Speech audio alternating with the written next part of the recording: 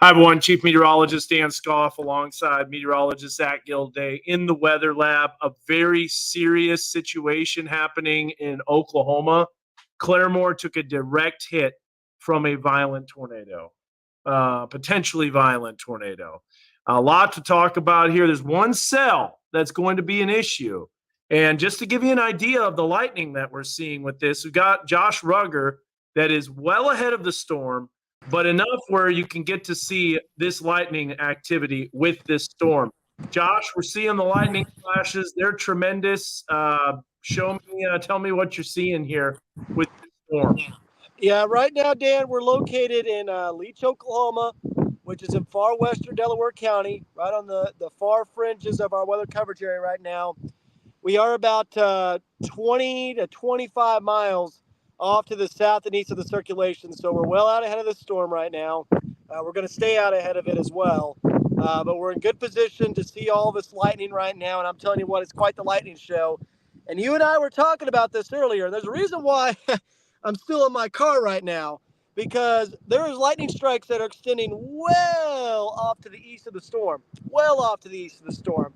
And this is typically a sign that this is a tornadic supercell, a very strong tornadic supercell that's moving through the area right now. Anytime you got those lightning strikes that are extending outside of the thunderstorm 15, 20 miles away, you know it's a strong thunderstorm. That's why we're staying in the car right now. That's also why we're staying out ahead of the storm. And unfortunately, Dan, I'm getting some reports in from Claremore of some pretty significant damage. In fact, one of our other storm spotters, Ryan Limry, was behind this storm, so he was in a safe spot, but he was behind this storm. He's driving through Claremore right now. He said he had some down power lines that he was seeing while I was on the phone with him, some down trees as well, and he had to get off the phone because he was seeing significant damage in the Claremore area. So unfortunately, it looks like he's probably doing some search and rescue there right now. There was a well-defined debris ball in that storm. It was likely a strong to violent tornado that went through there, unfortunately. And man, that radar image is still it's got that look to it right now, Dan. And we were talking about it too, as it pushed off to the east, that the inflow on that storm was ramping up quickly. It's definitely encountered that low-level jet, and it is just taking off right now. And it's a long track storm too. It's likely still on the ground right now. Yeah, I don't agree with this. The latest information saying it's lifted. It doesn't look like it's lifted to me. It still shows it on the ground unless the new radar image. We're going to bring that up here, Josh. So we're just going to keep you on the stream, but let me go ahead and take Mega Doppler over. First of all, let me show you what's happening right here. This is circulation, very intense with the debris ball signature. You look at the probability of a tornado debris signature. It is there, folks. This is a significant storm. And I know you're wondering where this is headed. We're going to show you that. First of all, we got to go back to where it moved through Claremore. And this is a new feature, by the way, that we found out about Mega Doppler. It's called tracking. There's a way to track the supercell so it always remains in frame, which is really nice. So you can zoom in and you can see how this circulation started to take place. So you'll notice, first of all, the hook echo. This is 870 feet above the ground with this storm, and you're going to see that circulation just immediately ramp up. Now, here's Claremore, and Claremore, it took a direct hit. There's no doubt about it.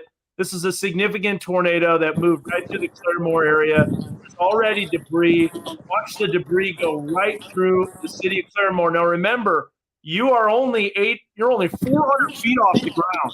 So this is not a situation where the radar beam is a lot farther away, from the location of the radar. This is right next to the radar. And this is where the damage was. So very, very close and going almost right through the heart of Claremore. I think Claremore, and then look at all that debris get lofted. Oh my goodness! This is just awful. Horrible. Absolutely awful. Look at all of that debris that's getting lofted, and it just continues. Now, the tornado might be in a weakening state because you could see it making a left-hand turn as it starts to move more easterly, but it's still on the ground. So let's go ahead and we'll show people where this is at. So someone mentioned Rocklahoma. Why does Rocklahoma always take place Memorial Day weekend? It's always an issue weather-wise. Rocklahoma, and where that is at. It could be this right here. In fact, I think this is it. This is Rocklahoma. Rocklahoma needs to be getting shelter immediately. This is a serious situation with a tornado that is headed right towards Rocklahoma. That is Rocklahoma. Oh my goodness. Look at this. Camera off the screen. Right here, this cursor. This is Rocklahoma. This is the debris signature just to the west, about 1, 2, 3, 4, 5, 6 miles. 6 miles. It's not good, Josh. That's horrible. Yeah, that's just horrible. That's an outdoor venue where people don't realize that. Oh, They need to get to shelter immediately. Let's bring up your lightning again. Okay, in the meantime here, this is what we're going to do. We'll bring up your lightning for a few seconds. We're going to do a storm track on this. We're going to show you where this cell is headed. And this, by the way, is a substantial tornado. There's probably a chance that this considerable tornado ends up getting warned in Delaware County, Zach. It's so too, man. Yeah, we're still outside the forecast there, Oklahoma. And yeah, I did hear about the Rock concert, and hopefully it's over. I mean, it's heading towards midnight. But people stay there. People stay there overnight. Yeah, people stay there overnight. We're just out there performing. So, Josh, I'm going to mute you real quick because there's just too much going on right now with the mic and with the wind and all that stuff. And I know they can't hear us, and it makes it really difficult. So I'm going to mute you, okay? All right. So Josh is muted. Let's get to weather one, and we'll show you a storm track. So this is the very latest as it moves 35 miles an hour to the east. That 35 mile an hour to the east motion, as you can see right here, is going to be making it, I mean, literally, Rocklahoma is in the path. Look at that circulation. My goodness, is that thing there. So let's bring that up here as we go to weather one.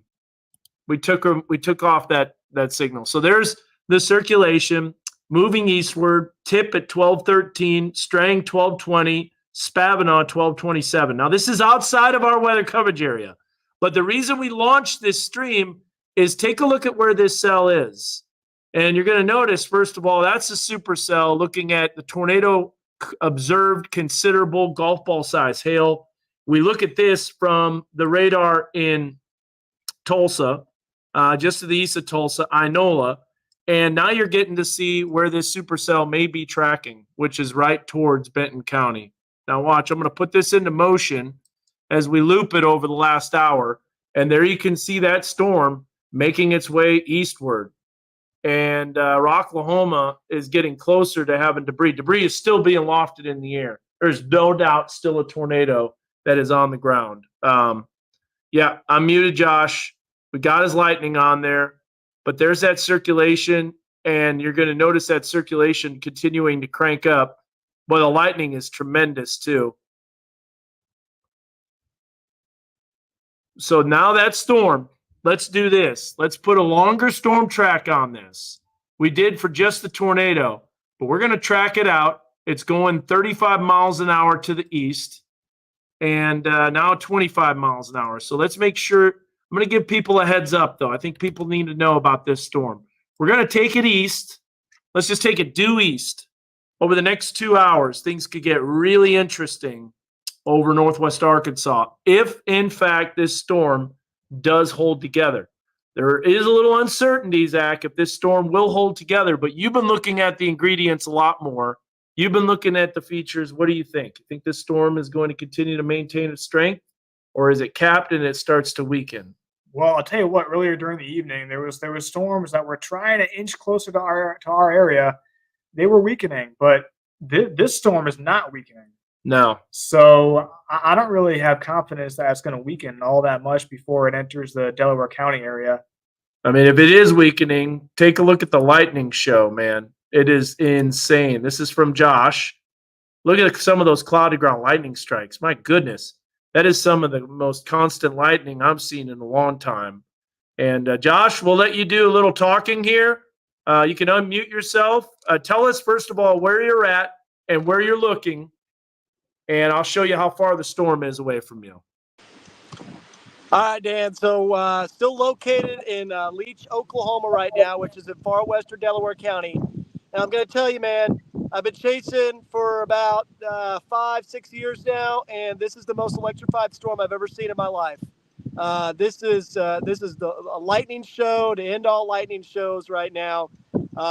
It's just absolutely incredible how many cloud to ground lightning strikes there are. And again, I'm in my car right now because the lightning, even though the storm is still off to my north and west, about 15 miles away from me, give or take, I have to stay in my car because there's cloud to ground lightning strikes that are extending 15 to 20 miles outside of the storm right now that are going on all around me. So this storm is definitely not weakening right now, at least visually. I have not seen any downtrend in lightning. In fact, I've only seen an increase in the lightning over the last several minutes from where I've been. Still a little too far away to see features such as the base of the storm and where the possible tornado could be. If the tornado's still on the ground right now, I haven't been able to look at a radar image lately, but I'm telling you guys, this is a significant thunderstorm right now. It's still outside of our weather coverage area, but it's moving towards Delaware County right now. If you live in Delaware County, you need to be staying weather aware. You need to be ready to take your tornado precautions immediately once a tornado warning is issued. Again, visually, I see nothing that shows me that this storm is weakening right now. And you guys need to take this seriously if you live in Delaware County. You really do, because I'm getting some reports in right now from Claremore, Dan. It's not good right now. From what Ryan is telling me, there's major damage right now. Yeah. Well, you could tell on the radar. You can, absolutely. All right. So here's what we're going to do. Thanks, Josh, for that update. We'll keep your we'll mute you. Yep, that's all right. We can look at the lightning show as it gets closer. It's about, the hook echo is 20 miles away from Josh, so we can't see the tornado. We do have new information about the tornado, which does appear that it has weakened a little bit. So this is the latest view here. I'm going to bring something up real fast for you. Stand by. So the time is midnight. Happy Sunday, everyone. We're getting close to May 26th, and another severe weather event, another storm. This one, unfortunately, punched Claremore and Pryor, and it's going to punch Rocklahoma right in the mouth, man. This is just not a good situation. Let's get to it, and we'll show you that circulation. So Pryor, there's a new circulation that's starting to develop just to the west of Pryor. I'm going to take the camera off the screen. I'm not important by any means. You need to see the radar. Lightning's increasing from Siloam Springs, too. Check this out as we look at our Siloam Springs WeatherBug Network camera. Tremendous amount of lightning looking off to the west. We are ready about that. Oh, Rocklahoma got moved to Labor Day weekend? Good deal. Well, good. I always thought it was a Memorial Day, but I guess it's Labor Day. That's awesome.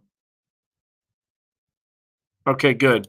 That's good. Good. All right. I thought it was Memorial Day weekend, but I guess not. Well, hopefully the stage is still standing, because that's a pretty wicked storm. Let's go back to it and look at it here with the velocity image. So this storm is ramping back up. Original circulation is cranking back up again. Here's a look at Mega Doppler. We will bring this up full. And so we got Mega Doppler on weather too, which is perfect. So we can give you an idea on the time. It is high. It is exactly midnight right now. So Rocklahoma, not until Labor Day, not Memorial Day. Thought someone said it was Labor Day or Memorial Day weekend, but it's not. So that's good. That's good. Yeah. So, but that's the location right there. And it looks like the circulation passed just a little bit south of Rocklahoma. However, they're getting a lot of hail. They're getting a lot of storm activity. Golly, that lightning. Okay, so new circulation starting to ramp up. We're probably going to have a tornado warning here pretty soon for Delaware County.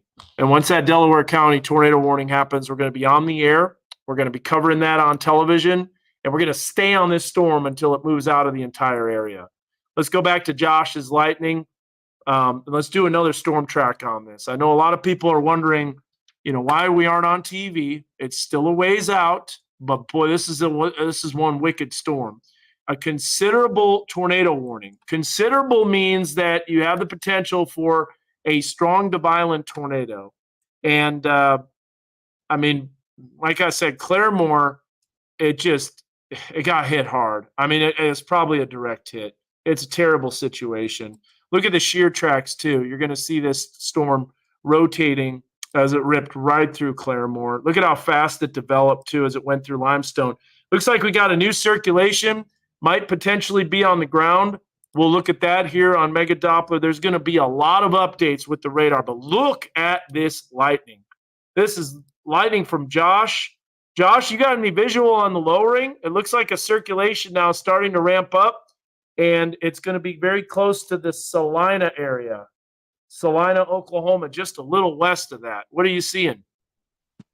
Right now, starting to see some more features of the storm, Dan. I think I can see just off to my north and west right now is potentially a base.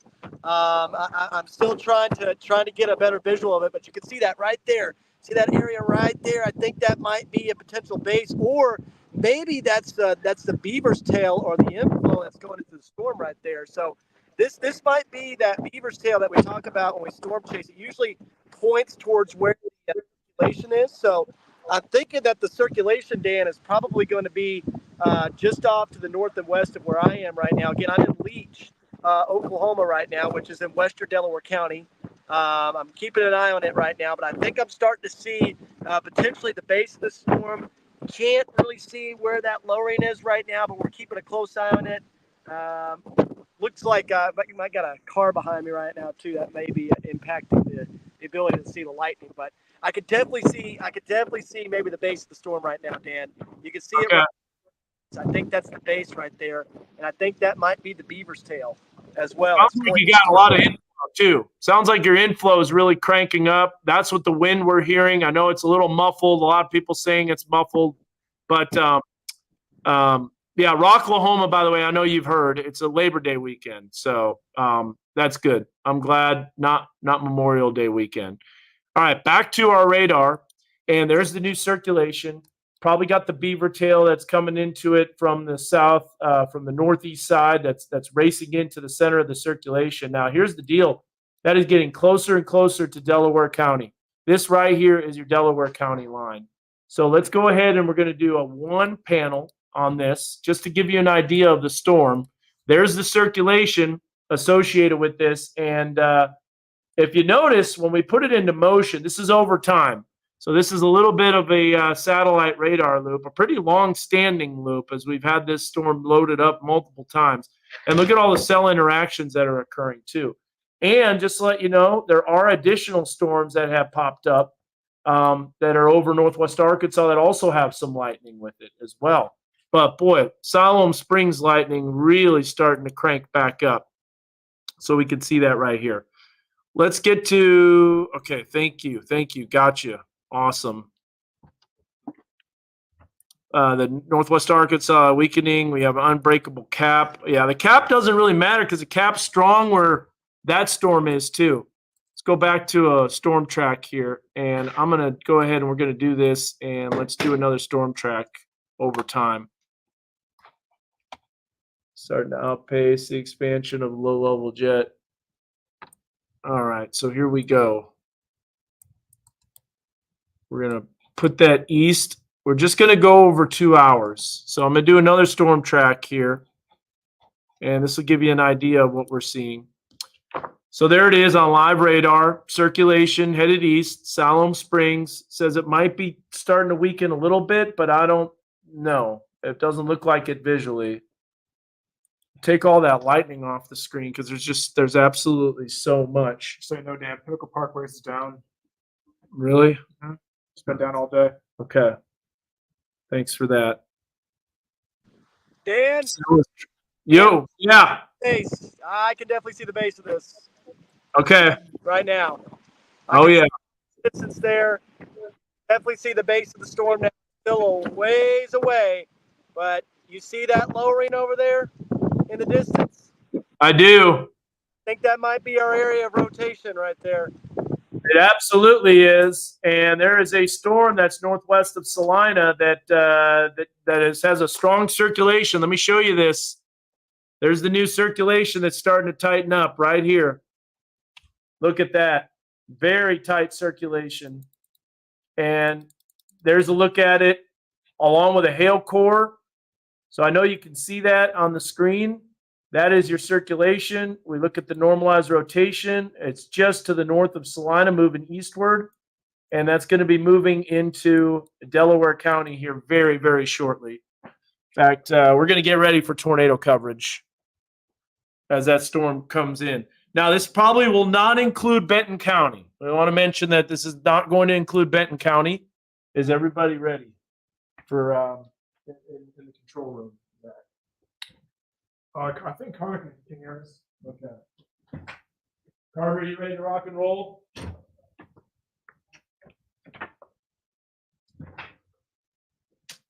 Yeah, as soon as that warning gets issued, we're going to be popping up on television.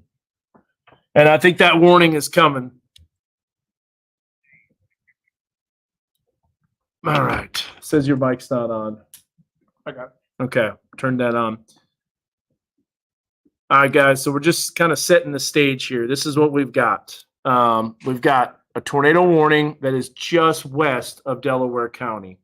It's basically Mays County, and we got a strong circulation that's starting to ramp up. This will have another tornado warning on it. The circulation's ramping up. Josh, it's increasing. It's getting stronger. This is a nighttime supercell that had a considerable tornado. It actually did quite a bit of damage in the Claremore area, and we know Claremore took a direct hit. So we're looking at some really, really bad storms. Now, around here, we'll see if it weakens. Maybe it does.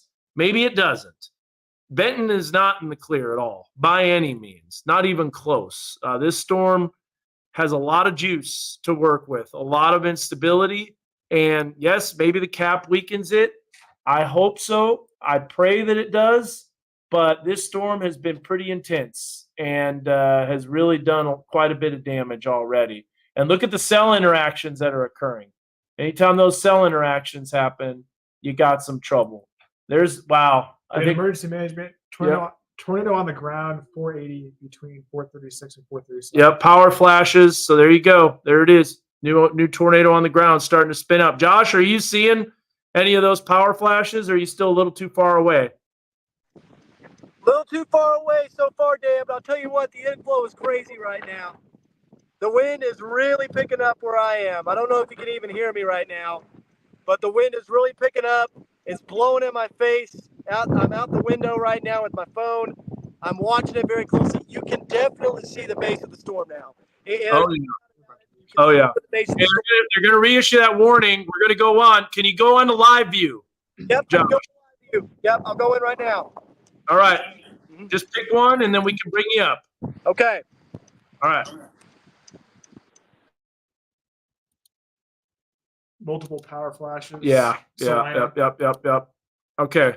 So we dropped Josh off. He's going to live view so we can do broadcasting. So this is what we've got. A tornado warning that is going for Mays County, and it goes until 12:15 in the morning. A lot of lightning off in the distance. A very, very strong storm. This is the track of the storm. We will get you through this. We'll let you know exactly where this storm is headed. It is not going to be going to, at the moment, anything south of Washington County. But Washington County is still in the path. You got Benton and Washington County. There you get to see that storm as it makes its way east. New tornado warning coming, guys. We're going to be ready to be on here. So, Carter, new tornado warning is coming. This will easily clip Delaware County. Not sure it's going to make it into Benton County. Are all those monitors on too? I don't know. Yeah, it looks like they are. So we're good. All right, guys. So stand by. We are about to do some television coverage. Cover this storm. We're going to get you through it. Make sure you tell your friends and family that might be sound asleep. It's going to get a little bit hairy here very shortly, and these storms are ramping up fast. So this is a significant storm. One supercell, that's all it takes, and it's going to be a problem. So that new tornado warning is very, very soon. In fact, we should just jump on here. So stand by for live severe weather coverage.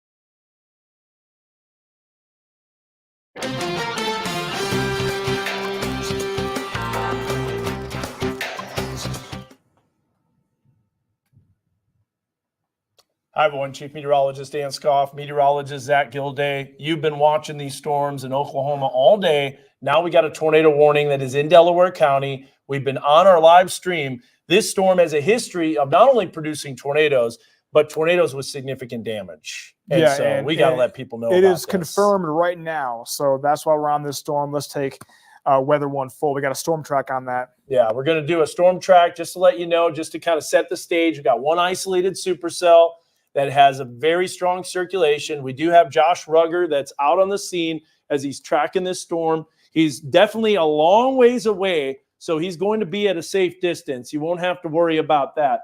But we are looking at that tornado warning that is going for parts of Delaware County. We also have that on Mega Doppler too. So this storm still a ways from Benton County, but as you bring me up on the wall, as we do a new storm track on this, there you get to see some of the areas that are going to be impacted. And I think this storm is moving at about 30 miles an hour to the east. We have a confirmed tornado. We already mentioned that, and that was someone that reported that near Salina. So just to let you know, Carter, Josh is going to be on a live view, so you'll be able to pop him up and bring him up whenever you get the chance. There's a look at the live radar winds. There's that circulation that's going to be moving east. You can bring me up on the wall when you can. Cherokee City, 1205, Siloam Springs Lake at 110, and Siloam Springs Regional Hospital coming up at 1:14 a.m. So tornado warning that is included. This is a confirmed tornado. You can see that black outline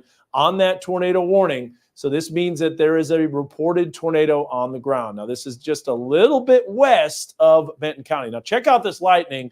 You have to see this incredible lightning show. This is from Josh Rugger. And Josh, we got you on Live View 1, and so not sure if we can get your audio too. All right, so we don't have any audio at the moment, but this is an idea of what you can see with all of those lightning flashes, and also a little bit of that lowering too with the basin. Now, want to go back to Mega Doppler if we can. Let's do Weather 2. And Weather 2 is going to be our Mega Doppler source. And we have a thing called the PTDS. It's basically the tornado detector.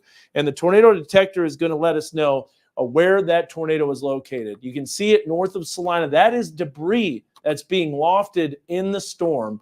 And that rotation and the debris is right co-located in the exact location. So Tag Flats, Uchee, Bull Hollow, you need to be taking your tornado precautions. This is a very serious storm. A lot of lightning, too, if you look off to the west from our Siloam Springs WeatherBug Network camera. We'll bring that up here shortly, and we'll be having these cameras. We've got storm spotters that are tracking this storm. It's one storm, but one storm is going to cause a little bit of an issue as we continue to monitor this. Now, Zach is putting some streets and some highways on there. You got State Highway 20 that's located in the eastern portion of Mays County. This is the Delaware County line, and also some hail too, Zach. We're dealing with hail as well with this storm. Let's let people know where this is headed. I know you have that storm track, and then I'm going to start looking at some of the circulation with this storm as well on Heil Heating Cooling Mega Doppler. Hey, Dan, yeah, we got that fresh track. So, Carter, if you can take Weather 1 along with me, we have that fresh storm track right there. So, again, this is a confirmed tornado. Right now it's in Mays County, but it's going to be heading into Delaware County. This warning is in effect till 1 a.m. this morning. So, if you were in that black polygon, you need to be in your safe place right now. This is a confirmed tornado, and it's had a history of producing some significant damage. So, as we look at that red cone, that is the track of where this storm could potentially go. So again, we're looking at the Willcliffe School at around 1218, Bull Hollow 1231, Upper Spavinal Recreation Area 1240, Cloud Creek 1244, Concord 1252, Cherokee City around 102, and then Siloam Springs Lake 107. Decatur around 113. So that's just outside the warning in Benton County, but this could be extended. So we're looking a little bit further. But right now we're looking at, that's Mays County, just outside the forecast area. But this storm is making its way into Delaware County. Now that is the storm relative velocity right there. That couplet is looking tight. And as we switch over to Mega Doppler real quick, we can see that debris. So this is our tornado detector. And right there, that's white area just to the south of, or just to the northeast of Salina. That is where that circulation, that is where the debris is. So again, if you are in the area of Kenwood, Tag Flats, Bull Hollow, this storm is heading right at you. It is a dangerous storm, potentially deadly storm. So you need to be in your safe place right now. And that's what we're looking at with that storm heading right at Delaware County. And Dan, do you have Josh up? Yeah, we do have his audio fixed, and so I want to let you know about that. Now, Josh is located, he's been storm chasing and tracking storms in Oklahoma all day and has been, dealing with multiple storms, but he wanted to keep a tab on this storm. I know it's at night, but he's a safe distance away. This storm is a long ways away from him, and it's one isolated supercell, so it's definitely a possibility where you can get visuals on this and be at a safe distance. Now, Josh, we want to bring up your view here. We're seeing debris and we're seeing tornado detected on Mega Doppler.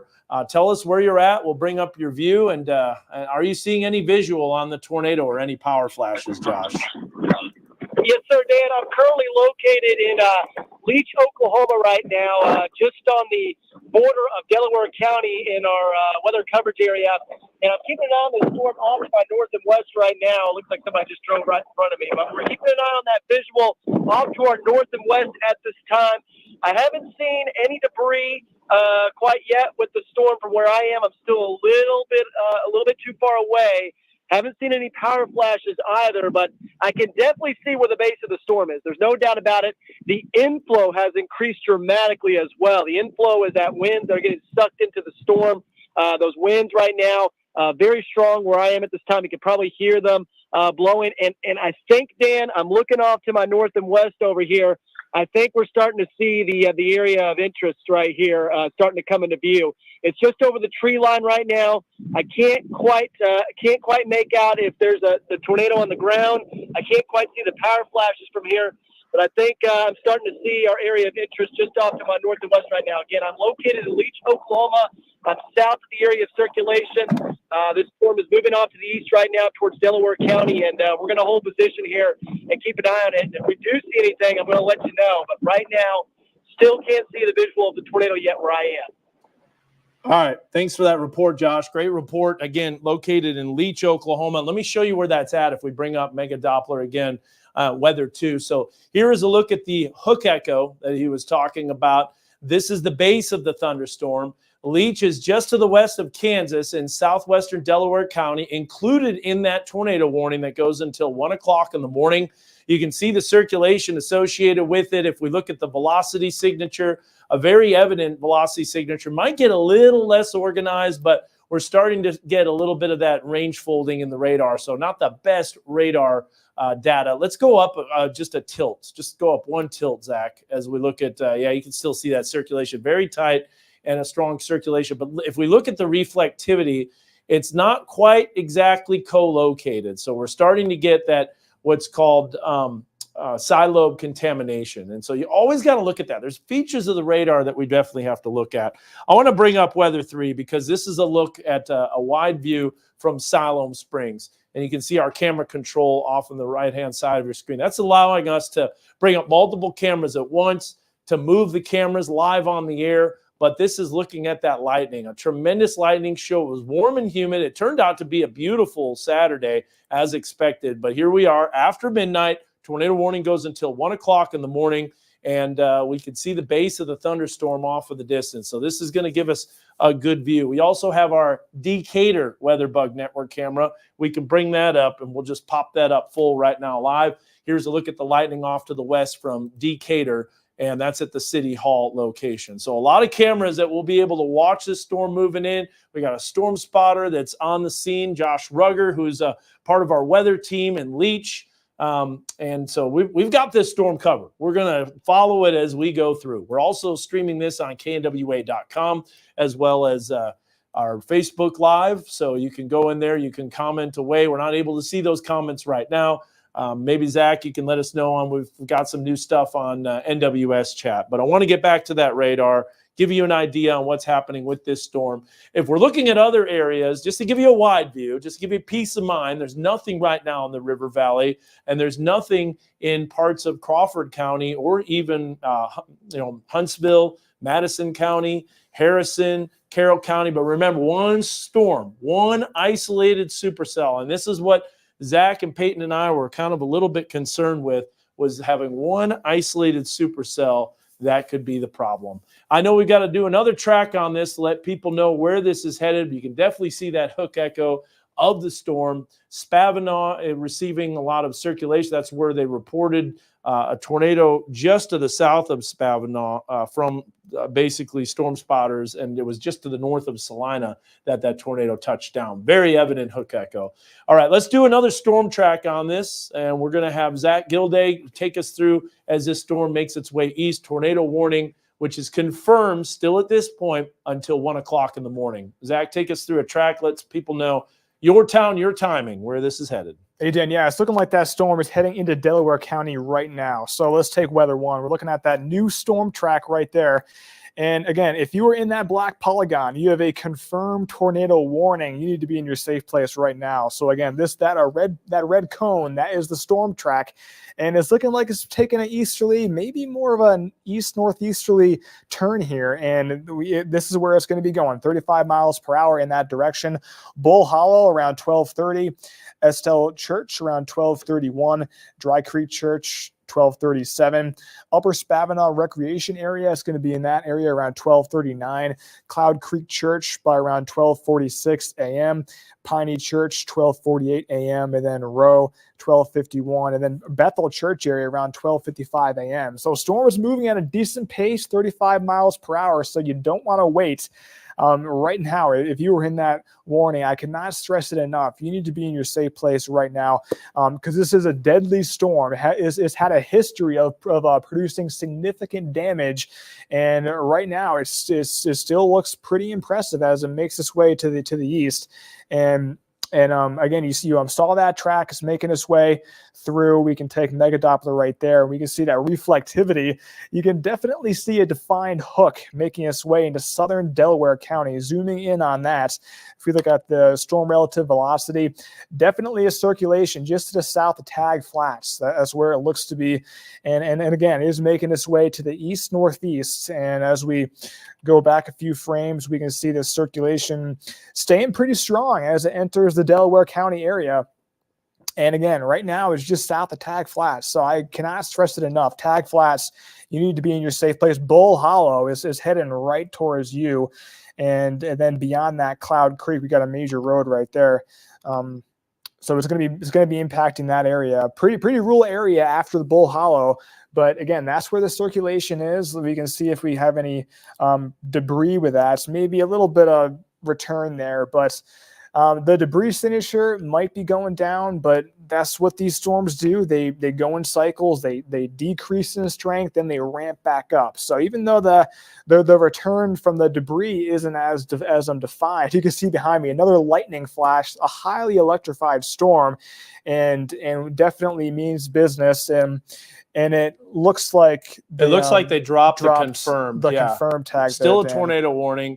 And what that means is when you drop the confirmed tag, as Zach, thanks for taking us through that track, that the tornado isn't reported on the ground. But we've got eyes on there.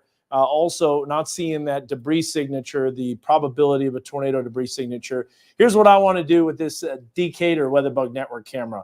I want to move it just a little bit to the south instead of looking due west. So we're going to take this camera. I'm going to move it just a little bit over looking southwest, because that's going to be the area that we'll really need to watch. You can also see the inflow too, as we're looking at those flags that are starting to move in. And I'm going to start recording some of these cameras because that's what we need to know with this activity that starts to move in. As sometimes the only way to know a tornado's touchdown is you get to see the radar, a flash or a power flash or something like that, and you're not looking at it right at the right time. So it's always a good idea. Let's go ahead and do that, Zach, on all those cameras. We're going to record a lot of them as those storms move in. Let's get back to Mega Doppler and give you another view of that circulation. So you're still seeing the blue areas and as well as the red areas. And what that is basically your rotation. So this will give you an idea. You got the red shades area that's moving away from the radar and the blue moving towards. So this is that circulation, and that's where you have that what we call couplet. It's a rotation in the winds. The radar is able to see the way that the rain and the hail is moving within the thunderstorm, thanks to the Doppler radar effect and the different pulses sent out at different times. And that's how it's able to know if that pulse comes back quicker, if it's moving towards the radar, and if it takes a little longer to come back, then it know it's moving away. So that's basically general knowledge how the radar is able to see the way that the precipitation or the hail is moving within the thunderstorm. There's a new circulation. There's the new radar image. Let's bring up the reflectivity if we can. Still see if we have that reflectivity. But we are now, that is just tremendous. We still have Josh out there. He's going to be just to the southeast of this and probably seeing a lowering. Josh, tell us what you're seeing now. You'll probably get an even a better view as it gets a little east of that tree line. And we'll take your stream. What are you seeing there, Josh? Yeah. So can you hear me right now?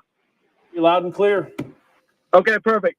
So I did see some power flashes right after you dropped me off, just off to my north and west. Now, I am seeing the lowering in front of me right now, where the rotation, where the tornado would be, and it looks like it's not on the ground right now. But as you were mentioning, it's probably going through a cycling process right now where it's just trying to ramp back up again. You can see that lowering right there off in the distance, just off to my south and east. One other thing I've noticed, too, the lightning's become a little bit less prominent, so it's becoming a little bit harder to see that base. But there it is, right there, off in the distance. Right now, I'm looking at it just now, off to my south.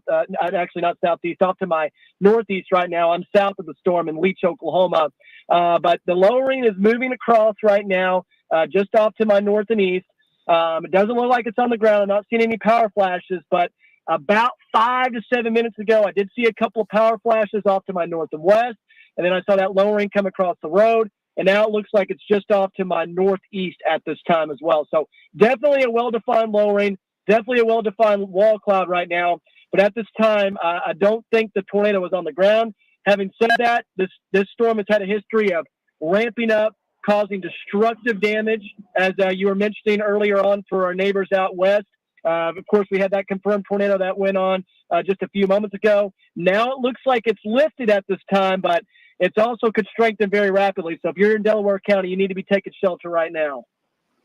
Okay, thanks, Josh. We're going to, by the way, and so we don't miss anything because this storm looks like it's ramping back up. It's starting to cycle and increase its rotation again. Carter, if we can keep Josh's shot on, that way we could just see if there's any type of power flash, or maybe do a 2-box if we have a double box where we can get to see his view. So it looks like he's moving right now. So we'll, Josh, you just jump in when you've got a clearing. So, all right, let's get back to Mega Doppler if we can right now, and we'll take a look at what we're seeing here. There's the circulation with this storm. Very evident hook echo. What's happening with this hook echo is pretty tremendous. So you've got all that wind and rain and hail that's wrapping around the storm.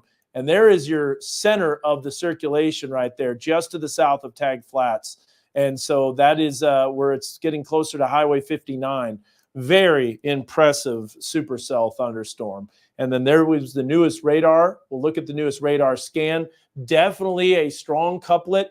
Still winds moving and racing towards the radar, moving away from the radar. This is your radial right here. So you know that the radar is located just to the southwest, or west-southwest of this location. What is the height of our beam? It's probably going to be like, 1,000 feet, a little over 1,000 feet, Zach? It's actually about 2,300. 2,300, okay. Now, remember, when we started our stream and we were looking at it, it was only about 800 feet off the ground. Now, there we go, ramping up. All right, Josh, let us know.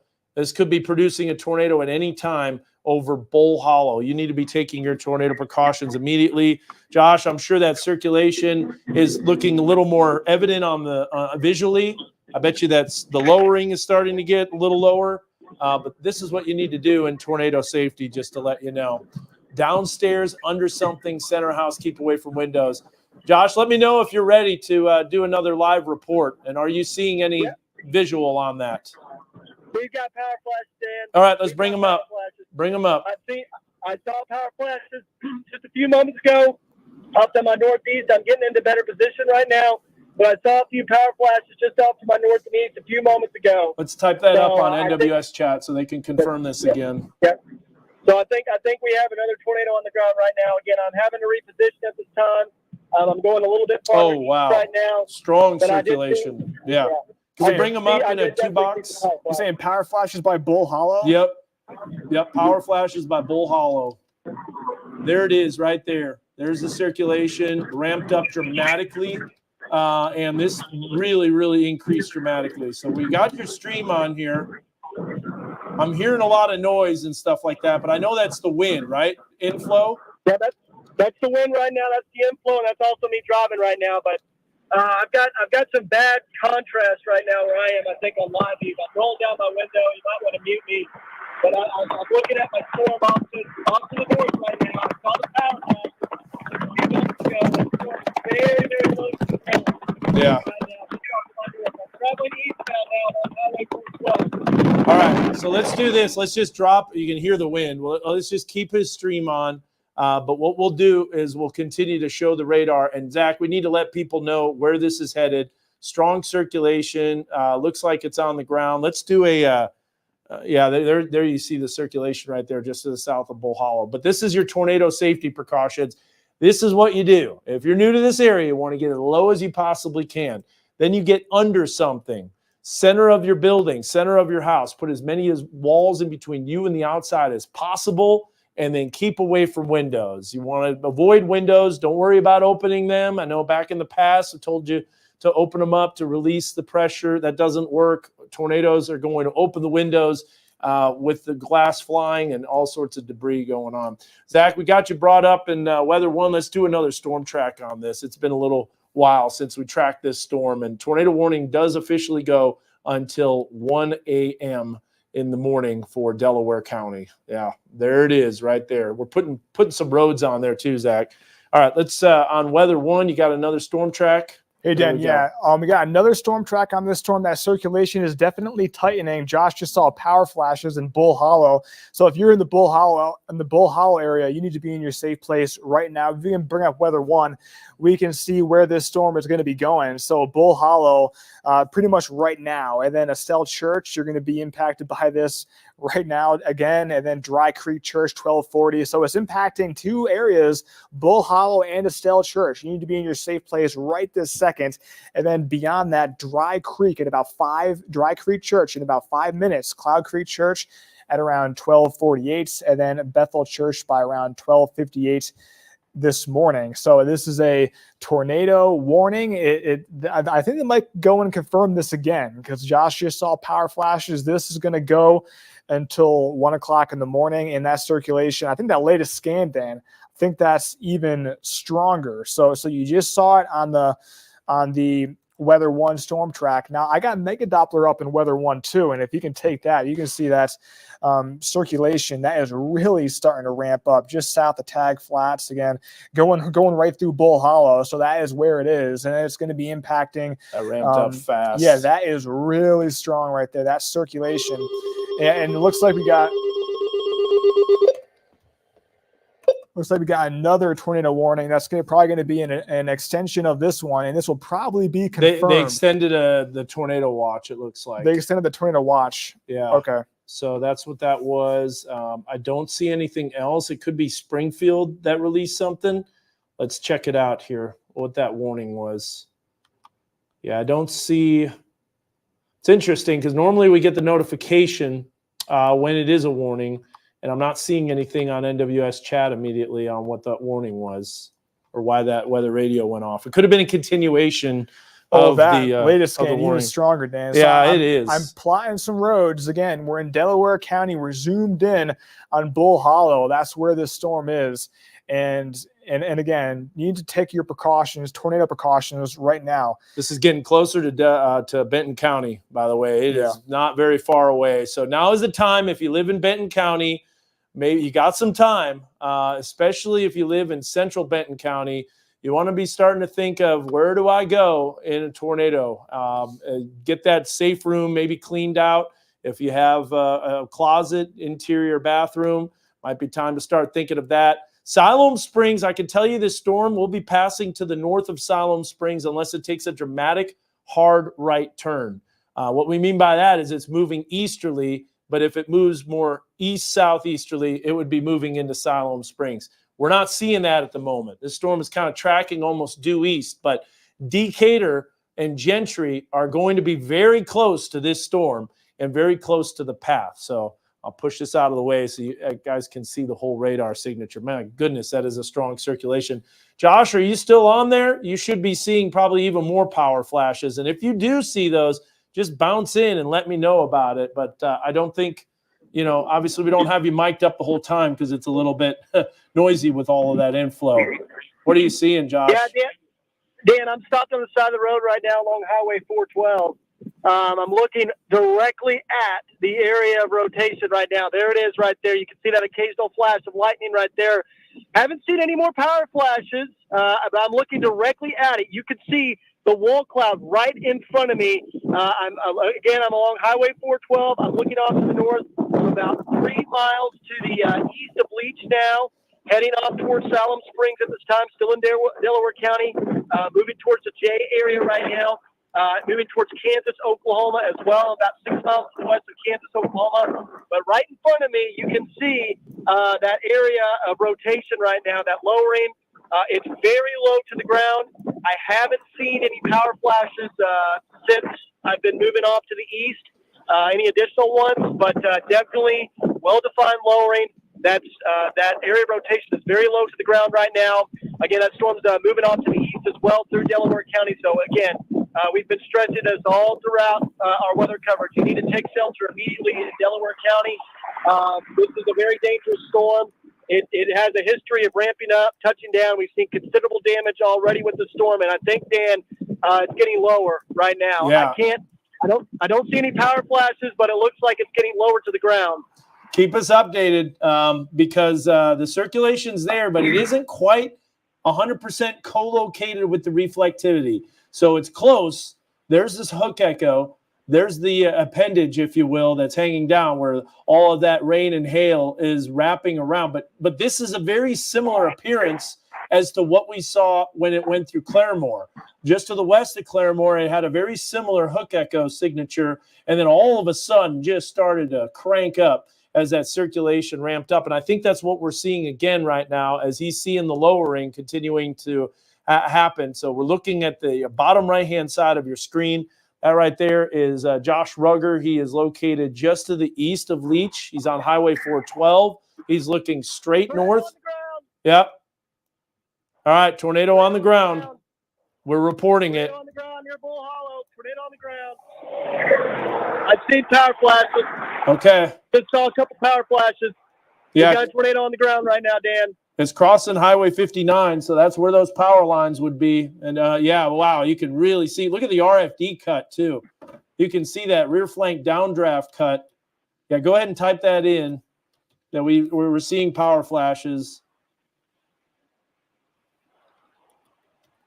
We're just going to continue to look at that monitor. I will say this, like when we had you live and we were just doing streaming before the storm rolled in, before we were on TV, the camera was a lot brighter.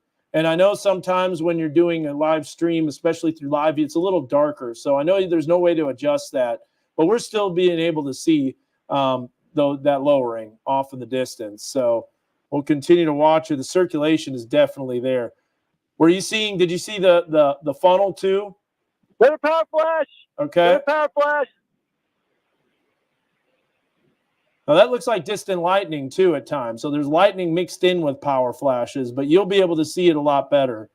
Are you looking straight north or are you looking northeast? Because this is going to be north of Cloud Creek, unless you're seeing that circulation by Bull Hollow. Let me go ahead and do the radar.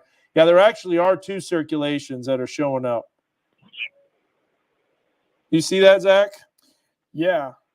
I see one by Bull Hollow. Oh, yeah, he's right. East of Bull Hollow is a circulation. That's the tornado. Yep. Just east of Bull Hollow? Just east of Bull Hollow. Yep. It's not the circulation with Cloud Creek. Let's bring up Mega Doppler again if we can real quick. Chat. Okay. So this right here is bring me up on the wall real quick. We've got all the inflow, and then we've got this thing called side lobe contamination. It's a fancy word for a fancy phrase for the radar is picking up bad data because it's picking up the returns from the middle of the storm, which, by the way, is hail. And hail is a bad problem for the mid levels of the storm. But what Josh is seeing is this circulation right here. Very evident. Rain moving away, rain moving towards. There's your circulation. We can look at the normalized rotation here, and there it is right there. So definitely an evident circulation. Now, this also is broad. That's north of Cloud Creek. So we have multiple circulations that are occurring within the bottom edge of the line. And that's trouble because as this storm, this supercell makes its way eastward, this is going to be a problem here. I'm going to go ahead and we're going to bring up, just to show you, we're not going to lose sight of Mega Doppler, but you can see the tornado safety precautions. We're going to remove this and we're going to put some cameras on there. So I want to show you this with Mega Doppler and the live video from Decatur. Look at the amount of lightning, folks. This is a serious supercell thunderstorm that's going to be clipping northern sections of northwest Arkansas. Fayetteville, I think we're in the clear. Springdale, we're going to be in the clear as well. Probably got a new tornado warning that's going to be issued for Benton County. We'll take a look at that as we bring it up. There it is. Tornado warning for Benton County goes until, well, let's see here. That's a different one. It says until 12:30, but 12:30 is already expired. That doesn't make any sense. Central Standard Time. No, it's daylight time. So something's weird there. You see that, Zach? I do see that, Dan. Yeah, that's not right. That's an error. So it should be 12:42 a.m. Central Daylight Time to 1:30 a.m. Central Daylight Time. I mean, it's 12:43 in the morning on Sunday, and we got a significant storm. I think we lost Josh. We'll try to bring him back up. So just keep an eye on that. I can hear his phone might have cut out, but we'll get him back on there. Just let me know, Carter, when we do, because he was just a great eyes out in the field. And remember, he was safe. He's south of the storm. He's a long ways from the storm, and he's at a safe distance. And this is one isolated supercell, so there's no threat to him. It's basically at night you can chase isolated supercells. But what we're watching here is this storm that's moving east. New tornado warning. Let's take us through a new track, Zach, as this storm makes its way east. A significant supercell that has had a history of producing tornadoes and continues to. I'm going to show you this shear track right here. This is when it went through the Claremore area. We'll back it up just a little bit just to show you how nasty this supercell is and that you need to take it seriously. This is a serious storm that's moving into western Benton County right now. Here's a look at where we have the considerable tornado. There it is, making a beeline right through Claremore. Claremore easily took a direct hit. Make sure they're in your thoughts and prayers. They got hit hard, I can tell you that. Debris was lofted thousands of feet in the air, possibly EF3 strength on how high that debris was lofted. Then you can see it making its way eastward. The circulation ramped back up. Those are the power line flashes that Josh saw. And then another circulation that ramped up. And then now that prompted a new tornado warning. So now we got a tornado warning. Let me show you who is included in this warning, and then we'll take you through a track. So grab it. You're on the very northern edge of this track. The center of the warning, Decatur, Gentry, Springtown, Highville, you are also within the path of the storm. Now, Siloam Springs is officially under the warning, but I will say I think this misses Siloam Springs to the north. I don't see it making a super hard right turn and make its way eastward as fast as that could happen for it to move into the Siloam Springs area. But Gentry, take your tornado precautions now. Very serious. Let's let you know where this is headed. Zach, take us through a track. Hey, Dan, yeah, I got a fresh track on there right now. So it's kind of hard to pinpoint where exactly the circulation is. We've had a couple spin up. Now, take these time frames with a grain of salt, give or take around 10 minutes here. This is where this storm is headed. So it's still around 35 miles per hour to the east, and we're looking at Delaware County. But pretty soon, this is going to be making its way into the Benton County area. So again, at Cloud Creek Church around 12:56 in the morning, Colcord 1:01 a.m. Tonasee around 1:08, Cherokee City around 1:11, Cherokee City Baptist Church 1:12 a.m.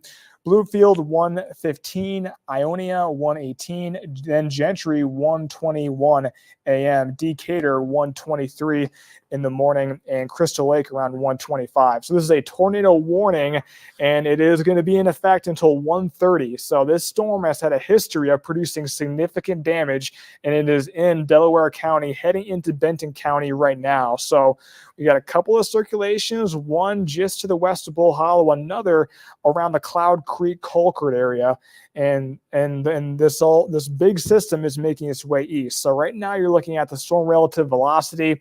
We're seeing the velocity couplet in Delaware County. It's going to be impacting the Benton County pretty soon here. So we're on this storm, and that is what it is. This is going to be a mega Doppler look. Let's just let this load for a second, and it's going to show you the velocity couplet. So we're looking at the Cloud Creek Colcord area. Yeah, that's strengthened rapidly. That is definitely strengthening with that. We can check our tornado debris signature, and we're not really seeing any debris right now. Not quite there, yeah. And that's why it's not confirmed. But again, hey, we also have another storm spotter too. Since we lost Josh, I want to bring up, if we can, weather 2, and just want to let you know we got James Hilger. Don't really have a feed, but just wanted to give people an idea that James Hilger is located near Kansas. You can see he's on 412 as he's making its way eastward to stay ahead of the storm. Just wanted to give you an idea on that. Sorry, Zach, didn't mean to interrupt. I just want to let people know that we also have other eyes out on the storm as well, Zach. Oh, it's okay. Yep. Yeah. Strong circulation. It might have weakened a little bit, but this is looking almost due west from Decatur. This is going to have an incredible view of this storm. We're going to go ahead. I'm going to bring this up full real quick, just so people had already the view on where it's headed. Let's go ahead and we'll take a look at this. Now, I don't want to stand in front of this too much, but this is looking off to the west, almost due west from Decatur. You can also see how it's kind of glitching a little bit, the camera. Sometimes that happens right before you get a strong storm. You got those strong winds, a lot of lightning off of the distance. And we would be looking right off in here to see any type of lowering. And boy, you can really see that enhanced lowered cloud base right there. So let me go ahead and put this on the bottom right of the screen. There we go. Very, very highly electrified storm. Still a lot of lightning. I mean, the lightning is definitely tremendous with this storm, Zach. Something to watch. What any new reports coming out of NWS chat?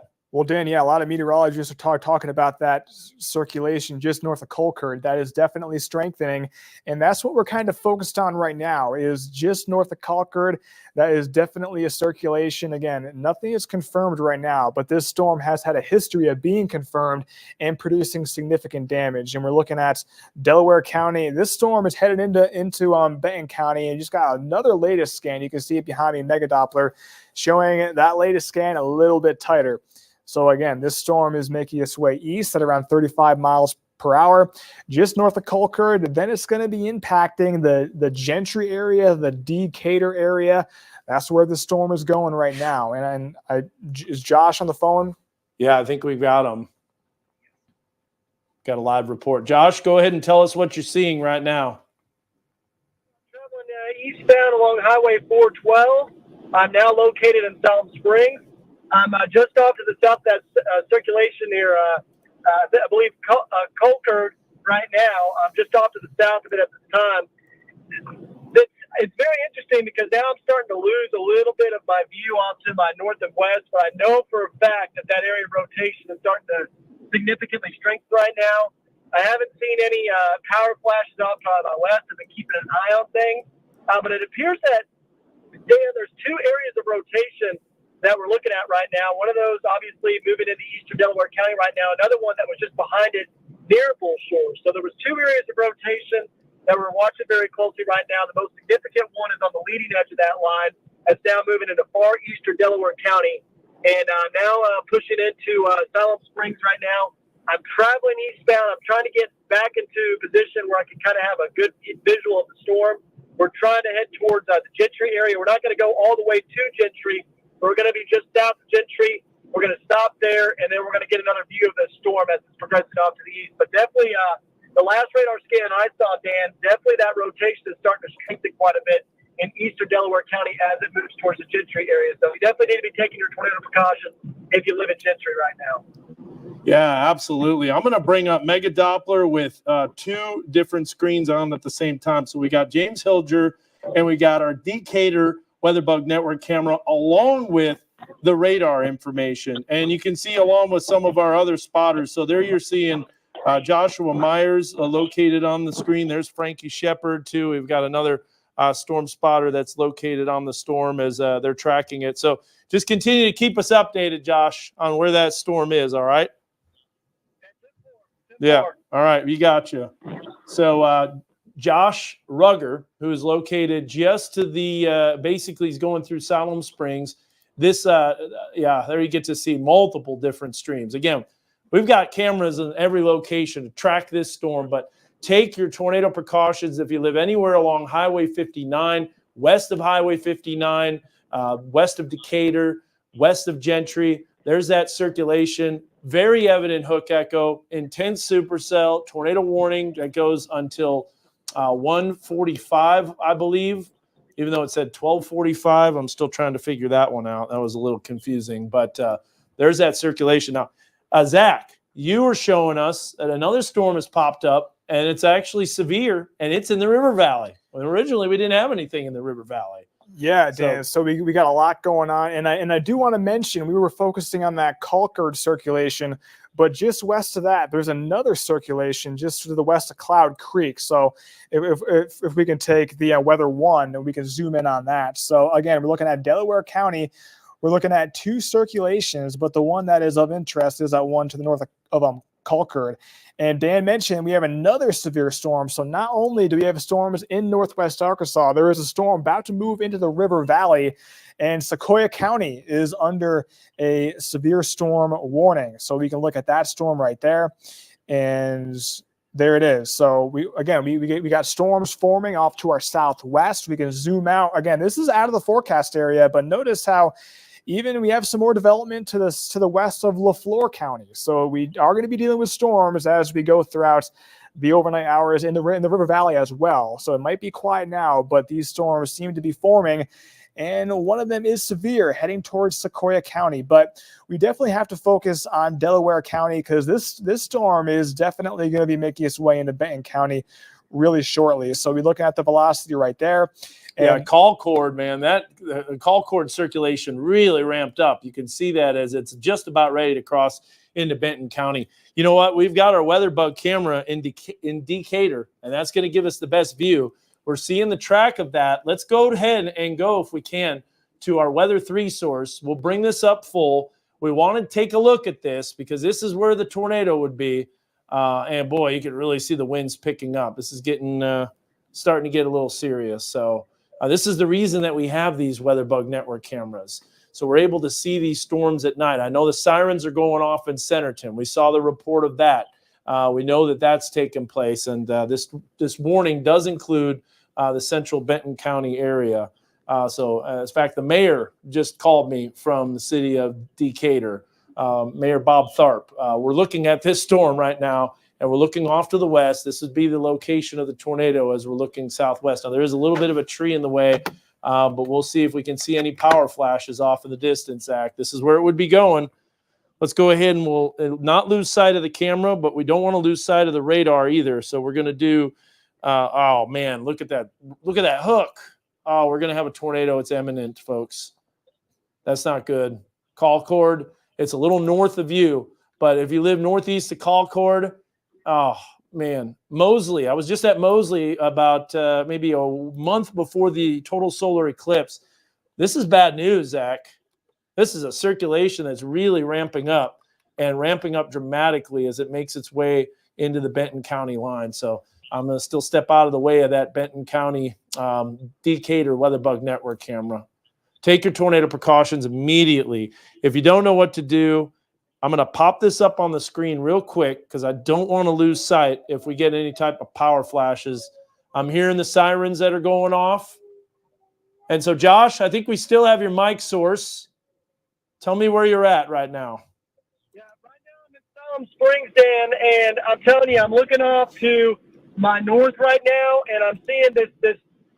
There's a lot of lightning that's going on, and I see a very significant lowering. I can't tell if the tornado's on the ground where I am right now, but I know that area of rotation that's there, that's just off to the east of Polker now, is very significant. So I think a tornado might be imminent right now. Yeah, it looks like it on radar for sure. Yeah. But keep going. So if you live in Benton County, you need to be taking shelter right now. I think we're about to see a tornado.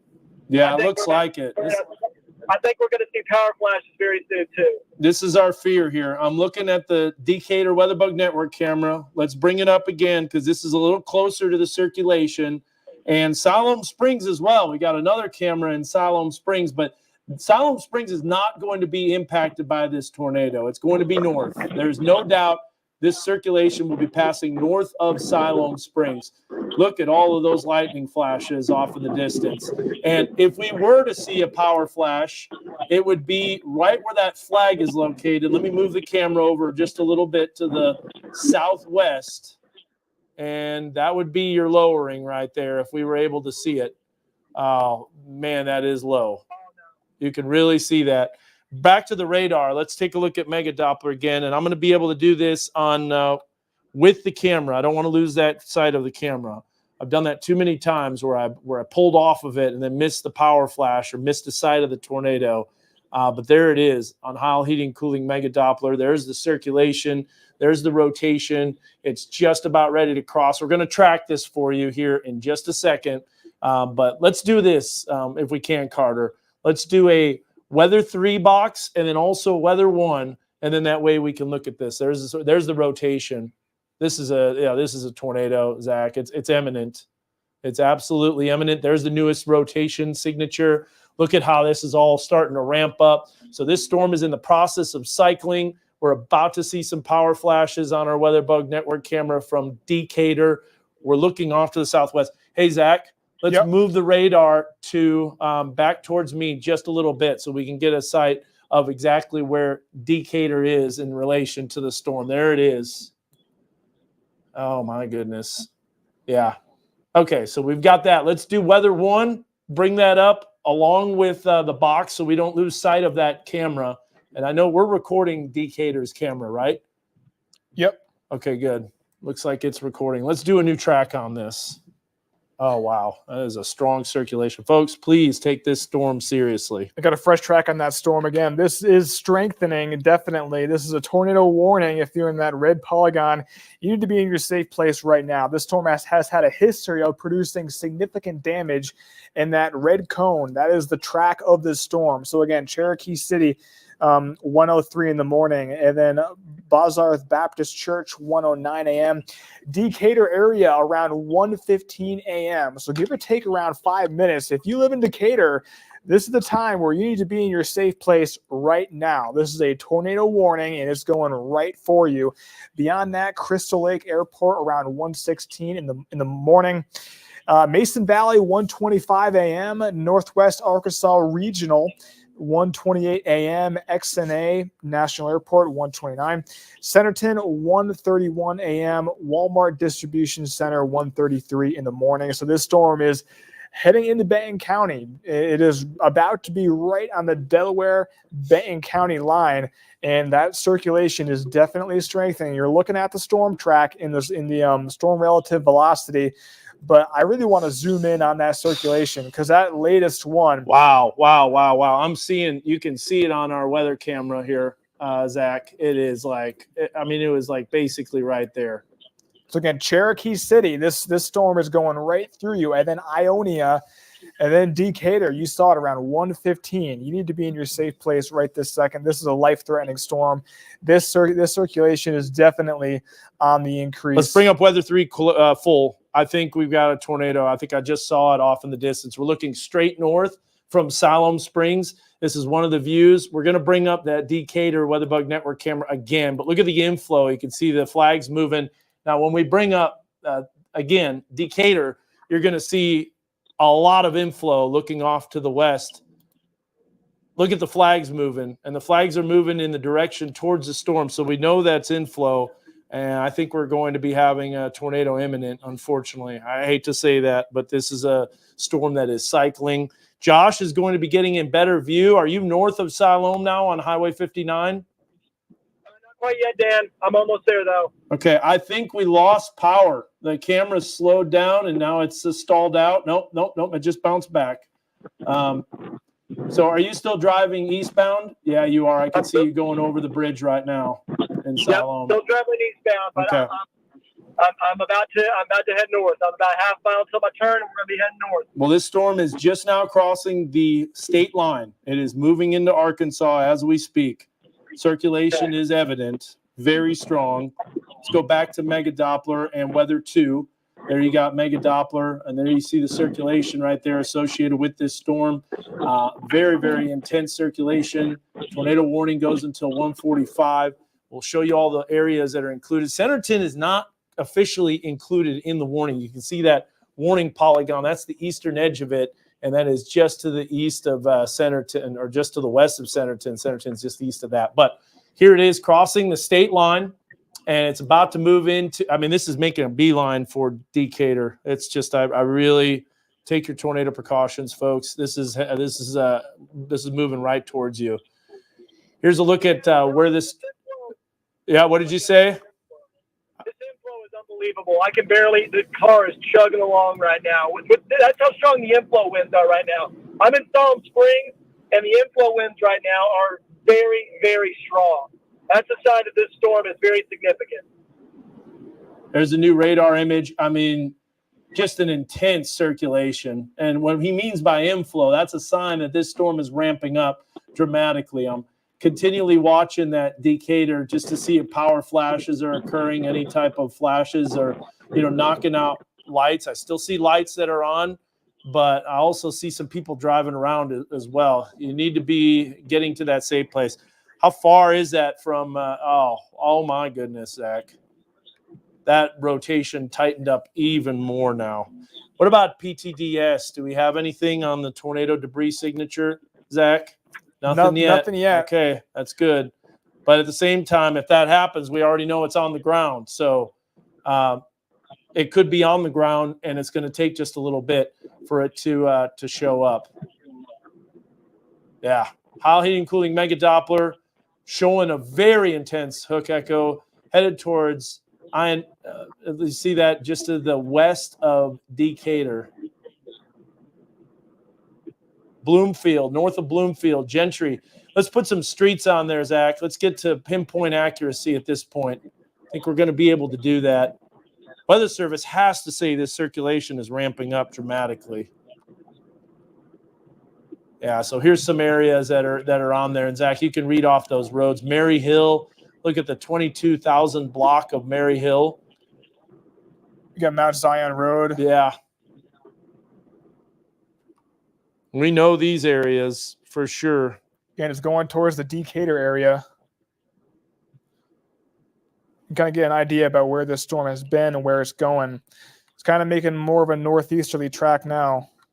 Yeah, unfortunately, that is a beeline. So we're plotting roads again. Mary Hill, Mount Zion Road. Was that Ivan Street? Point it east a little bit, or point it west.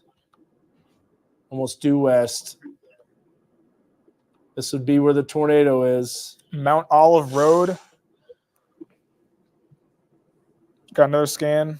I mean, it looks like it's on the ground now. I think we've got debris, Zach. Oh, yep. Confirmed, folks. Confirmed. This is a tornado on the ground. On the ground, just west of Decatur. Take it seriously. We know this. This is a 95, 99% confidence that we've got a tornado just west of Decatur.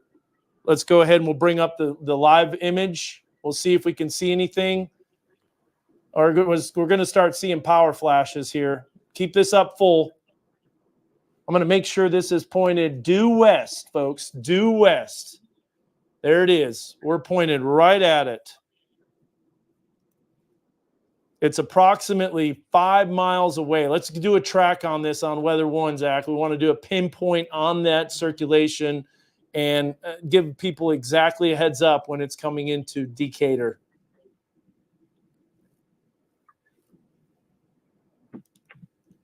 Josh, you're going to be getting on this real soon, and you're going to have a visual. It's still about 6 miles west.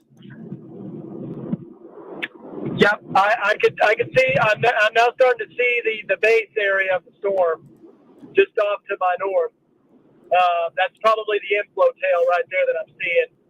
I got a bit of a tree line here to my west, and once I get out of this tree line and find a little clear spot, I'm going to be able to get a good visual. I think we're about to be to a clear spot too right now. Yeah. I'm about to set up here. But I'm traveling northbound along Highway 59. Well, I think I'm seeing them. I think I'm seeing power flashes. I just kind of saw them at the bottom of the land here, off in the distance. Keep an eye on that. Now, there's a lot of lightning that's mixed in with that, and now we're starting. Oh, yeah, power flash. Do you see that? Just confirmed, Dan, by the National Weather Service. Yep. We got a confirmed tornado. Considerable. Oh, wow. Oh, I see the power flashes, folks. There they are, folks. This is the tornado right here. I'm going to step up. Oh, there it is. Tornado coming towards Decatur. Take this seriously, folks. You're going to see lights starting to go out. That's the tornado. Josh, we have a confirmation. We have visual on it. Look at the flag almost going straight up. Oh, big power, big lightning flash right there. There it is. Tornado. It's on the ground. Please take this seriously, folks. This is a life-threatening situation. This is very, very dangerous. That's a tornado. Lots of power flashes. We know it's hitting power poles. It's knocking them down. The radar is definitely confirmed. Bob Tharp is calling me. Zach, I'm going to mute my mic here real quick. Go ahead and put us through a storm track real fast. All right, Dan, we got a storm check on that. So if you can take Weather 1, we can show you that. So again, this storm, it is a confirmed tornado. It's on the ground. If you live in Ionia, you need to be in your safe place right now. Decatur, the whole area. If you live in the Decatur area, you need to be in your safe place. You have a strong tornado coming right at you. This is no joke here, folks. We have a strong to violent tornado. It's on the ground. It's had a history of producing significant damage. You can see that track right there. Crystal Lake around 116. Beyond that, Crystal Lake Airport, and then Mount Olive Church 124, Sunshine School. But we want to show you exactly where this storm is. And you can see it right there. That is a big debris signature just west of Ionia, heading towards the Decatur area. So again, if you live in these areas, this storm is a life-threatening situation. You need to be in your safe place right now. And we can see that white area. That is where the debris is. So again, Ionia, the Decatur area, cannot stress it enough. We've seen it on the camera. It's been confirmed. So again, this is a life-threatening situation. We're in Benton County. The storm is heading towards the Decatur area. And when we see the whites in that algorithm, that means that the tornado is on the ground. Pretty certain about that. And you can see it right there. We can see it visually. Yeah. Bring that up full real quick. Once again, we're going to bring up Weather 3 full here. So stand by. We got to get a great view of that. The power is still on, but boy, I don't know if you saw those, Zach. There were multiple power flashes, and we're looking due west at this point. Hopefully it lifted, but I don't think so. This storm really ramping up. I think the tornado is right off in the distance right here. We're looking, yeah, now it's kind of going a little bit on the northern side of Decatur. So the tornado would be located right in this region. This is why we have these weather cameras at night, especially. So typical of Northwest Arkansas to see severe weather at night. But it is not very typical to have a isolated supercell that has significant rotation. There hasn't been a supercell that's been like this since March 12th of 2006 that I can remember. This was the last time that a supercell of this strength has come through. It's been several years, almost 2 decades. All right, let's go back to the radar here. We're gonna bring up Mega Doppler here, Zach. Mega Doppler with, look at that debris signature. So Decatur, west, Ionia, you can see that as well. And this is about to cross Highway 59. Josh, you give me a view, all right? If you see anything, you let me know. Yes, sir. I'm about 6 miles to the south of Decatur right now, traveling north down on Highway 59. So we're in the trees right now, but we're traveling north, and I still haven't seen a visual of it yet. But I'm telling you, I just saw the couplet on radar. If you're in Decatur, you need to be in your shelter now. I think that's the funnel that we're seeing off of the distance. Yeah, look at that. That's the funnel. I'm gonna bring this up full here. We can see it. It looks like it might be passing. Yep. Yep. There's multiple of them. There is absolutely multiple power flashes. So we'll keep your. Oh yeah, that's the tornado. But you can see the cone. You can see the cone on our Decatur WeatherBug Network camera. Moving it over. Look at this. Right there. Right in the foreground. We'll see if there's power flashes underneath it. We're going to start seeing some lights going out. I'm moving the camera around just to give an idea. That's it right here. There it is. You can see it almost extending all the way down to the ground. And sometimes, even though it doesn't look like it's on the ground, it is. Just the condensation funnel hasn't made it. There's more power flashes that looks like maybe they're a little north. Let's see. Okay, we got Michael Craddock too. Let me go ahead and take this real fast. Hey, Michael, what's going on? Hey, I see it. I see the tornado on the ground. Okay, tornado is on the ground. Where are you located at? I am at the Simmons plant between Gentry and Decatur. Okay. Right now. Is it going to be north of Decatur, or is it going to be passing right through Decatur? Yeah.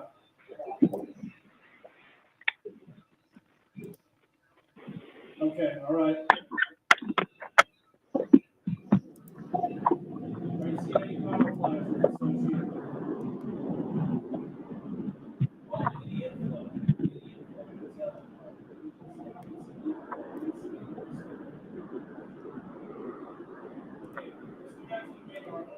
The radar, Michael. Do you have your stream up? I do, but I'm not sure you can see it. Okay. Very well. Okay. Sounds good. We also have Josh Rugger too as well. Look at the winds. Look at how strong they're getting. Oh, look at horizontal rain curtains coming.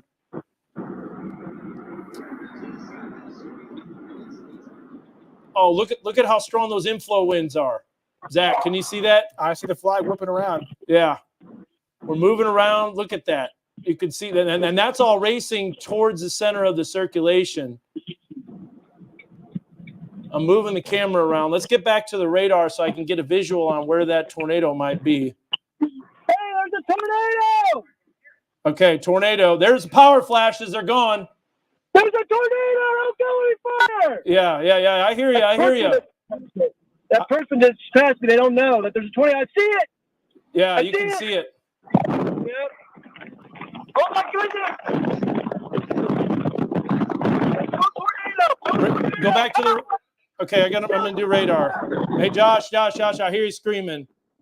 So there's 2 circulations. There might be multiple debris signatures, and the camera just went out.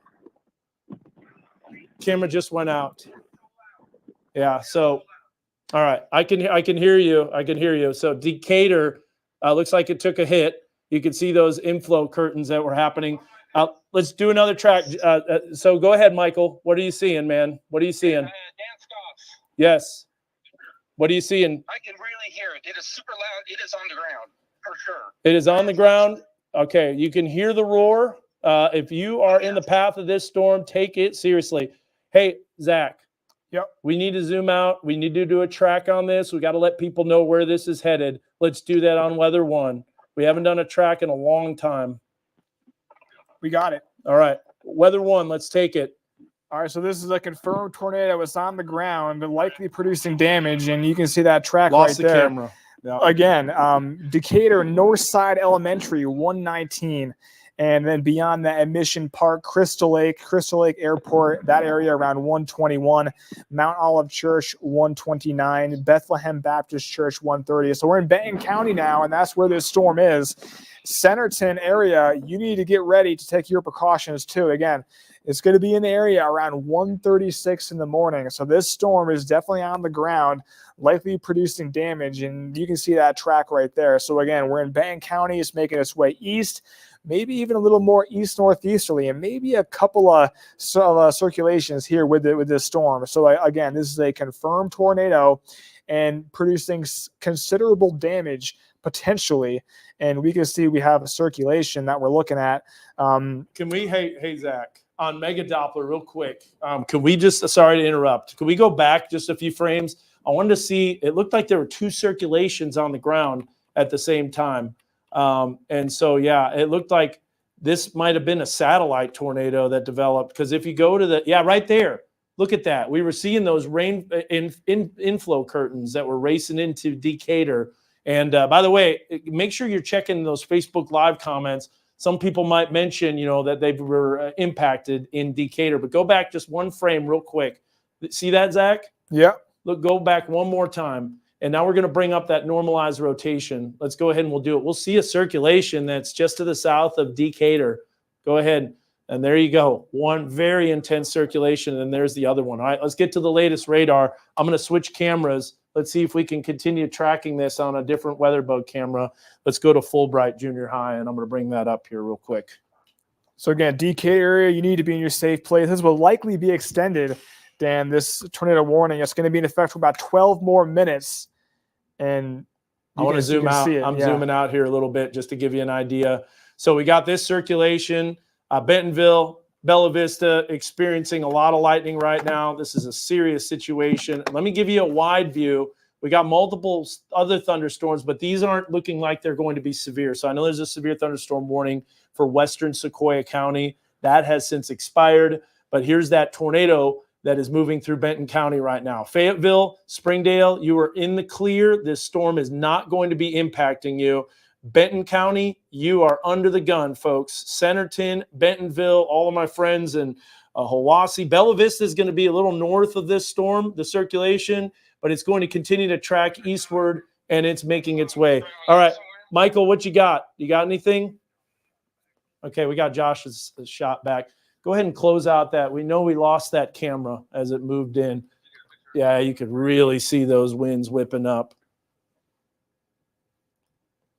All right, so Fulbright Junior High. Got to update, Dan. The radar estimated intensity is EF3. On that tornado. Yeah. Yeah, I believe it. So strong to violent. Do we have anybody that is okay? So we've got a tornado on the ground northwest of Decatur. We can't get it on our camera anymore because the camera went down. We've got probably another tornado warning that's going to be prompted farther east with this Benton County storm. There's that circulation. It might have weakened a little bit as it's starting to receive some cell interaction, but there is a new circulation that's ramping up east of Decatur now that's going to be making its way very, very close to the Bentonville area. I'm going to bring up some weather bug cameras here. So Fulbright, I need to be pointing that camera almost west-northwest. Just wanted to get an idea for that. All right. So on to the next camera, on to the next storm spotter. Josh, I know he's on there. Michael Craddock is our storm spotter. He's on it as well. Michael, I've got you on my watch here, and I know you were saying you were seeing something. Do you still seeing something? Michael, are you still there? Because you're still on the line. Okay, well, we've got Josh. We've got Josh Rugger as well. I want to bring that camera up full. Josh, what are you seeing right now? Are you encountering the damage path? I'm not quite to the damage path yet, Dan, but I'm telling you, I was just to the south of Decatur, along Highway 59 between Gentry and Decatur. I was south of the area of rotation, and I saw a massive cone tornado right in front of me, multiple power flashes, strobing power flashes, And I didn't see the second tornado, but I know that you were talking about potentially a satellite tornado. I'm now into a bit of a clearing right now. I'm still just off to the south of Decatur. I'm assuming that I'm going to be running into a damaged path very, very soon here.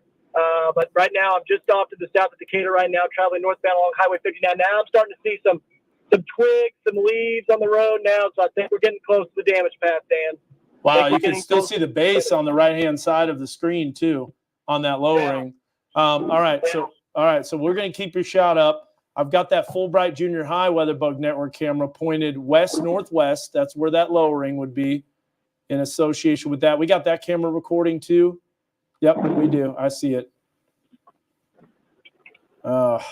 Man, wait till you see that recording. You should have seen the inflow.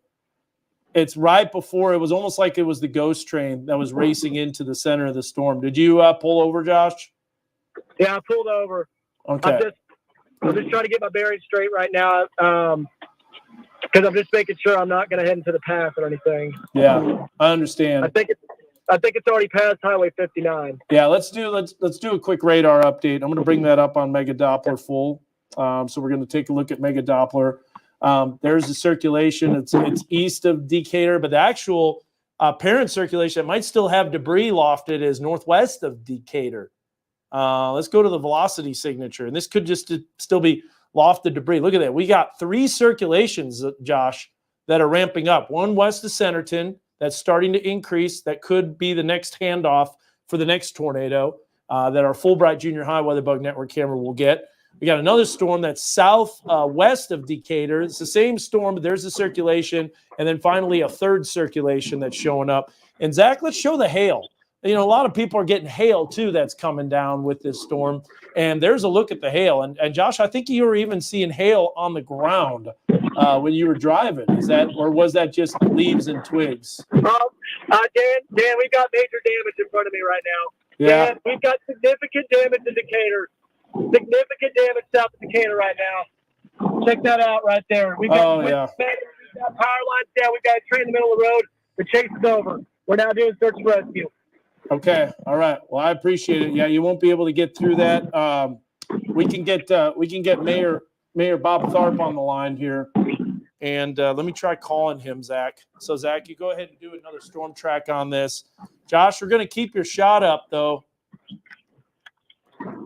Significant damage. You're watching this now. Time right now is approximately we're after 1 o'clock in the morning. We still have a tornado warning, probably going to be extended eastward, going to be including Bentonville and Centerton. Josh is doing storm tracking, and we've got Zach that's tracking this storm in the studio right now. It is 1:24 in the morning, and it's on a Sunday, and here we are at May 26th. So, yeah, I can see the damage. Now, how far south of Decatur are you, Josh? I'm about 2 miles south of Decatur right now. Oh, wow. So that was that satellite tornado. No doubt about that. That wasn't even the major parent circulation. Yeah, this was a strong tornado, Dan. These trees are snapped. They're snapped. We've got twisted metal right in front of me, power lines that are down everywhere. And this might have just been from the satellite tornado. All right. So we're in search and rescue mode now. I appreciate it. Yeah. Well, we got another circulation, folks. Centerton, you need to be taking your tornado precautions. It's on the eastern side of the warning. Josh, we're going to keep you on, but we're going to mute your mic. If you have any information, just kind of chime in, all right? Let us know. Wave your hand in front of the camera. I know we're watching that. All right, let's get back to, if we can here, our Fulbright Junior High Weather Bug Network camera. This is going to give us the next best view as this storm is going to be heading towards Centerton. A new circulation is developing. The camera's shaking around a little bit. That's not a good sign. We got more inflow that's taking place. Zach, this circulation is ramping up again right now, it appears, and a significant storm with, I think, another tornado warning coming that's pretty imminent, it looks like. I think most definitely, Dan. Yeah, that latest scan, it definitely tightened up, and we can see I have a fresh storm track on Weather 1. If we can take that again, Centerton area you need to be in your safe place right now. This is a tornado, potentially strong to violent, heading your way. This is a tight circulation. It's had a history of producing significant damage. It's going to be in your area within the next 5 minutes. And then Elm Tree, that area around 132, Bentonville area, you are also in the path of this storm. Again, a little outside the warning, but again, this will likely be extended. This particular tornado warning will expire at 1:30. I think this will definitely be extended, and once it does, we'll show you that brand new polygon. But as of right now, if you are in the area of the storm, you need to be in your safe place. We're looking at Benton County, and it did impact Decatur, heading towards Centerton. Next up is going to be Bentonville, and then Little Flock after that. There's a new tornado warning. Tornado. And by the way, I could see the wall cloud spinning on our Fulbright Junior High WeatherBug Network camera. Weather 2, there it is in the foreground. This is it right here. We're going to get the new information on that warning, but this is the literal lowering and the wall cloud, and it almost looks like maybe some power flashes off in the distance. So we'll give another view here, but this is where it would be. This is the spinning. This is the mesocyclone. Underneath here is the lowering. A lot of lightning with the inflow tail with this storm. This is exactly where the tornado would be located. Man, what a night or morning now at this point. Such a beautiful day yesterday, and now it's just turned to violent mayhem on this Sunday. All right. We're going to keep on that. Take your tornado precautions. You can almost see that cloud rotating in the foreground. That circulation is definitely on the increase. Zach, I can hear you working on some stuff. Let me go ahead and we'll look at that. And that's just to the west of Centerton.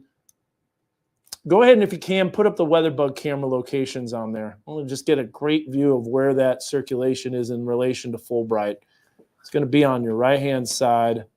Yeah, if you can, just kind of pop that up. So there's Fulbright. So we need to be looking a little bit more northwest. We're looking almost due west. We need to be looking northwest. So that gives me a kind of an idea of where we need to go with that storm. And I'm already kind of looking in that direction. Oh, Zach, another one imminent. Tornado warning. This storm is heading into east. Highly populated area too. Yeah. Folks, this is a serious deal. We have a storm that's produced a history of tornadoes, and not only tornadoes, but significant tornadoes. You saw the damage that Josh reported south of Decatur, probably some damage in Decatur. We know that. There's the circulation that's approaching the Centerton area. Take your tornado precautions if you live in Centerton, in Bentonville. Let's show you some of the places that are going to be impacted and that are in the warning. So I'm going to go ahead and we'll do a little tour if we can, Zach, on Mega Doppler real fast. I want to continue to look at that storm. But here we go. Bentonville is in the path of this tornado warning. Let's give a wide view real quick. Let's just get the wide view so we can see exactly where this storm is. And this is such a massive supercell that's tracking through Benton County. You're experiencing tremendous rain, probably some localized flash flooding, some large hail. Let's look at the hail indication on this as you've got Hiwassee, Bella Vista. We're looking at quarter golf ball size hail, not out of the question with this cell. Decatur already still seeing some hail on the backside of that storm. Fulbright Junior High, Pinnacle still seeing those storms. Let's go back to the velocity signature and we'll look at the newest circulation. There's all sorts of spins that are going on. I think this is a new developing tornado. I'm going to step out of the way because these can happen so fast before you know it on our weather cameras. And we're looking northwest in the direction we need to be. And so there's the end of that tornado warning that was confirmed and considerable. But now we've got a new tornado warning, and that goes until, I'm going to say 2:15. Is that right, Zach? Yeah, I think it goes. Okay. All right, sounds good. I think your mic might have went out. I don't know if your batteries died or not. So we got him on the phone on the phoner line. No, just on my phone. I'm not hearing him. Oh, okay. Put him on speakerphone. I'm here. Okay, yeah, we got him. Can you hear me? Okay. Can you hear me? Hold on. We got Josh. Hold on, Josh. We're going to take you in just a second. Put him on speakerphone. Just put him up to your phone. Hey, Josh, hold on. We're gonna talk to you in a second. We got Peyton that's giving a report. All right. I think Zach, your mic's off. To be just on the edge of what looked like the polygon, maybe just outside of it. Definitely seeing some strong inflow for sure. I haven't gotten quite to Decatur where Josh is and seeing trees down. Hopefully to meet up with him soon. But yeah, very dangerous storm. Just approaching the west side of Benton. All right, appreciate that report. Now we're looking off to the way we can see the lowering, and you can see the amount of lightning, and there's a lot of backlit lightning too. So what that means is we should be able to see if there's any type of cone or funnel that's starting to come down. We'll get a good view of it, and that's the only thing you can do at this time of the night besides power flashes. All right, Josh, you got new information. We'll go to your report. You are in Decatur. Tell me what you're seeing, and I don't know if we still have your shot up. Yeah, I think my shot might be up right now. I hope it is because I'm right in front of some debris. If you can see my shot right now, there's a tree that's covering the middle of the road on Highway 59 right now. There's actually multiple trees that are covering Highway 59. There was crews out here that were working to clear the trees off, but they had to take shelter because there's more heavy rain and very strong winds that are going on where I am right now. We had just a big gust of wind, almost like an RFD surge that just went through here right now, about 50 to 60 mile per hour winds. So there's still more storms that are moving through Decatur right now that are producing very strong winds and hail in areas that already received damage. Yeah. So this is just a horrible situation that's going on right now in Decatur. I'm kind of waiting a little bit longer for this rain to kind of die down, this wind to die down, to go a little bit farther north. But I'm going to go a little bit farther along the highway here. I think there's another tree up here that we're going to see. If you can see on my camera right now, here's another tree that's in the middle of the road right now, and that one's covering the entire highway. So, Josh, your shot is frozen. Just to let you know, we can't see it. You might want to reload it, or it's possible that those shots aren't going to come up with such craziness and all the multiple power flashes and issues. Yeah, and I'll tell you this, Dan, there's significant damage. There's no doubt about it. You may not be able to see it on my camera right now, but there's significant damage. Oh, there you go. Your shot's going back. Yep. Let's bring it up full real quick. Yeah. So this tree is covering the entire highway right now. This is about a mile south of downtown Decatur here. We saw twisted metal. There was a building that I was looking at too near this mini storage area. Once this rain and hail starts to die down a little bit, Dan, what I'm going to do is I'm going to go towards this mini storage little center over here on my left-hand side. There appeared to be significant damage to a building over here. So I'm going to check that out in just a few moments and make sure, first of all, that there's nobody there that was impacted by it. Second of all, to see what the damage was. But we have got significant damage going on in Decatur. We got a new tornado that's starting to touch down. Sorry, I have to let people know about this. We got a track. We've got this storm isn't stopping. It's a storm that's nonstop here through Benton County. New circulation is really starting to ramp up. This is our Fulbright Junior High Weather Boat Network camera. This could be imminent right here. Another tornado that's going to be touching down on the north side of Centerton. Take your tornado precautions immediately. Sorry, Josh, I didn't mean to interrupt, but we got to take a look at this. Zach, let's put a storm track on this. Let's go back a little bit in time. I think these cells are kind of, as they start to circulate, maybe kicking a little northeast at the time. Yeah. So you can see that's moving northeast. So that's going to be crossing on the north side of Bentonville, very close to that Bella Vista interchange where you've got Highway 71 and the new construction that's occurring. This is not good. That's not good right there. Let's look at the normalized rotation on that. And remember to keep looking for any type of, you can see it increasing in intensity.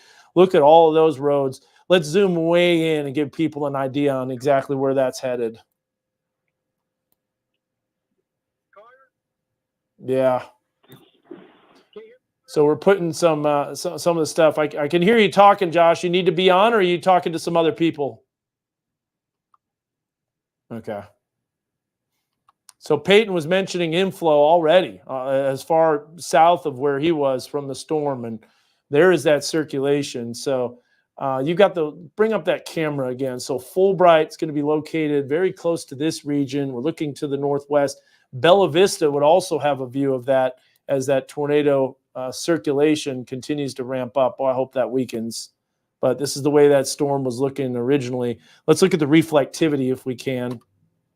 What kind of we got to zoom out. So at this point, it's going to be rain wrapped. There's a lot of cell interactions that are going on.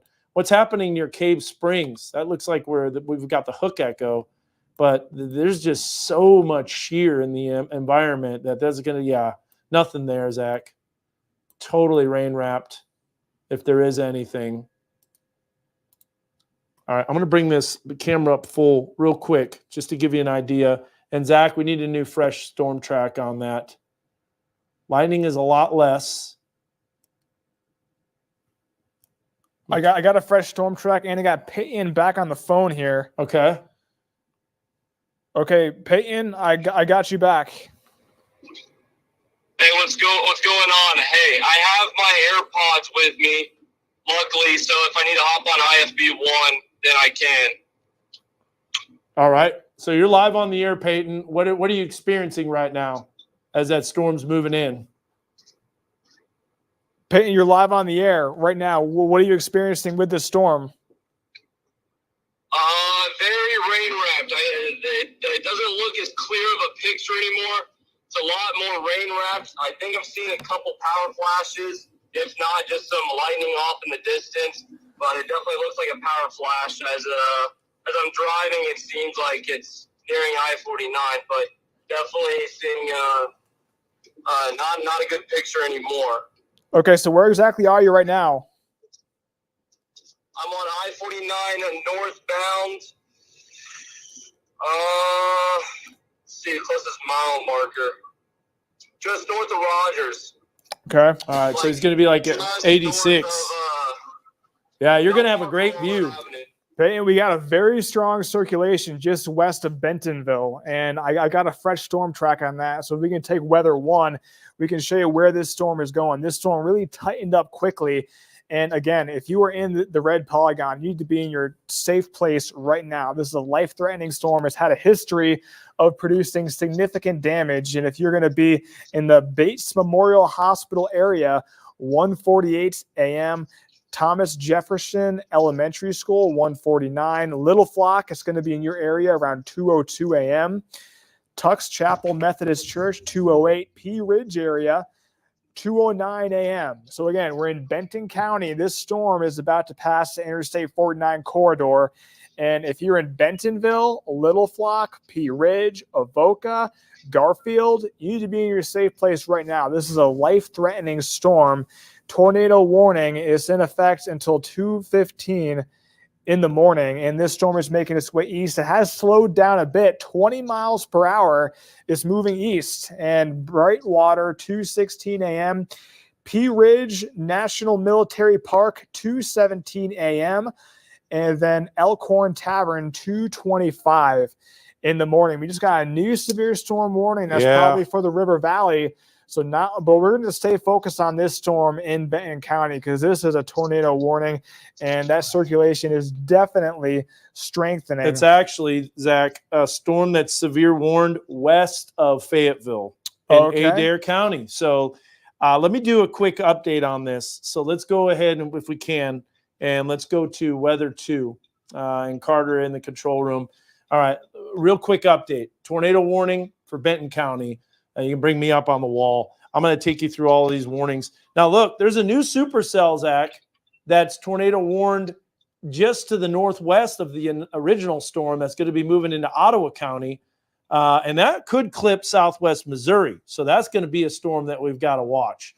But we've got this supercell, tornado warning until 2:15, radar indicated. But let me just say a lot of circulations along the line. Josh was mentioning in Decatur, where it's already had damage, multiple storms that have popped up. We've got this cell that's west of Fayetteville that's not severe, but this is the one that's severe thunderstorm warned. Look at those cells popping up, 60-mile-an-hour winds, quarter-size hail. That's how this supercell started off, as a little isolated supercell, and the next thing you know, it ramped up and became a tornado warned storm. The type of environment that we have right now could prompt and lead to additional storms developing and becoming an issue. And let me just say this, Zach, models didn't really handle this system very well. What's new? It's been that way the past week, where it didn't show a whole lot of storms. Now, it might have changed its tune later on in the evening, but earlier this morning, it just didn't show any storms at all in Northwest Arkansas. That is absolutely not true. Not even close. All right, Dan, I got meteorologist Peyton Langford back. All right. Before we do that, I'm going to take a look here at some of the velocity signatures here. There's a lot of different areas of rotation, but a strong circulation that has a lot of inflow right here. That is the storm right there. So, Peyton, you're very close to this circulation. What are you seeing right now? Yes. Peyton, you're very close to that circulation right now. What are you seeing right now? I know. I'm seeing horizontal rain currents off in the distance. I'm right at the exit 85 ramp. Just at the top, seeing a rotating wall cloud for sure. All right. You're seeing that Oh, Rogers this camera's is down, not right? good. I think I'm a little too close. You're a little south of it here. Just stay south. Yeah, I'm staying right at the top of the exit 85 ramp. The part, the overpass part, to see when it crosses the I-49. All right. Yeah, I'm going to bring up some cameras here. Let's do this real fast. So we want to do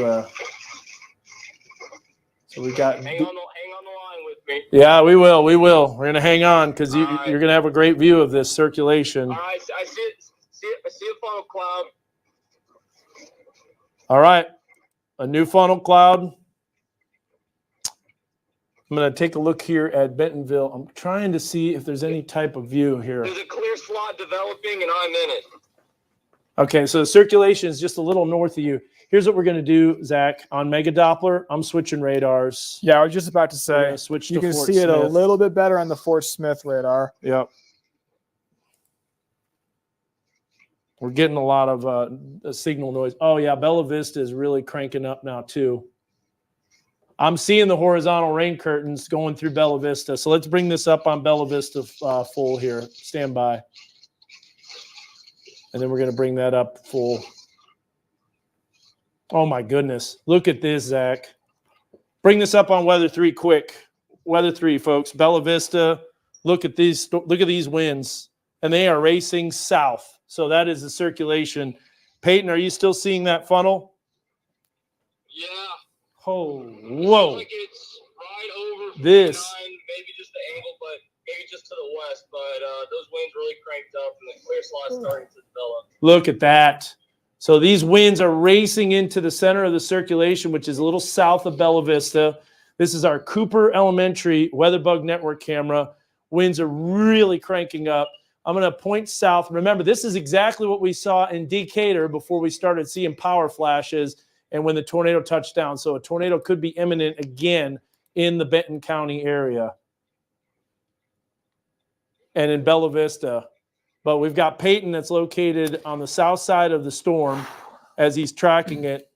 And he's got an idea of the clear slot. I'm seeing those winds really ramping up. Looks like a lot of power outages. This is definitely a very scary scene. I know the viewers are definitely a little bit concerned with this storm. Please be in your tornado safe place. Not the way you want to have to deal with your Memorial Day weekend, that's for sure. Do I need to drop south, or am I fine where I'm at? So say that again, Carter. I didn't hear what you said. All right. Yeah. You know what? I need to call Mayor Tharp. Let me call Mayor Tharp and see if he's okay. So Zach, go ahead and take another storm track on this. And you got the radar too from, look at that. You can see in Bella Vista. I don't even see any. The school lights are still on though. Looking at that normalized rotation. Man, there's all sorts of circulations. Yeah. We can take a view of weather too, and just show you all the circulations ongoing with this storm, or actually weather one. So we're looking at how heat and cooling mega Doppler normalized rotation. So this is where that storm is. So again, we're seeing multiple signs of rotation, and this is the reflectivity, trying to maybe starting to develop a little bit of a hook just west of Rogers, south of Bentonville. And again, this is where this tornado warning is. We're in Benton County. And if you are in the Bentonville area, the Rogers area, the Little Flock area, Prairie Creek, you need to be in your safe place right now. This is a life-threatening storm, and this storm is heading right at you. So we're looking at Mega Doppler. What I want to do is I want to get a storm track on this. So we're looking at the radar here, but this is the velocity. So a little bit of a strengthening just west of Rogers, and we can put the storm into motion. It's going east at around 20 miles per hour. So let me just do a track on that. So here is a general idea of where this storm is going. Again, this is a life-threatening storm. Rogers area, around 1:55 a.m. I got circulation right over me, right at exit 86. Okay, that's Okay. meteorologist Peyton Langford right there, seeing circulation over exit 86. St. Mary's Hospital area, 1:57 a.m. Okay. Hey, I just want to let you know we do have the mayor too online with the city of Decatur, but at the moment we're still going to cover this storm because it's moving through Rogers right now. But let's just real quick get an update from Mayor Tharp. So Mayor Bob Tharp on the line, city of Decatur. You can confirm damage and also homes that are damaged. So just give us a quick update real quick. Yes, one of our city employees lives on the southwest corner of Decatur in the county. His home is badly damaged. His shop building is gone. He made it with his family to the basement, and we appreciate everything you're doing on the coverage of this tornado in Decatur. Well, thank you. That's all I know at this point. All right, thank you so much. I appreciate that. Bella Vista, I'm seeing some really crazy, and you know that camera in Decatur, we could see the power flashes, and those cameras are just worth their weight in gold. So thank you for partnering with us to allow to put that up on City Hall. It's our pleasure. Thank you. Okay, thank you. All right, thank you. Be safe. Okay, that was Mayor Bob Tharp. What were you saying, Zach? Yeah, sorry to interrupt. Thought you were done, but that circulation just west of Rogers is just ramped up even more. I know it's very, very, very dangerous. Look at our weather camera. Bring up weather 3, which is going to be a weather 2. We got weather 2. Oh my goodness! Look at that. Lights are still on in the school, but that is a very dark, ominous view, and it's looking almost due south of the storm. We also have iDrive Arkansas cameras too that will be on the interstate that we can get a feel for what's going on. But that is just crazy right there. That is a very, very dangerous storm. You can tell you're right in the path and in the middle of a supercell thunderstorm, a very dangerous storm as well. And we'll continue to watch other storms that are off to the west. So I want to bring up some other cameras here, Zach. We got to go back to the radar. You said that's ramping up. Let's take a look at Mega Doppler with that if we can. And my goodness, that could be a circulation. You said Pinnacle's down. Is that correct? Pinnacle's been down all day. Look at that normalized rotation. Just yeah. I hope that's like a false return, but it doesn't look like it. It does not look like it. Let's look at multiple radars here if we can. I can hear Peyton in the background too. So if he's got something, we also have Josh Rugger, who is in Decatur. And so we've just got multiple streams here that are coming out and multiple sources of information. And this is not the type of morning that you want to deal with. Look at that. So that is looking south. And unfortunately that Rogers camera is down. But you know what? iDrive Arkansas would be a great view. Carter, if you could bring that up on Prod PC around exit 85, see if you're seeing anything. That is a very dangerous scene right there. New storm track here. Let's put another one and go back in time a little bit, Zach. This is just behaving so unusual where you have so much circulation. There's the ramping up of the circulation, but I think let's look for debris if we can. Oh yeah, there's this. Let's look for the tornado debris signature. I hope we don't see any type of debris yet. Okay. Yeah, we got Zach. Yep, Peyton, we got you. Power flash. Okay. Right at exit 86. I was under the overpass. Telling people not to park under an overpass because things really tighten up, and things were really tightening up, and then the power just flashed. Yeah. Intense circulation. Look at this. We're going to go back to the reflectivity. There it is. Rogers, be in your safe place now. Let's go to that normalized rotation, Zach. I think we got a tornado that's touching down in Rogers, right in the heart in the city of Rogers. 1:50 in the morning here. Super serious scene. Yeah, you need to be downstairs in your safe place right now. Under something, the duck acronym, you need to take those precautions right now. Downstairs, under something, center of the building.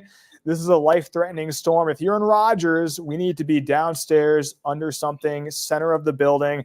Keep away from windows. Cannot stress that enough. Again, Rogers, there is a tornado warning, and we have a circulation heading right for you. This storm has had a history of producing significant damage, and this storm is starting to tighten back up. So definitely we could have a tornado on the ground potentially, and we are tracking this storm. So again, Rogers, you're under the gun.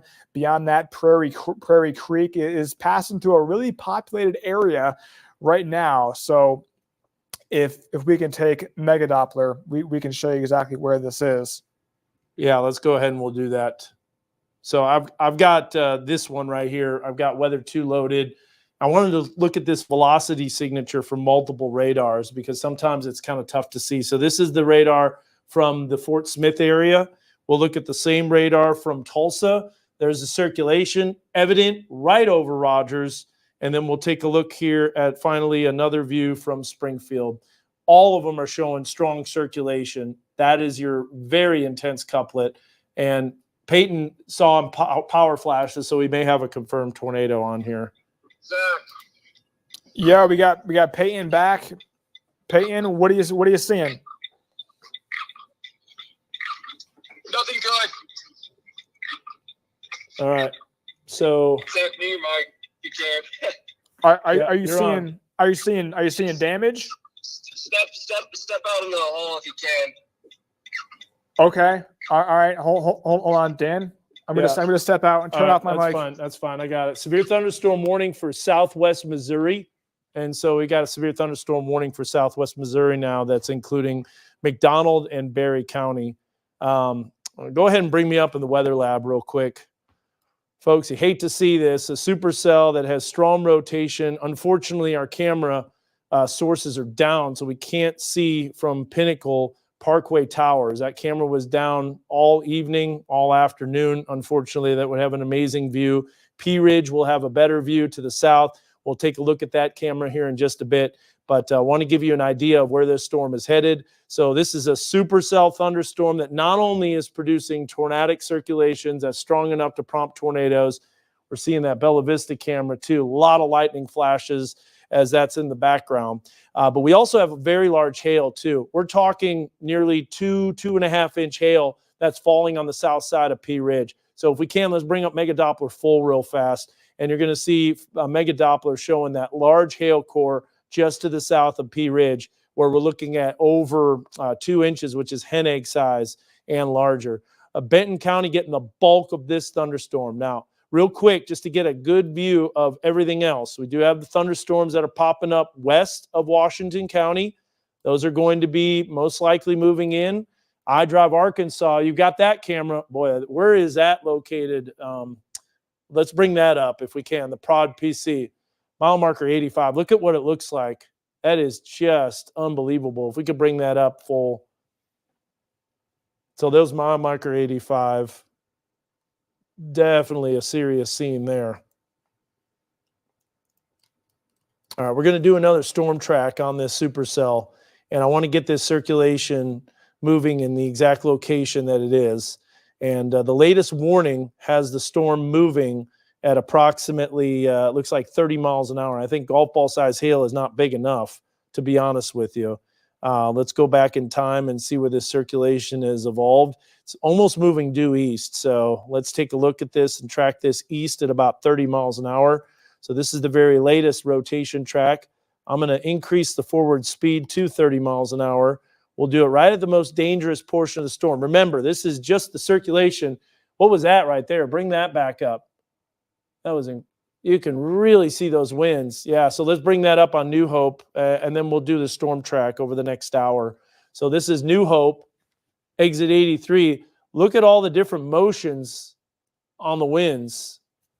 Looks like power is still on, but man, this supercell is just a beast of a supercell. Literally, that's what it is. Hook echo, tornado signature, very strong circulation, almost right over Rogers. Hate to see this. I'm going to bring up our P Ridge camera, point this straight south, get a view of this. Stand by here. Okay, that's the view south right there from P Ridge. Oh, I hear loud winds in Centerton. So here's some of the comments that people are mentioning on social media. Hey, you've got that Weather 3 up, pulled up full. Let me go ahead and make that full screen real quick. There we go. So there's a look at P Ridge. We're looking straight south. If there's a tornado or any type of power flashes, we would see it. There is a tree line. And also there's a public storm shelter too. Now, P Ridge is going to be a little south of this circulation, but I know you're getting hammered with heavy rain. You're getting hammered with hail as well as some strong winds.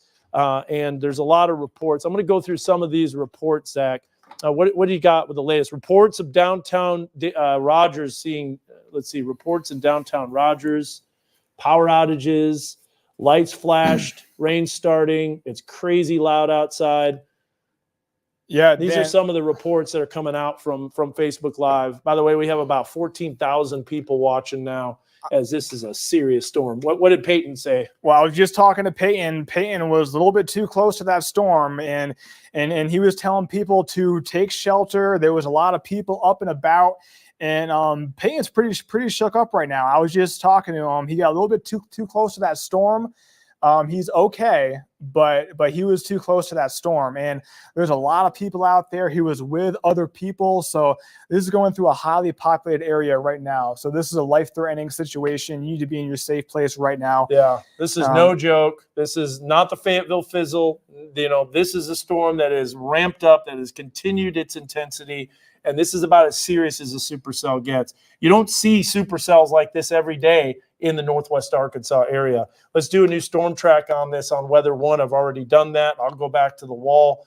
We're getting a lot of false radar information at the moment just because I think the storm is so much circulation. There's so much heavy rain, a lot of radar attenuation on the beam. Weather 1 will give us this view here as we do that storm track. And I think it's moving east at about 30 miles an hour, and that's the way that this storm has moved. It's just continued on its easterly track.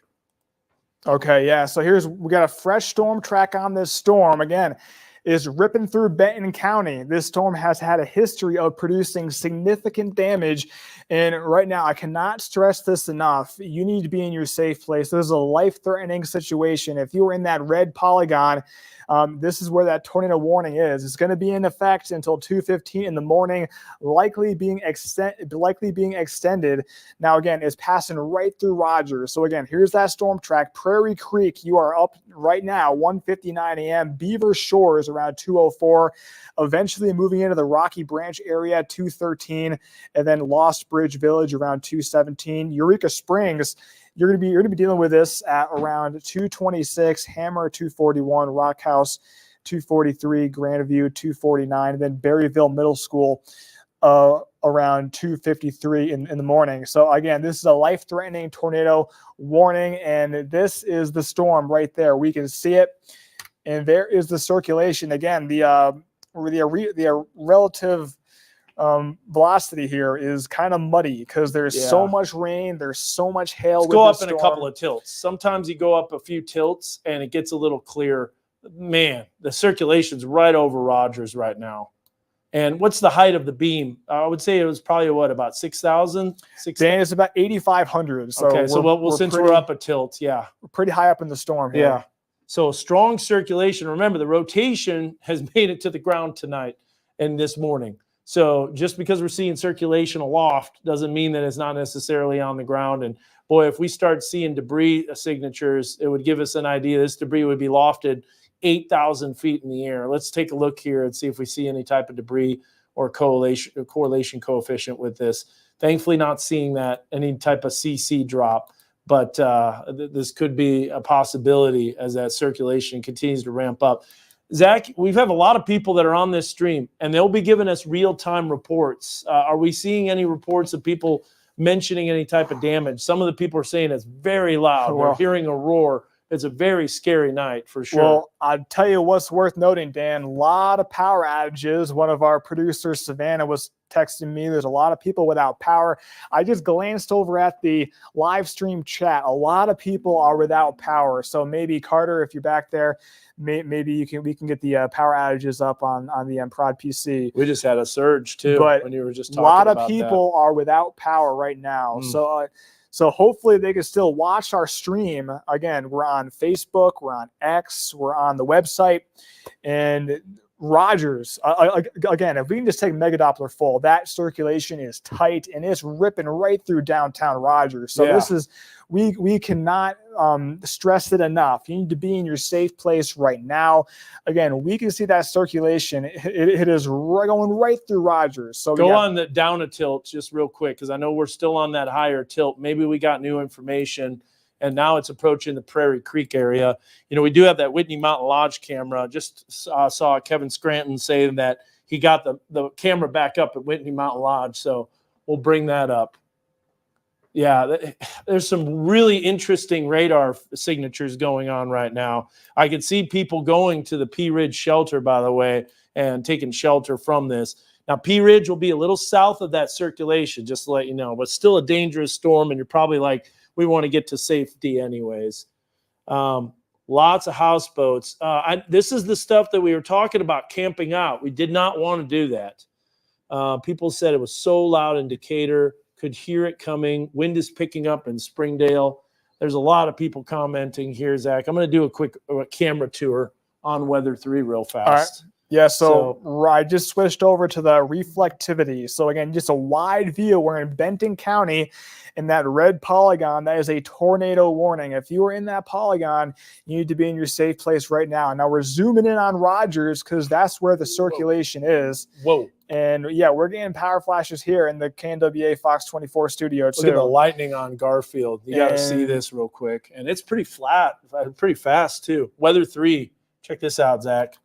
I mean, this is about as lightning electrified as it gets. If you go to Weather 3, this is going to be a view of the storm because it's going to be moving over the Beaver Lake area. Remember we were saying Beaver Lake, do not be boating tonight and don't stay on your boats overnight. This is a very serious storm that is about to have a circulation moving right over Beaver Lake, but it will be rain wrapped most likely. Look, you can't even see anything except just constant flashes of lightning, intense storm. A lot of heavy rain with this storm, and I do want to zoom out on the radar and see what else is going on. We have another severe storm warning, it looks like, from Adair County. There is one storm that's taken over, though, and it's this beast of a supercell. Yeah, so we are focused on the Benton County storm, the Rogers area, Prairie Creek, Little Flock area. That's where this storm is. So again, you need to be in your safe place right now. Again, this warning will expire in about 11 minutes, but I think it will likely be extended over into Carroll County. I mean, you won't be able to see anything from Whitney Mountain Lodge, but that lightning is intense. I mean, just unbelievable. Dan, if you look at the reflectivity, this storm is starting to tighten up, maybe producing a little bit of a better hook. Golly, that's the south view here. Look at that. I mean, this is a scary morning.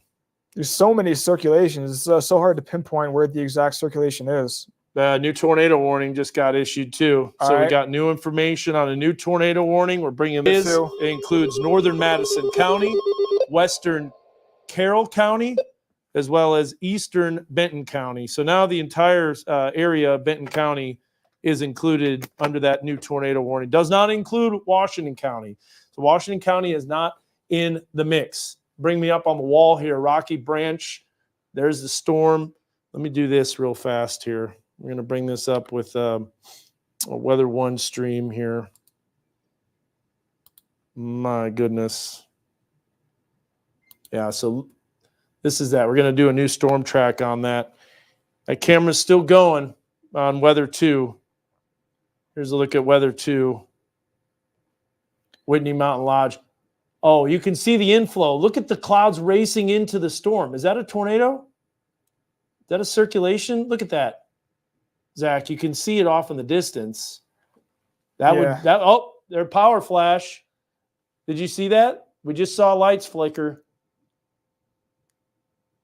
I'm looking at the Springfield radar, getting a really tight couplet. Yeah, there is a really tight couplet. So this is our WeatherBug network camera, and you're seeing what appears to be some type of circulation there. I know heavy rain is coming down, but there's also power flashes and flickers, and we're having that report from people.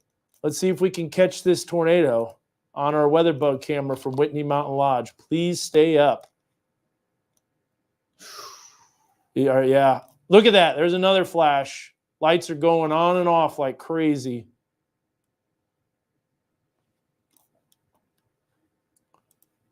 Boy, you can see the inflow curtains too. Look at the rain that's racing into the center of the storm. There it goes. It's out.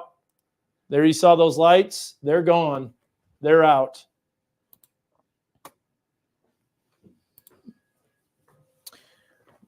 That circulation is just unreal.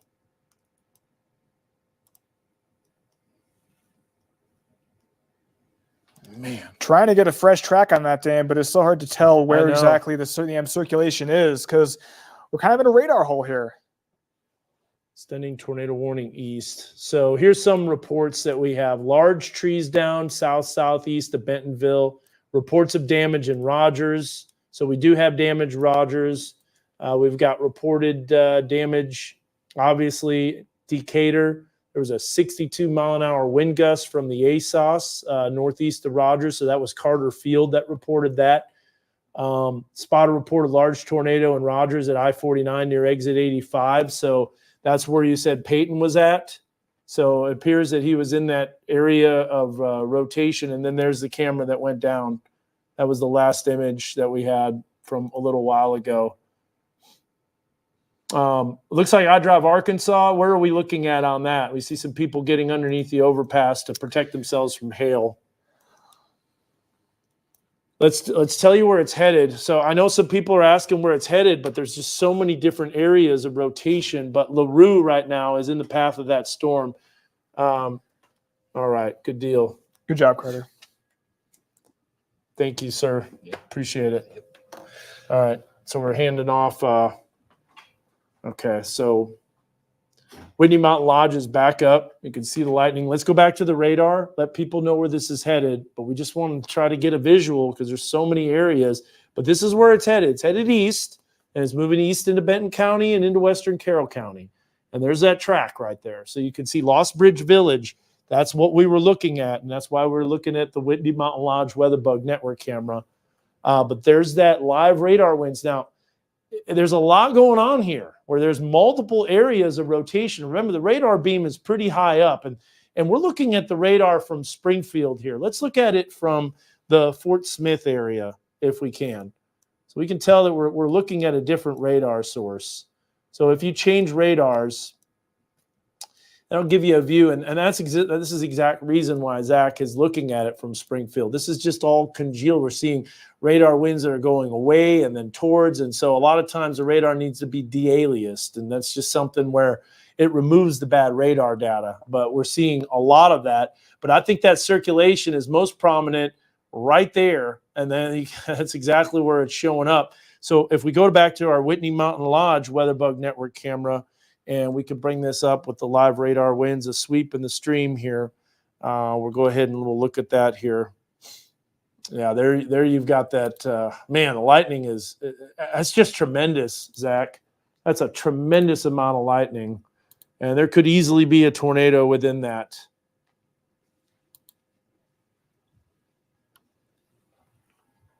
Looks like P Ridge went down too now. Lost connection. So that tells you there's multiple power outages, power flashes. What are we at with the power outages right now? If we're in the control room here, who do we have directing now? Jacob? Jacob's back there. Okay. Hey, Jacob, if you could bring up the power outages on Prod PC, that would be amazing, and we can get an idea. And I know those numbers will continue to climb. We got to be in the thousands.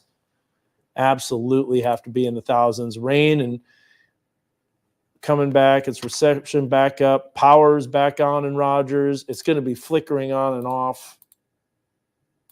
That is just a scary scene from that that camera. All right.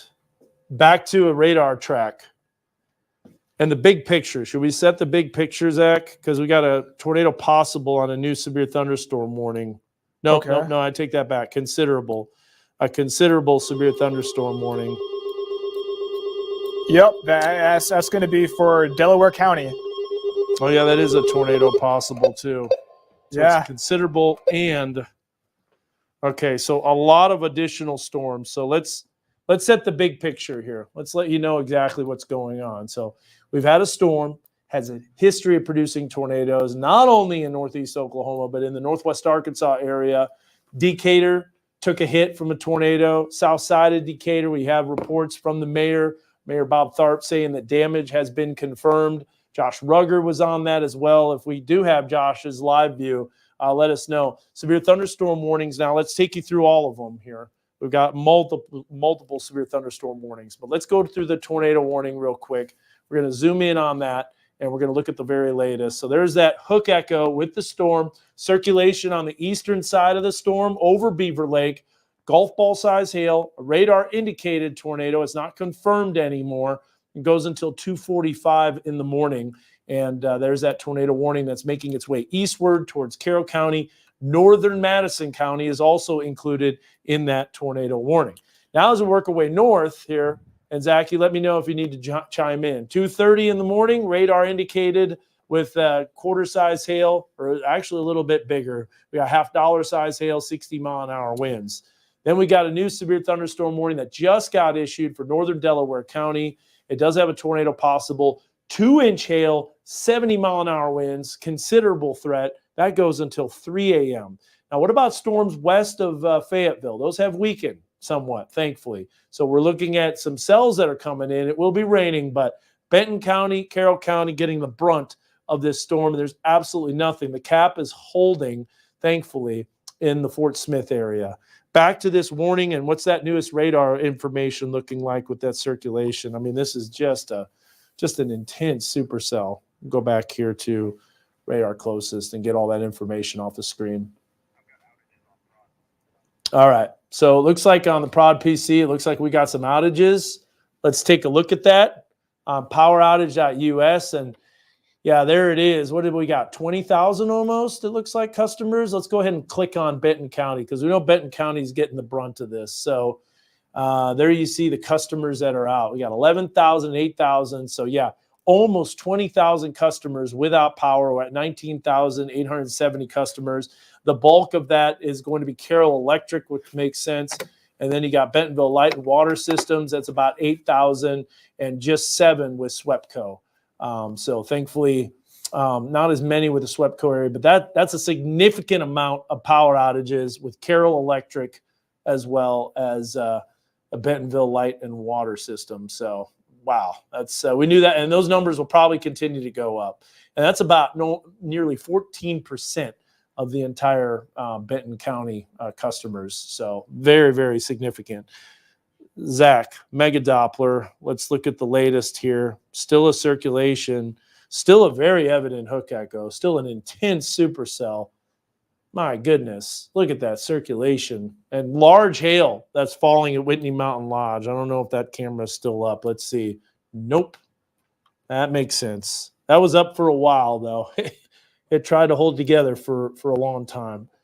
Hey, Zach, I'm going to take a look at some of these comments here because there's a lot of people that are on there. Yeah, and Dan, I'll tell you what, I was just in the NWS chat getting reports of significant damage to homes. So, oh man, and in the where, in the Decatur area or in Rogers? In the Rogers area. Yeah. Oh, my goodness. So we're dealing with people's homes being potentially destroyed here. As we go throughout the evening. Now we're still dealing with this storm.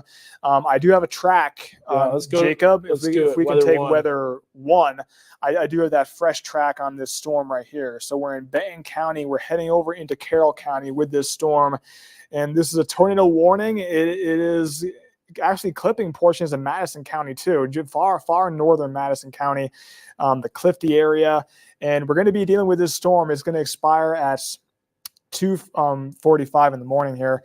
So another half hour with this storm. And again, it's traveling east around 25 miles per hour.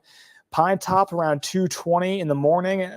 Beulah Church 2:36. Eureka Springs going to be in on the action around 2:41 in the morning. Winona Springs Church 2:47. So when I say your name of that area, you need to be in your safe place right now because this storm is going right towards you. The Berryville area around 3:02 in the morning. Carroll General Hospital 3:04. And then Urbanate around 3:09 a.m. So that is a wide shot. Again, we're in Benton County, Carroll County, and far northern Madison County. Now I'm going to zoom us in and try and see if we can locate the exact circulation here. So we're looking at the Springfield radar. We are in a radar hole, so this is very high up in the atmosphere. But east to Rocky Branch, that is a tight circulation, and that is right on the border of the Benton, Madison County, Carroll County area. And it's making its way east. So again, if you are in the area of the storm, you need to be in your safe place right now. The Eureka Springs area, West Liberty, and we can see some roads in there too. Hey, Country Zach. Road 602.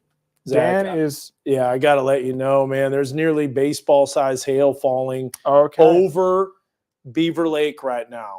Beaver Lake is getting slammed with massive hail. Okay. I mean, look at this right here. We're talking 2.85 inches over the east side of Beaver Lake, Whitney Mountain Lodge. The camera that's up at Whitney Mountain Lodge, you can see that. So I'm going to bring that up on Mega Doppler with Weather 3. And we're getting a lot of comments on the stream about wanting to know about Rogers and Bentonville. And this is the storm where it's currently at. Look at that. And then we're going to bring up, if we can, do that on Weather 2. So Weather 2 will allow us to see on Weather 2, you get the stream, even though it kind of goes in and out. So it's popping in and out. But there's the massive hail. You can see Beaver Lake off in the foreground. And this is over LaRue, Whitney Mountain Lodge. Now let's go back to the reflectivity. Very evident hook echo that still shows up. But if you're wondering about in the Bentonville area, you're getting winds right now, but this is not a part of the tornadic circulation. So you're still going to get some gusty winds and stuff with this. Rogers getting some storm activity, but the main portion of the dangerous portion of the storm is going to be, as Zach mentioned, southeastern Benton County, southwestern sections of Carroll County, and northwestern Madison County. Those are the areas that really need to be watching this, as it looks like another tornado could be imminent as that circulation. That is a very strong circulation. But we do have additional cells. For those that are wondering about recovery efforts, we've got some additional lightning that's popping up with some cells that are moving towards Decatur, Gentry, Salem Springs, as well as the Fayetteville area. Not as much lightning southwest of Fayetteville with those cells. So one cell in particular is, like I said, doing all of the problems, and it's that supercell right there. So Whitney Mountain Lodge, that's not very helpful. You can see it going in and out, but it just gives you an idea of what people are experiencing. So back to this circulation here. Now I'm going to get in front of the wall. We've kind of got a better idea of where that circulation is, even though it's very difficult to see on the radar velocity image. But there is that circulation northeast of War Eagle, and just to the southwest of that, that's where you got that strongest circulation. So Rogers right now and Decatur, yes, you're experiencing more storms. There's not going to be any more tornado potential, but you will experience some rain and some lightning and thunder. And this circulation continues to ramp up, Zach. You just got a fresh scan right there. Okay. You want to check out the velocity? Yeah, let's look at the velocity image here. And that is just a very tight couplet. That's going to be moving very close. Let's zoom way in to let people know as it's about to cross. It looks like Highway 23 as it gets close to the Eureka Springs area. So that's going to be some issues. Let's put some roads on there. So we're going to get some of the highways on there. And so there you got Slide Off Road. And you'll be able to read those off a little bit better, Zach. Buck Mountain Road. Yeah, and we're heading up into that Carroll highway County right here that goes right towards Eureka Springs. Yeah, 23. So Highway 23 north of Clifty. Take this way so many times. You drop down the hill and you're going north. This is pretty flat right here. So a lot of people that are driving on Highway 23, there's some ridges where you're riding up and you can see off to the west quite a ways. So this is where that tornado would be. in association with this storm. We still have that tornado warning continuing for southwestern Carroll County. But this is the only storm of concern in our weather coverage area. One supercell causing all the havoc, probably multiple tornadoes touched down on this May 25th into really May 26th, because it happened shortly after midnight that all this activity took place. And so we have actually multiple circulations that continues that, kind of like the way we had before. And you're seeing the radar drop off in some of these locations. So let's look at the normalized rotation. I bet you we're going to see pretty strong all the way southeast of War Eagle. Now, someone mentioned that there's camping that's going on in War Eagle. I really hope that wasn't the case, but if it is, that circulation went right over War Eagle. So if you have any reports, go ahead and comment on our Facebook Live, and as well as knwa.com and our streaming on Heil Heating Cooling Mega Doppler. You can see that circulation. Let's go to the east side of Clifty, put some roads on there, let people know where that's at, and I'll do the same thing as we do that on Weather 2 with the reflectivity. So we'll take a look at that here. All right, so yeah, there's Highway 23. There's looking north of Clifty, there's Clifty Highway 7. We know that area very well if you've ever traveled to Eureka Springs. And then there's some of the county roads, Madison County Road 1050. That all those areas are in the path of a potential tornado. And we know this storm has had a history of producing tornadoes. Do we have any type of debris signature? Always got to look at that on every scan.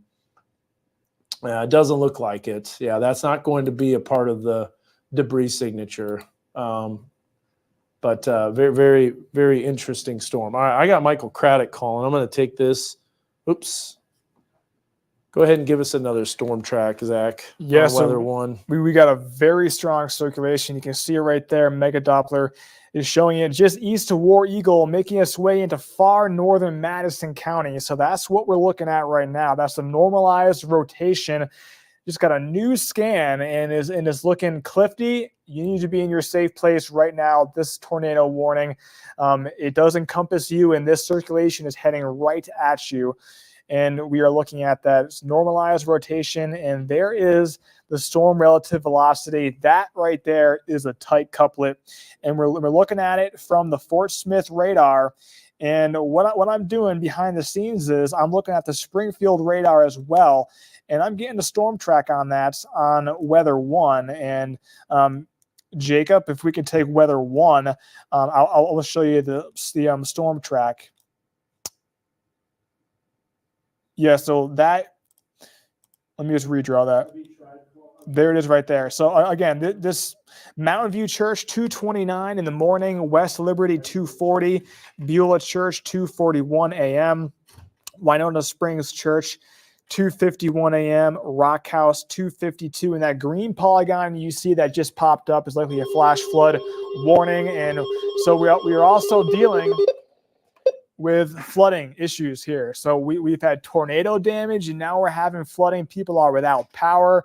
I saw reports of people's homes being flooded with these storms passing through, with the damage, with all this rain. So this is a very serious situation right here. This is what we do not want to happen. This storm has had a history of producing significant damage. It passed through Decatur. I'm gonna put you on speaker. We got a storm spotter. They have a video, streaming video right now, Zach, of the tornado damage in Decatur. Or actually, we're going to get a live report from them here real quick. So this is Michael Craddock. Michael, you're on speakerphone here. You're on live, and we were watching your stream earlier. So tell me where you're at. It looks like a home that was damaged. Give us the location. Yeah, okay, so I am west of Centerton a little bit. It's where it turns to the south, and then it turns to the west again on those big sweeping curve. We want to bring up Weather 2, just to let you know. Weather 2 has that stream that's up right now. There you go. Okay, sorry. Go ahead. And the second story on his house is gone. That's in front of me right here. There are trees down everywhere on 102. They are laying down just all over the road. So, and where are you at on 102 approximately? Okay, so let's see here, where the road turns south on 102, and then it starts turning west again. If you know where that is? Yep, I do. That's where I am. And approximately how far away east or west are you of a city? Like what city are you closest to? Centerton. Okay. So we had reports. There's a fire truck up beside me, so it's loud here. No, yeah, I understand. So Centerton has damage. Decatur has damage. Rogers potentially has damage. And actually, I won't say potentially. We know there's damage. We saw people reporting on Facebook Live. But that is live video right now from the Highway 102 area west of Centerton. And there you see a home that's damaged, trees down in all locations. And we still have tornadoes potentially that are touching down with this cell. So we'll continue to keep monitoring it. And Zach, you have a bunch of roads plotted on Mega Doppler. We'll bring that up here in just a bit. Are you aware of any injuries at all right now, Michael? I do not know. I have not gone up and talked to anybody yet about this, so I don't know. Okay. Well, I appreciate that report. Thanks for the live images, your storm spotter video, and let me know if you get anything else. Sure, no problem. All right, appreciate it. Thank you. Hey, Zach. Yep. When Peyton was talking about, so we've got debris in the road, Rogers 11th and Olive. There's damage there.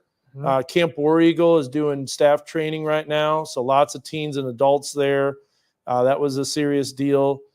Gaither Mountain is down. We can't get that weather camera, unfortunately. That's why I'm so, diligent on getting those cameras working, and they were a lifesaver today for sure. Zach, okay, so I think my mic might have went out. No, it's still working. I think it's good. Yeah, go to. We're going to go to right now, real quick, Mega Doppler. And so we're going to bring that up. You got a bunch of roads plotted. You got a lot of different circulations. The radar is doing all sorts of funky things right now. Is that the latest radar image? That is the latest radar image. North of Clifty, potentially another tornado that's crossing right now Highway 23. But there's all sorts of different weird circulations. Let's go up a couple of tilts. That radar in Fort Smith is just acting strange. Are we still going up until and then it disappears? Yeah. But a lot of wind that's racing away from the radar and towards the radar. This is not real. I can tell you that. That's not a real deal. But this right here, the circulation north of Clifty, passing Highway 23. The Gaither Mountain camera would be able to get that. Unfortunately, it's down, and it went down from some lightning. Yeah, a lot more outages coming, and we knew that power outage index would be updated and reported. We also have Matthew Lowe, too. I'm going to call him real quick because he was calling me while Michael Craddock was talking. Now, look, nearly almost 60,000 customers without power. That's a lot for sure. Hello. Hey, Matthew, we got you live on the air. We're taking your voice here. I noticed you called, and we had Michael Craddock that was on. Tell me what you're seeing. I'm seeing a whole bunch of trees down on Olive Street and Rogers. Yeah. Trying to get back to my parents' house, but there was it looked like a war zone in downtown Bentonville. Downtown Bentonville too, and not just Rogers, yes. huh? So Olive Street in Rogers or Bentonville? Rogers. Okay, in Rogers. Okay. So Rogers, Olive Street. Yeah. I mean, it's pretty close. Just east of I-49, and that's where Peyton was located too. Did you see any type of tornado? Did you see the tornado? I did not. I had to take shelter in a parking garage. Yeah. That's in downtown Bentonville. It was definitely. It felt like I was in a hurricane. I will say that. Man, it was bad. Yeah, so we got one of our coworkers that just said that a tree fell on their house, and the rain was so heavy, the wind was screaming, very, very dangerous storm. Zach, I think we got a new tornado that's touching down here just to the southwest of Berryville. This circulation has ramped up significantly. So if you're in the Berryville area in Carroll County, you need to be taking your tornado precautions. So Matt, thanks so much for that report. We need to get as many people out as possible to cover this damage. Hey, Dan, maybe a little bit of debris signature. Yeah, that's a possibility where we're getting that debris. All right, thanks, Matt. Appreciate it. Yep. All right, so multiple storm spotters out on this Memorial Day weekend. It started off so beautiful on Saturday, but all that sunshine and all that warmth and humidity, it just basically led to a significant storm that moved right through the Northwest Arkansas area. And there's that circulation right there that's really ramping up. Multiple areas, and this is an area where we're just not going to be able to see it. We would be able to if our Huntsville WeatherBug network camera didn't take a power surge as well. Now, that went down a few weeks ago. Weren't able to replace it yet because there's been a limited supply of cameras, but we're working on it. We're working on getting that back up. But it looks like a potential circulation now that's prompting tornado potential. Hey, Zach, here's what I'm going to do real quick, just to give people an idea of where this tornado went. And we're going to look at the circulation track over time. And so I'm going to be able to do this as we go back to the 1 hour rotation track. So here's what we're going to do. We're going to go back in time quite a ways as we were looking just to the east of Claremore when that storm produced significant damage in the Claremore area. Notice how that track is due easterly. And then it continued eastward through Pryor, and then remained east-south of Spavinaw. Then you can see it making its way eastward through Delaware County and making it through Colcord. There's on the Decatur area when that storm moved in just after 1 o'clock in the morning, crossed the state line. The circulation really ramped up. This tornado became what's called a considerable. We were able to see the power flashes with our Decatur WeatherBug network camera before it went down. You could see the inflow from the storm racing into the tornado. And then a new circulation developed on the south side. So I believe a satellite tornado that developed. And then as that storm continued eastward, you could see the circulation moving through the Centerton and Bentonville area. This is where Michael Craddock said he was located, the Big Bend of Highway 102, just to the west of Centerton. That's exactly where, believe it or not, the March 12th, 2006 tornado went through Cofelt Cemetery Road and Byers Road, and there's Shippey Road, and that was exactly where that large hail occurred from March 12, 2006. Then, as we move along, or Ship Road, then it continues eastward through the Centerton area, new circulations developing. We had a report of a tornado over I-49, and there's the circulation that ramped up again. And then the red starts showing up again right over Rogers, and that's very serious. And that's where all the damage was at Olive Street and in the Rogers area. And, we're going back here. Let me go back real quick. Cheer live. Okay, so going back to here, there's the circulation. Let me stop that loop. And so there's the very latest as that storm continues to ramp up on the north side of Clifty. Okay, so that was a little recap of all of that activity. If we look at the storm reports, we have a lot of them that are out there, Zach. We'll look at the local storm reports, and this is going to be helpful to the Weather Service. Here's the tornadoes that were reported. We have wind damage that was reported in the Rogers area. We'll take a look at that. That was a 62-mile-an-hour gust. Here's the damage, possible tornado. I think it was, considering everything that was happening, a lot of hail reports. There's going to be more that come out. So send those information reports to the Weather Service so we can classify this storm. And not only that, but put it in the record books. Put it in history. All right, Zach, let's do another storm track on this. I could hear you might be adding some roads. So take us through that. Yeah, so if you can take weather 1 here, here's a fresh storm track. Now, the radar is doing a lot of weird things. We are in a radar hole. Now, give or take around 5-10 minutes with these time frames. But again, I think that the main circulation is right around the Berryville area. It's going to be passing by there. Hold on, Dan. So again, take your precautions. Again, we have a tornado warning. It is in effect for portions of Madison and Carroll County through 2:45 in the morning. So that warning will expire in about 10 minutes, but we're going to see if that gets extended into further into Carroll County with this circulation. So we got Cove Church around 2:43 in the morning. 2:47 a.m., Carroll General Hospital, Cisco 2:53 a.m., and then Green Forest at 2:57 a.m., Green Forest Intermediate School, again at 2:57 in the morning. So we're dealing with a tornado warning, and if you were in that red polygon, you need to be in your safe place right now. And if you are in that red cone, that is the forecasted track of this storm. Now, here is the reflectivity. Now, this storm might be curling back up. We can definitely see a little bit of a hook there, and again, we are way high up in the atmosphere with the radar, so it's going to be a little bit offset when we look at the surface. But we're looking at northern Madison I'm going to switch County. radars to Springfield, Zach. I think that's a good idea. Yeah, I think we're getting to the point where this is starting to get too far away from the Fort Smith area. And so we got to take a look at and this radar is going to reset. Hey, I wanted to let you know, Denton Sachs has been monitoring storm traffic. The traffic on the airways, on the scanner traffic, entrapment on Olive Street in Rogers. So we have some people that are trapped in a home that's collapsed, and they have emergency personnel that are going out and they're rescuing those people, trying to get them where they're not trapped anymore. So entrapment on Olive Street in Rogers. Right. We have a serious situation. Couple of updates here, Dan, with the watches and warnings. We got a extension of that tornado watch. Yeah, I saw that for Boone County, and it goes until 10 o'clock in the morning.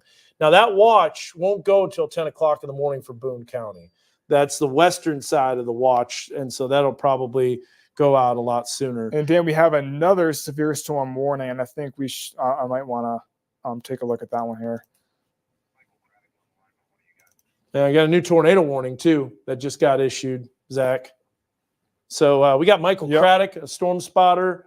Let's take you through the storm track on this here. That's wrong storm. Let's go to the radar here real quick, and we'll take a look at the newest tornado warning that's coming out.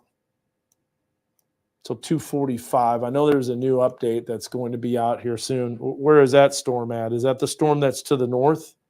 That new severe storm warning is from McDonald County. The tornado warning? No, that's a new severe storm warning. Huh, that's weird because I saw it showing up as a new tornado warning. I did see that too. Yeah. All right, Michael Craddock's on the line. Michael, what are you seeing? And give us a report on where you're at. Let's see. We'll bring him up. See if his stream is still working here. Yep. So he said Michael Craddock. We're going to go to weather 2 if we can. Let's go to weather 2. There's that house that was damaged. You really get a good view of that. All right. Okay. So we're taking this. I'm bringing up this new tornado warning. It looks like there's a new one. Yeah, there it is. Okay, it just shows up now. 3:45, and this is for an extension, Eastern Carroll County. Yeah, have them call my cell phone. We'll just bring them up. Carlton Drive has a house that's been reported with a roof ripped off. Large trees down South 12th and Rogers. Cofelt Cemetery Road, Decatur, large trees down. That's what I was mentioning before we even had the idea on that. That was at March 12, 2006 track. Okay, Michael, we're going to put you on speakerphone here just because we have limited production staff in the control room. And let's go ahead and get your report. All right, so I'm on 365 right here. I'm still at the same house, but I went down the road a little bit. I walked down the road. There are multiple houses damaged along this road. Yeah. Through here, trees down, power lines down, and I would say the damage is at least more than a quarter of a mile down this road, at least. Gosh. And a lot of damage still behind me too. So this was a pretty good sized tornado, it looks like. Yeah, it sure was. I mean, we were seeing multiple camera shots, power line flashes, large tornado. And this is, I think, a different tornado that touched down from the Decatur area. It could have been the one on the south side of Decatur that made its way to Centerton. It's going to be really interesting to see these tracks and how they all unfolded. Right. But once we get light of day, we'll get an idea on what's going on. Yeah. That's probably the watch that's updated. So we got a new tornado watch that's going until 10 o'clock, as we mentioned before already. So, Michael, any reports of injuries at all? I don't know. I asked you that before, but didn't know if you have anything new. I went down there and talked to a few of the locals, and they said no, they haven't heard of any as of yet, but they can't find really any of the emergency personnel. They must be either digging in the houses or something like that. So we don't know yet. Okay. Well, I appreciate that. Thanks for that information. So still a tornado warning that's going out. Michael, let us know if you got anything new, okay? Yes. All right. Thank you. Someone's saying everything in their house is destroyed here. This is Riviera and 28th and Rogers. Made it through. The house was directly hit. Man, yeah, I appreciate that. We're going to be continuing to get more and more information. Yeah, Rogers, Decatur, Centerton, west of Centerton, Highway 102. There's a lot of areas that are hit. That was our news director, Josh Harvison, coming in. We're just sending out crews now. Hey, Dan, do you want yes. Mega Doppler on the Springfield radar? Yeah, it should be. Isn't it not? Nope. Or is Springfield down? Huh. Let's see here. Yeah, let's bring it up. Which one was it on? It was on Fort Smith. Okay. Thought I added that. All right, let's go back, if we can, to Weather 2. Bring up a live stream. We're seeing Michael Craddock on the move here. And there's a look at that. So this will give us an idea on the damage. Got a lot of people that are reporting damages. I'm just going to read off some of these reports here. We got a lot of people that are watching on Facebook Live. And so the tornado right now is going to be in eastern Carroll County. It's making its way south of Berryville, fairly rural area. We'll continue to keep you updated on that. You can see a lot of debris and stuff that's tossed around the road. So that's, yeah, we've got that up on there.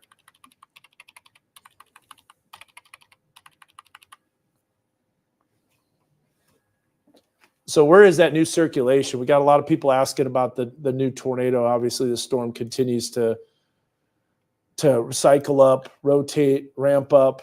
There's additional lightning I'm seeing too.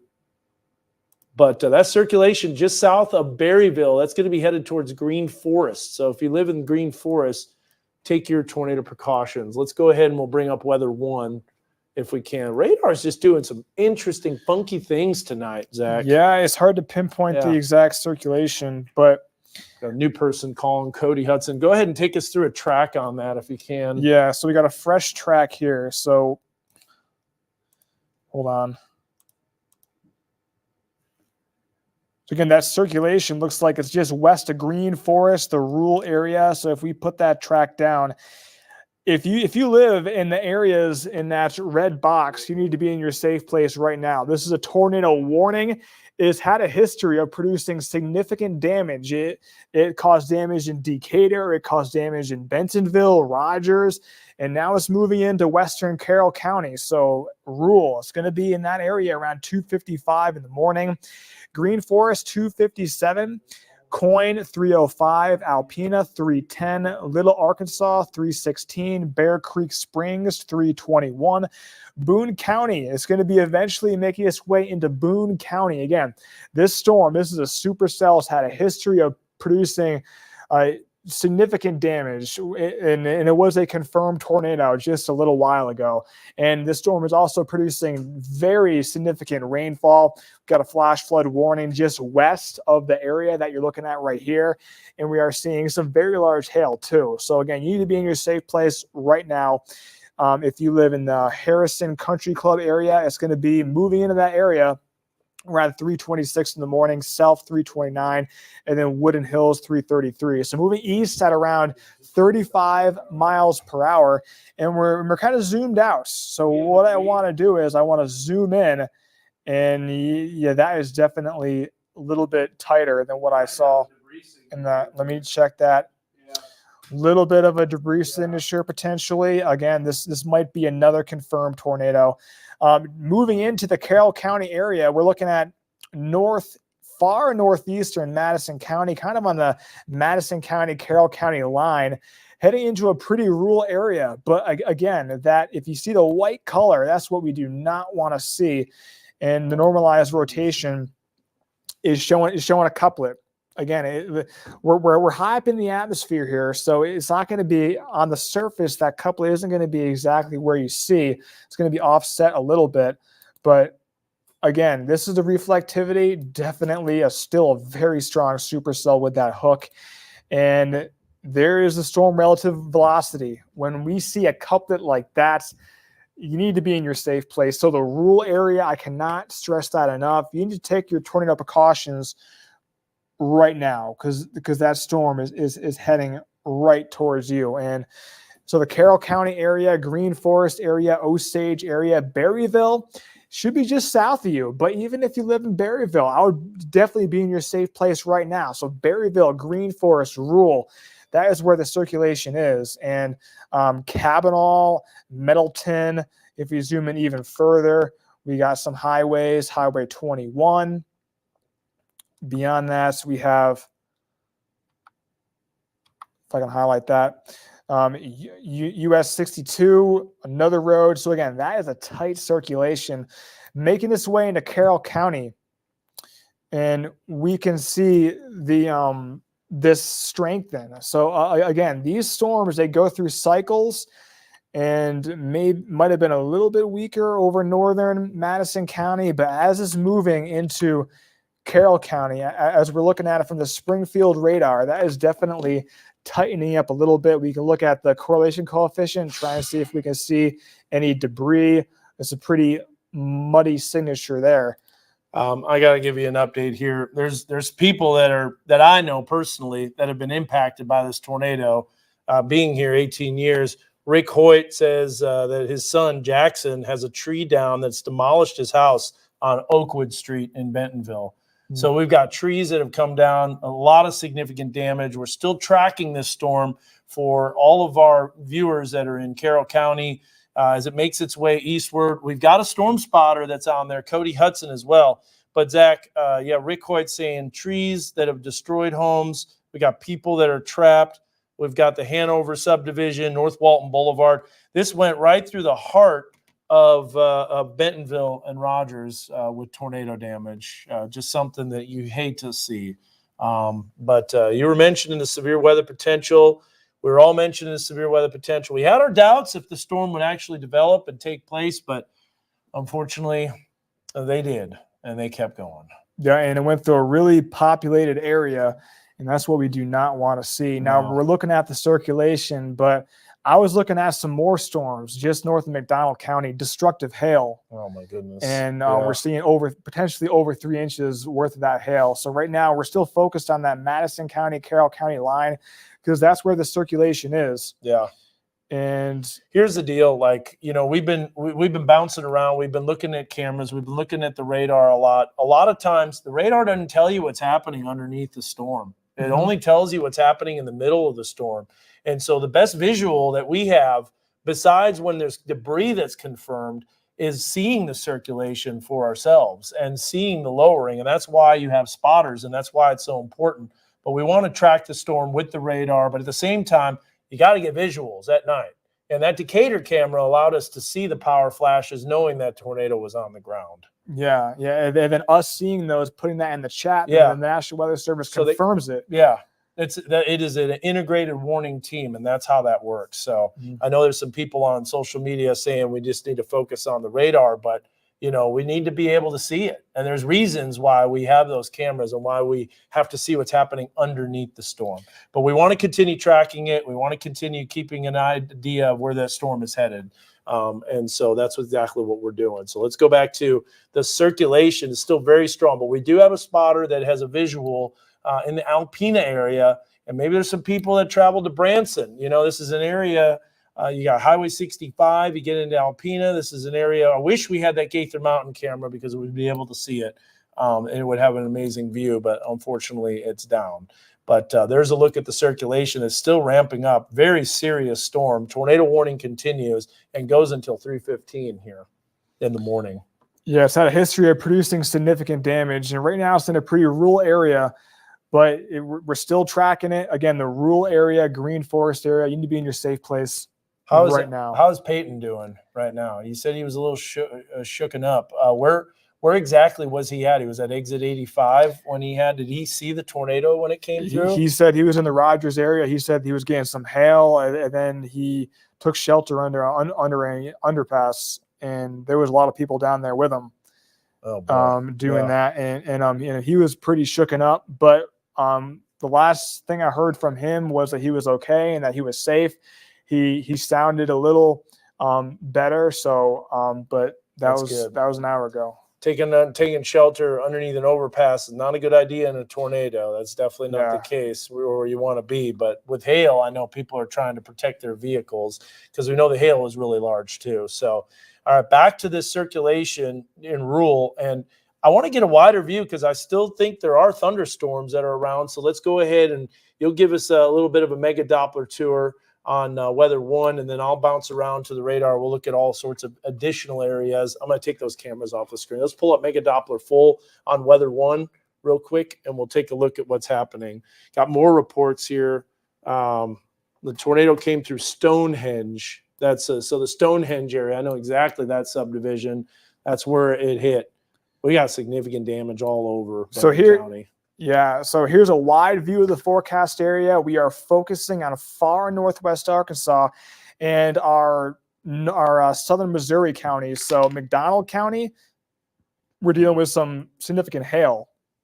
Now, if you look at the hail indicator, you can see it right there. So that is a destructive storm that does include McDonald County. Now, that hail core might be going down a little bit, but again, we're still seeing hail up to potentially 2 inches, so maybe up to a hen egg size. So that is significant hail.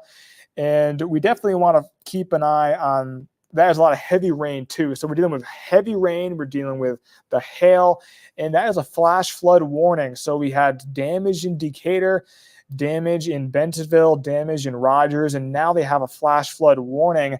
And that is going to be in effect for another 2.5 hours. So we're dealing with that heavy rain. And if we shift eastward, we've got that circulation. Right now, it is in Carroll County, just west of Rural. That is a reflectivity.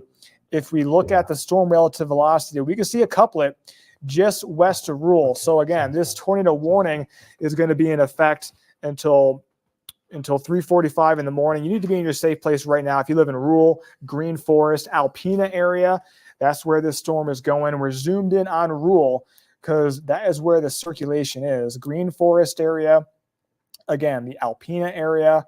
We can see the normalized rotation. Definitely a muddy signal. It's because we're high up in the air. We are in a radar hole. We're about 3,500 feet up in the air here, looking at these scans. We're not seeing any debris signatures here, but we're definitely seeing that circulation. So that's why we're on this storm. That is a tornado warned storm. Again, Carroll County is what we're looking at right now. And we're looking at how heating and cooling, mega Doppler, the rural area, again, Green Forest, I can plot some roads. But it's really hard to pinpoint the exact area where the tightest circulation is, just based on we're high up, we're in a radar hole. But again, the Green Forest area, the Alpena area, this storm is moving east at around 35 miles per hour. And potentially it's going to be entering to the Boone County area. So again, US 412, the Alpena area, Osage, we're dealing with heavy rain with this storm. That is a wide view. Again, the red polygon, if you're in that polygon, you need to be in your safe place right now. We can look at, that's the Springfield radar. We can see all that heavy rain. The Bearville area is just getting dumped on with rain.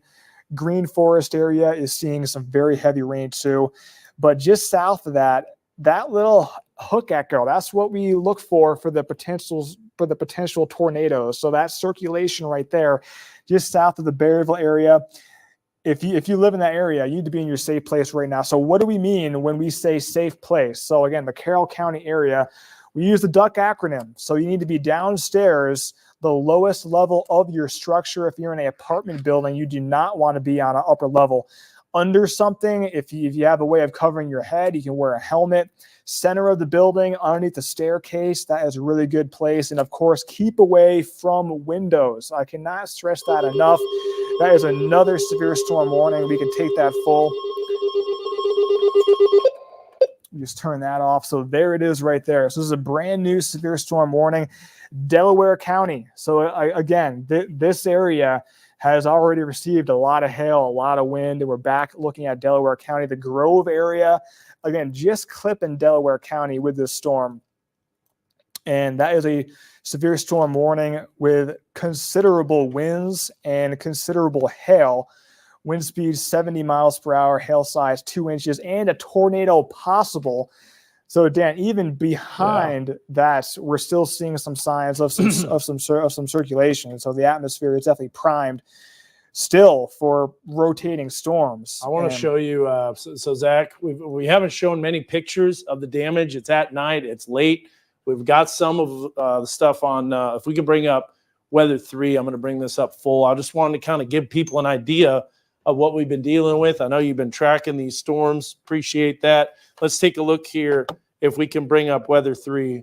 And so here's a view from a home in Rogers. This is some of the damage that they've experienced, significant damage. Roofs are down, and this is in the Rogers area. So this is significant. We're going to stay on this coverage throughout the morning until this storm has moved out. And then we're going to still stay on the coverage as we get light of day, Zach, and we're going to have this damage. This is going to be a long haul here as we continue to deal with a significant storm that produced multiple damage reports in the Northwest Arkansas area. I want to go back to the radar. I'm going to bring up some more images. That came in from a Twitter source. I wanted to give you an idea on that. I'm going to bring up here another view. We got a lot of posts. I haven't been able to go through social media and show it as much. So this is off of Olive Street. We'll bring this up, and we'll bring this up full here real quick. So we'll take a look here back again at Weather 3. So here's from Vinnie Mac 44.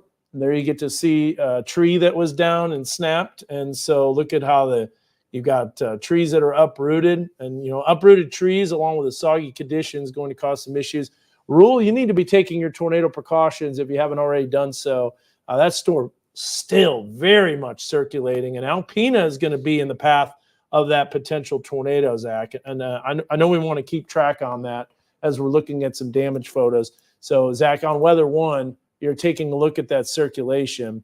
It is very much evident and very strong from the Springfield radar. If you look at the Springfield velocity, you'll really see that. So, yeah, you're seeing that on the live radar winds. I'm going to bring up some other pictures here and show you what we're dealing with. My goodness. This is not what we've ever wanted. Yeah, so what you're looking at right now is a fresh track of the storm. That circulation is definitely tightening up. So we are looking at the areas west of Alpena. Rule, again, this storm is right on top of you, so you need to be in your safe place. They just extended that tornado warning, and you see it popping up right there. Yeah, it's for Boone County now. So it has been extended into Boone County. I mean, if we click on that, again, the Harrison area, Woodland Hills area, Boone County, they included that through 3:45 in the morning. Zach, here's Josh Rugger's video from the Decatur area. This is going to give you an idea of what it looks like on Weather 3. Look at this damage. You're going to see, obviously, not even light of day, lightning flashes in the background. That is a destroyed house. Strong tornado, EF2, EF3 potentially. I know the debris signature was showing EF2, EF3. But look at that damage right there. Just devastating. Absolutely devastating. We still have tornado potential now getting close to Harrison. Man, I wish that camera was up at Gaither Mountain. That would have been so ideal. But we just had too many storms, and lightning took it out. So let's go back to Mega Doppler on Weather 1. We're just going to go to Weather 1. There's Zach putting a new fresh track on that. I'm looking off to the west just to let you know there's still some rain that's coming down in the area of, the Bentonville, Rogers area, but we're not looking at any type of severe weather with that. But flash flooding is still a concern. So, yeah, I'm doing no track on that, Zach. Yeah, we got a fresh track right there.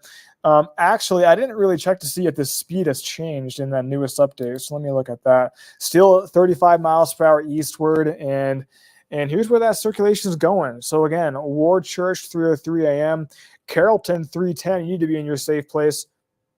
Alpena 3:13 in the morning, Alpena High School. And then Batavia 3:20, Bear Creek Springs 3:24, Boone County area 3:26 a.m., Boone County Airport 3:26 as well.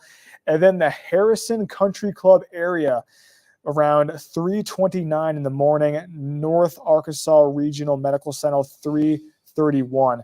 So that is a wide view of that track right there. And we are seeing just a lot of rain, a lot of hail too. We can take a look at that hail core.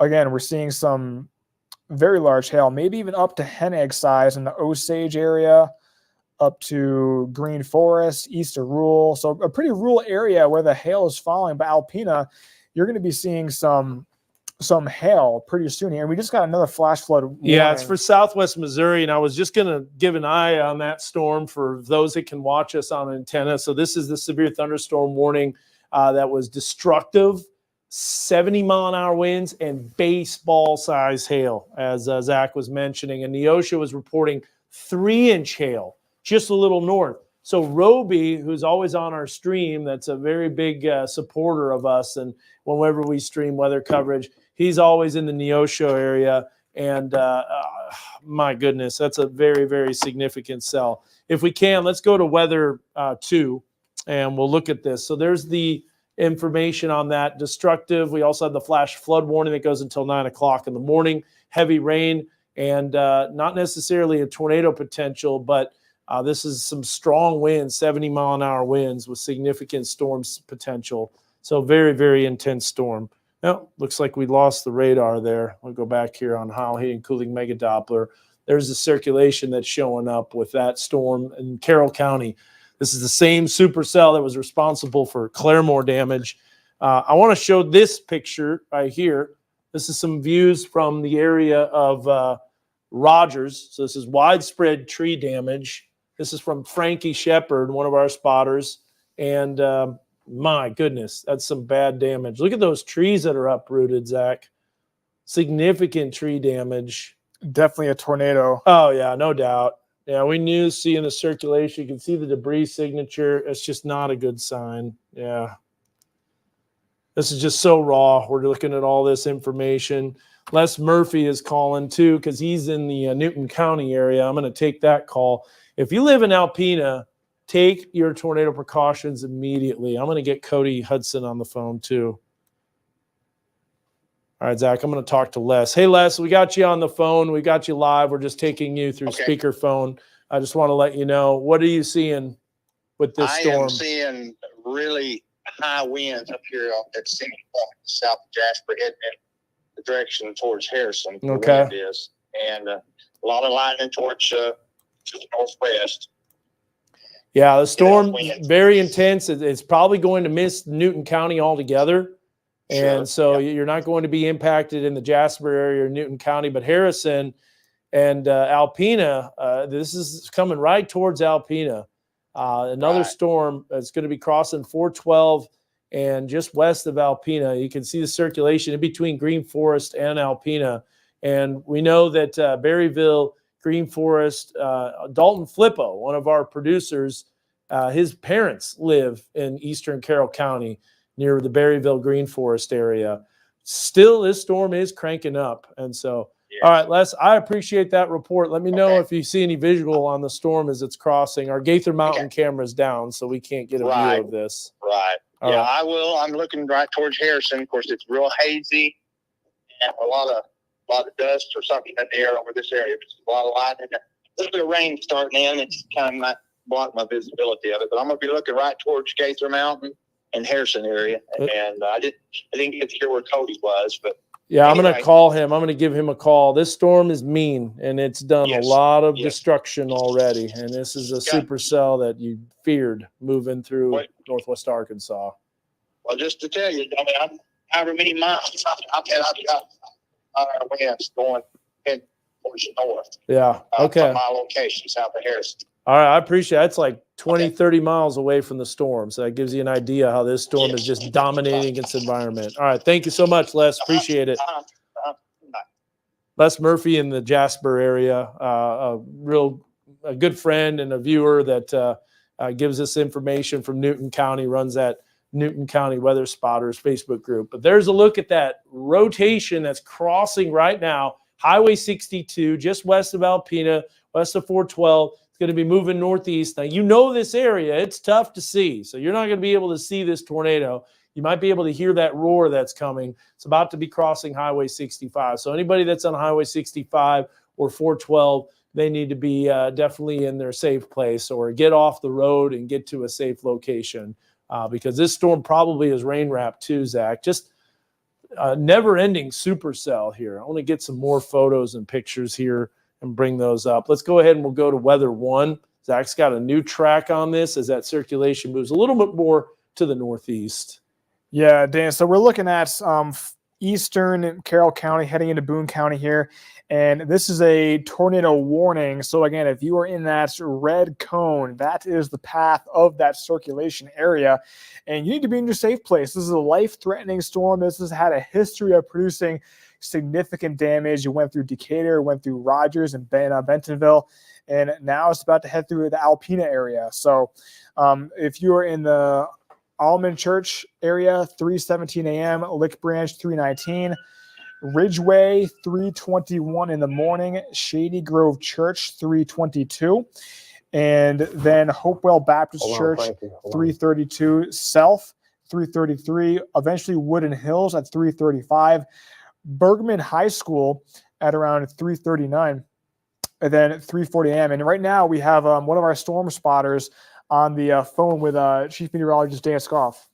Yeah, that's right. We got Frankie Shepard. Frankie, I can hear emergency personnel. I know the scene is chaotic, and give us a report here as you're calling in. What I'm seeing across Rogers right now, I just got up to 94 and 12. One of the bank's walls is completely blown out. Lots of signs damaged. 10 tucked around the gathered goods up here.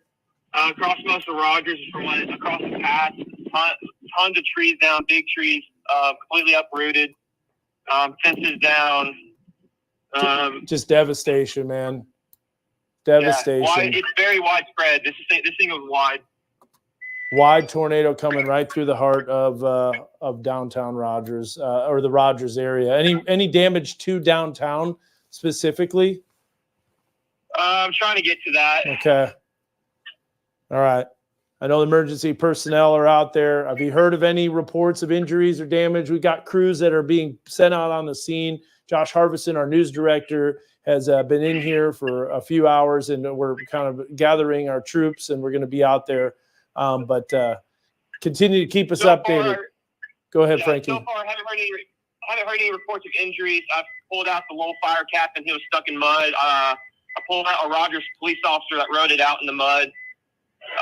But up here along highway, I'm going west on Walnut off of 71, and it's a little bit more damage than there was a little bit further to south. Yeah. All right. Well, I appreciate that, Frankie. Thank you so much for the update. Yes, sir. All right. So we have that storm that's coming through with a destructive tag through southwest Missouri. Got some more information here. Entrampment at the Rocky Creek Marina. We were just talking about that. Medium-sized trees down at Montanay. Got 900 block of Dixieland Road in Rogers. The scanner traffic is just lighting up as much as these storms. And there's that circulation that still shows up. So our Gaither Mountain camera would be looking northwest right at that storm. Zach, all sorts of different circulations, but this storm, now it's showing up a new circulation southwest of Alpena. So that might be moving towards Alpena again. Yeah, Zach. Just multiple circulation. This is coming from the Springfield radar again. So I'm just getting some more information out here. Yeah, so Hey, Zach, we got a picture of the tornado. This is going to be on Twitter here, and you're going to see from Fort Fink. I got tagged on this. Let's go to, I'm going to bring this up on Weather 3. There you get to see it right there. That's south of Decatur. That's a storm. That's a tornado that went through the south side of Decatur. We were seeing the funnel. I could see it on the weather camera. That's pretty insane right there. Thanks so much for that real Fort Flink photo. That's incredible. I was tagged on Twitter on that. All right, let's go back to Mega Doppler here. Circulation. Is there anything else happening? I know there's that serious storm that's in McDonald County, Zach. This thing is seriously cranking up. Oh, yeah. Look at We that. need to watch that, Dan. Yeah, we can't keep our sight focused on just one storm. There's multiple circulations out ahead of that. The whole atmosphere is spinning tonight. That's just the way it is. Maybe another circulation starting to form in McDonald County. Yeah. And multiple areas of large hail, too. That hail core. There's been reports of 3-inch hail in Neosho that came out in scanner traffic. Man, what a big storm. So there's the 2-inch size hail. We're talking over 2 inches. So that storm is moving southeastward. That's a destructive tag. Let's do a storm track on that for our neighbors in southwest Missouri, just to give people an idea, and additional storms that could be clipping northern sections of the area. So Crawford County, looks like the tornado watch has been canceled for the Crawford County area a little early, and that's good news. Yeah, so we're looking at McDonald County, and this storm is starting to show signs of rotation. And I'm going to do a storm track on that. It's going about 45 miles per hour to the east. If you go a little bit far back in time, we can show you that.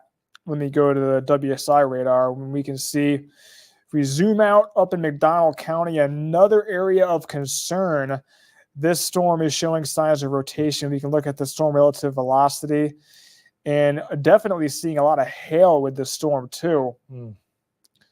These scenes are just devastating, man. Seeing this in Rogers. Sorry, Zach. I know Oh, no, yeah. I'm just talking out loud when I see it. Yes, I'm going to do a storm track on this. So we're looking at McDonald County here, and is it going to the east? So again, if you are in southern Missouri, if you're watching, this is a severe thunderstorm warning. It might go tornado warned. We're seeing a very large destructive hail with this storm. The Erie area 315, McNatt around 318, Bethpage 323, Simcoe 328. Rocky Comfort area 334 a.m., Burtonville 343, Exeter 345, and then eventually moving over into Cassville at around 3:51 in the morning.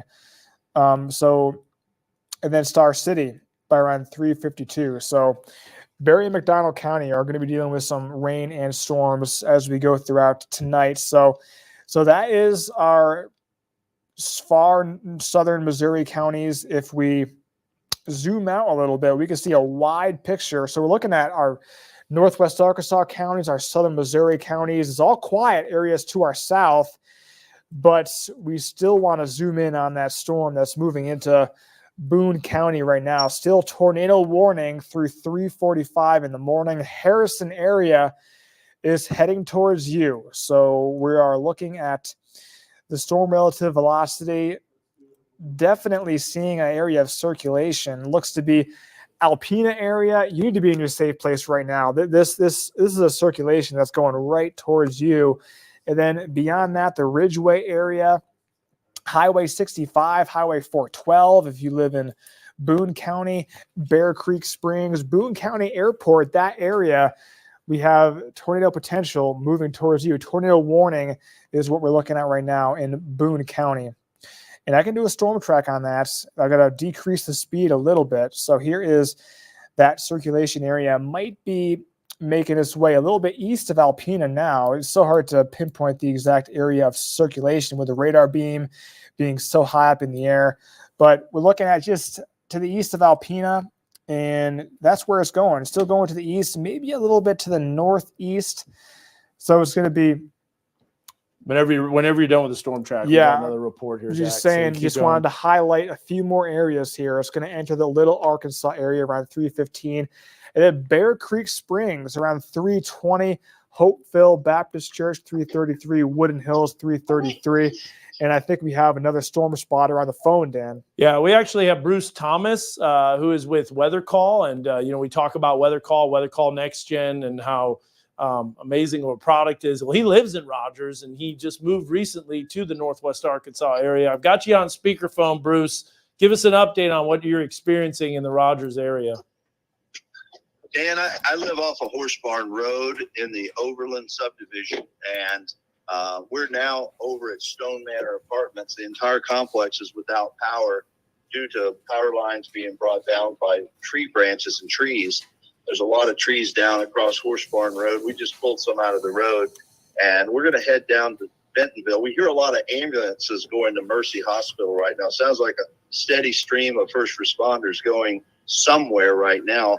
And we've heard from friends in downtown Bentonville that, I hate this quote, but it's like a war zone down there. There's trees down on buildings and houses, and lots of tree damage is all we've heard of so far in downtown Bentonville. Yeah, there's structures that are destroyed. There are homes that are destroyed. There's people that are trapped. It's a war zone. It's devastating.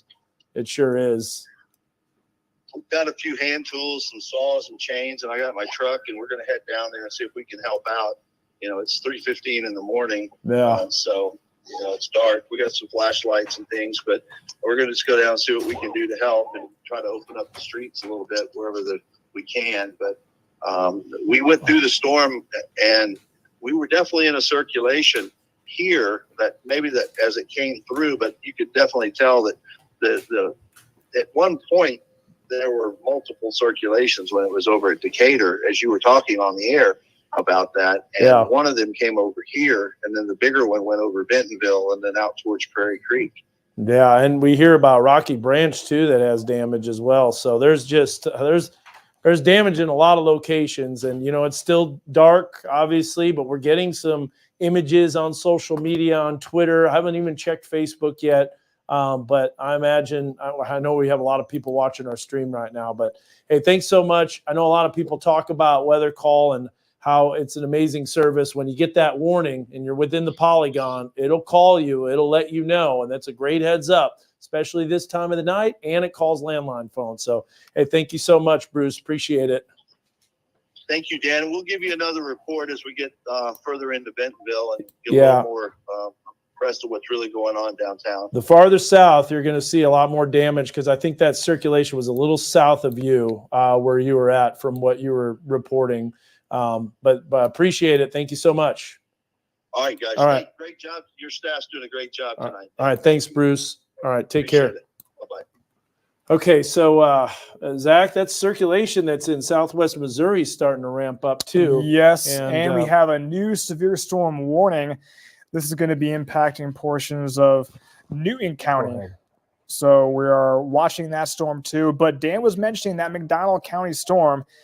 That circulation seems to be tightening. Let's just go up there a little bit and look at that. So we're looking at some destructive hail. That circulation in McDonald County definitely tightening. So not a tornado warning yet in McDonald County, but we are watching for that to potentially happen. So we got the Springdale radar looking at this.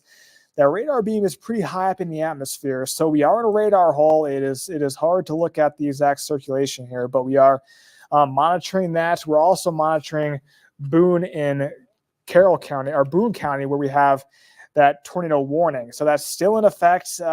Harrison area, you need to be in your safe place right now. This storm is going right at you. The Alpena area, another little circulation maybe entering the Alpena area. So we're looking at a lot of different circulations with this storm. This storm has had a history of producing significant damage. It caused damage in Decatur, Rogers, Bentonville, and further in Oklahoma too. So now we're looking at this storm making its way through Boone County and the Harrison area. You need to take your precautions right now. The Caps area, Batavia area, Bear Creek Springs, Ridgeway, Alpena, you still need to be in your safe place. And then beyond that, the Woodland Hills area, the Bergam area. So what exactly do we mean when we say be in your safe place? So, okay, hold on.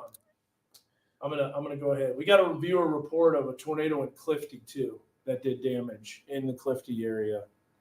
So I got I got my mic muted, yeah, because I was answering some calls. Sorry, Zach. Hold on just a second. Okay, yep. Okay, so got a viewer that lives in the Clifty area. Remember we were talking about that circulation about a half hour ago that went through Clifty. There was uncertain if there was confirmation there, but we have damage in Clifty too. So Maurice Stubblefield. Maurice, tell me exactly what you experienced real quick. Well, we saw it on watching your radar on 24, and it just kept coming, but I thought it was going to go north, and it just kept coming. And you could hear the train sound, like a locomotive. Mm-hmm. We had 2-inch hail that blew down a bunch of our trees, and it just blew hard. And it's a mess. It screwed us up really good. Yeah. So, all right. Well, thanks for that. That's our first report from the Clifty area. We'll pass that along to the Weather Service so they can get that information out. yeah, that was definitely a tornado here. Oh, yeah, no doubt about it. Circulation. And this storm has produced multiple tornadoes all day, all morning long. Would you consider this to be a tornado outbreak? Oh, absolutely. Yeah, 100%. This is a tornado outbreak, and it's all from one cyclic tornadic supercell, along with multiple circulations. So, yeah. Well, listen, you're doing a good job, and your wife is the most beautiful woman I ever saw. Thank you so much. And it's her birthday today. So happy birthday to Jennifer. Yeah. All right. Thanks, Maurice. Appreciate it. All right. So, yeah, obviously. Just wanted to get the live report. Yeah, so we're looking at the live radar winds. We got that up in Weather 1, and that is definitely a circulation. We are looking at now the Boone and Newton County area. So Newton County now included in that severe storm warning. So just south of that tornado warning is a severe storm warning. And Harrison area, you need to be in your safe place right now because we're definitely seeing a very messy signal, Dan. We got some range folding in there. We're high up in the air, definitely a radar hole. It is a radar hole. It's kind of tough to see, but we're continuing to track that supercell. There are additional storms that are going to be moving into Benton County, but we wanted to get a view here of what's going on, kind of get a scope. And Chad's at the anchor desk, and so Chad, if you're ready to, you can kind of give us a thumbs up if you're ready to go. So, all right, Chad, give us a report. I know we got a lot of power outages. We got a lot of situation going on. It looks like the Bentonville Square actually has damage too. We can see that from our WeatherBug Network camera. Look at that. Wow. Let's go ahead and pull that camera up if we can. We're kind of it's dark out there, but you can see a lot of lights on the trees and on the area. There is damage out on the square. We're still trying to figure out exactly the extent of it. But you mentioned power outages, Dan, and Benton County alone, more than 70,000 people without power there, and you'll find a handful of others in Madison, Carroll, Washington County, a couple thousand here and there as well in those counties too. And we're seeing a lot of reports of down trees, 8 to 10 foot trees down near Bentonville Auto. That's on Highway 12. Decatur, you've been talking a lot about. It looks like a lot of damage out there. Josh Rugger was just sending it into us on X. It looks like down trees. It's hard to tell from some of the video because it's so dark, but it looks like some building debris in that video that he sent us as well. So definitely a lot of damage. And as we get more crews out the door and as we get more light on these situations, we're going to get a better look at just the extent of this damage. An update on those numbers now in Bentonville, about 65,000 without power. As we pan around with our cameras here, we're trying to take a look and see if we see anything. We've had some people call in and mention that it sounds like there is a lot of damage down around the Bentonville Square. We have a crew out in Decatur. We have Josh Rugger out, Peyton Langford sending information into us from the field, and we're working to get more crews out the door as well. So hopefully we'll have more updates for you coming up in a little bit, Dan. Yeah, all right. Appreciate it, Chad. I'm just kind of panning the camera around. It's obviously at night. There's no power. Oh, there we go. I think we got some view of, we can't, it's tough to see right now. We got to wait till light of day. But when I zoom in, it gets a little dark. There's a lot of people without power. We got a new severe thunderstorm warning now for southwest Missouri. That is for Berry County. So Berry County, McDonald County, circulations that are going on, maybe a new tornado warning potentially that could be coming out soon. as that circulation is ramped up. That's going to be on Mega Doppler. We're going to go ahead and bring that up full. So we're on some different circulations, but let's go, if we can, to weather 2, and we'll take a look. Chad, what a devastating day, man. May 26th will be a day that will not be forgotten in a long time for Northwest Arkansas residents, 2024. Memorial Day weekend, just a terrible time when you have storms coming through, people, with family, and it's a holiday weekend. A lot of people enjoying the outdoors today and then yesterday, and then the storms ramp up. There's a circulation that's just to the northwest of Washburn. You got Washburn and Exeter and Cassville. Take your tornado precautions. That storm looks like it's ramping up. It could be prompting a new tornado warning for areas of our northern weather coverage area. There's also a storm that's going to be making it through Bella Vista, and this is additional cell activity that could be producing some more heavy rainfall if that continues to drop south. So this is terrible for the rescue efforts, and we know there's going to be a lot of lightning with this. There's no doubt a tremendous amount of lightning with these cells that are moving into the Bella Vista area. In fact, if we can take a look here, I'm going to bring up our Bella Vista WeatherBug Network camera. We can get a view. A lot of the cameras are down. The lightning's, taking out a lot of cameras of winds and the tornado, and there's that new severe thunderstorm warning. We'll take a look at this. This could be for northern areas of Northwest Arkansas. And there it is. New severe thunderstorm warning.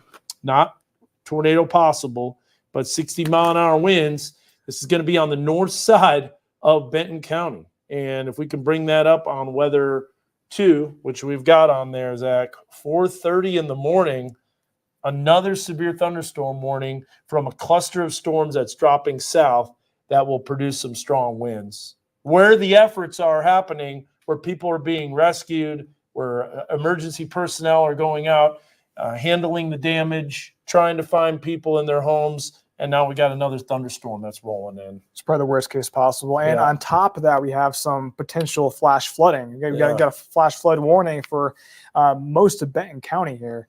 So we got the heavy rain, and we got the destructive winds. We've got the hail and potential tornado that could be developing as it moves into western Berry County and southwest Missouri. A lot of lightning too. Lightning is deadly. Yeah, I'm going to call Cody Hudson. This would give us a good view of this storm as it comes right to Western Grove. Let's bring that up on Mega Doppler here, and we'll take a look. And I know we probably have Alexis that watches on our stream. She's always watching Facebook Live, but there's that circulation that's just to the east of Harrison, and that could be going right towards the Western Grove area. So we just have multiple areas of rotation, severe thunderstorm warnings. Everything's pretty quiet around Washington County. Not really much happening there. The River Valley's quiet. There's no storms there. It's just basically all across the northern row of counties in Northwest Arkansas. Tornado warning does continue for Boone County until it looks like 3:45. 75,000 customers without power in the Benton County area, or is that overall now? Throughout Northwest Arkansas. So it says 80,000 customers without power overall, but that's probably a lot of them are some to the south. Let's roll over here if we can. 70,000 in Benton County alone. And then you've got several in northern Madison County, which is where that Clifty tornado came through. We just heard that report from Maurice. And then you work your way into Carroll County, and you got over 600 customers without power. And those numbers will probably continue to go up. And Boone County is going to be added to that really soon as well. It's got another severe thunderstorm warning. Looks like tornado possible on that one. And that is for that same storm that is tornado warned, that also has a tornado possible, goes until 4:15. So that tells me right there, maybe the circulation weakened a little bit, but they still have that tornado possible. When we go to weather 1, you can see that, by the way. And Chad, let me know, give me a thumbs up when you have more information. You want to go back on, give us another report as we continue to monitor the latest data. Yeah, so that brand new severe storm warning, that does include Boone County. Now, this is a tornado possible. So again, Still need to be on alert. You definitely can't go to bed if you live in that orange polygon area. That dark orange, that is tornado possible, kind of a continuation of that storm that ripped through Rogers and Decatur area. Again, it is a severe storm warning into 4:15 a.m. That's how long it goes for. We're seeing a 60-mile-per-hour winds, 1 inch in diameter hail. A lot of heavy rain with this storm here, and that tornado warning is still in effect for another 15 minutes, and that does include Boone County as well. So if you're in the Harrison area, you need to be in your safe place right now. Well, let me just zoom in on the Harrison area, because that is definitely a circulation there. So we're zooming in. There's Mega Doppler. There is the Harrison area. The Belafonte area, you need to be in your safe place as well. Again, we're in Boone County here. This is a tornado warning. This is a life-threatening situation.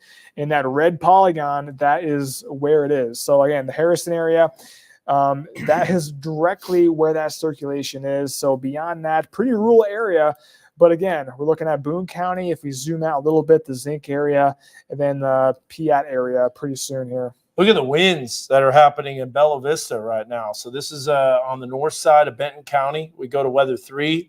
Just give you an update. I'm just kind of getting an idea. This is on the severe thunderstorm warning, 60-mile-an-hour winds. You can see how fast those winds are whipping up on the north side of Benton County. Very, very intense storm that will also hinder efforts. And keep in mind, this could also knock down some additional trees in a different direction to the south, which is where these winds are cranking up. And large hail, too, that could be clipping northwestern Carroll County. These storms are just relentless. Look at that hail right there. And we got another flash flood warning, and this means considerable, by the way. You're going to see that pop up here in just a second. That's going to be on our weather 2 source, or weather 1, excuse me. We'll take a look at that. Where is he? Yeah. My goodness. So flash flood warning, and that is for the area located in Carroll County. So Carroll County has an additional flash flood warning that was issued. And that's considerable flooding. It looks like it. Yeah, that gave us that report there. We'll check that out here and get the latest information. So here's the information on that flash flood. Now it still says radar indicated. So there must be some flash flood that's considerable. Well, there's the severe thunderstorm warning that's considerable. So, yeah, maybe just a little bit of an update. So let's take all these polygons off the screen and just to kind of give you an idea of what's happening. And we're going to put this into motion so you guys can see what this storm has done over the last hour. So you can see how that's been tracking east-southeast. So thankfully, Decatur is going to miss the worst of this storm, but still get some strong winds with some outflow associated with it. We can actually see the outflow, too, if we switch radars and go from the Fort Smith area.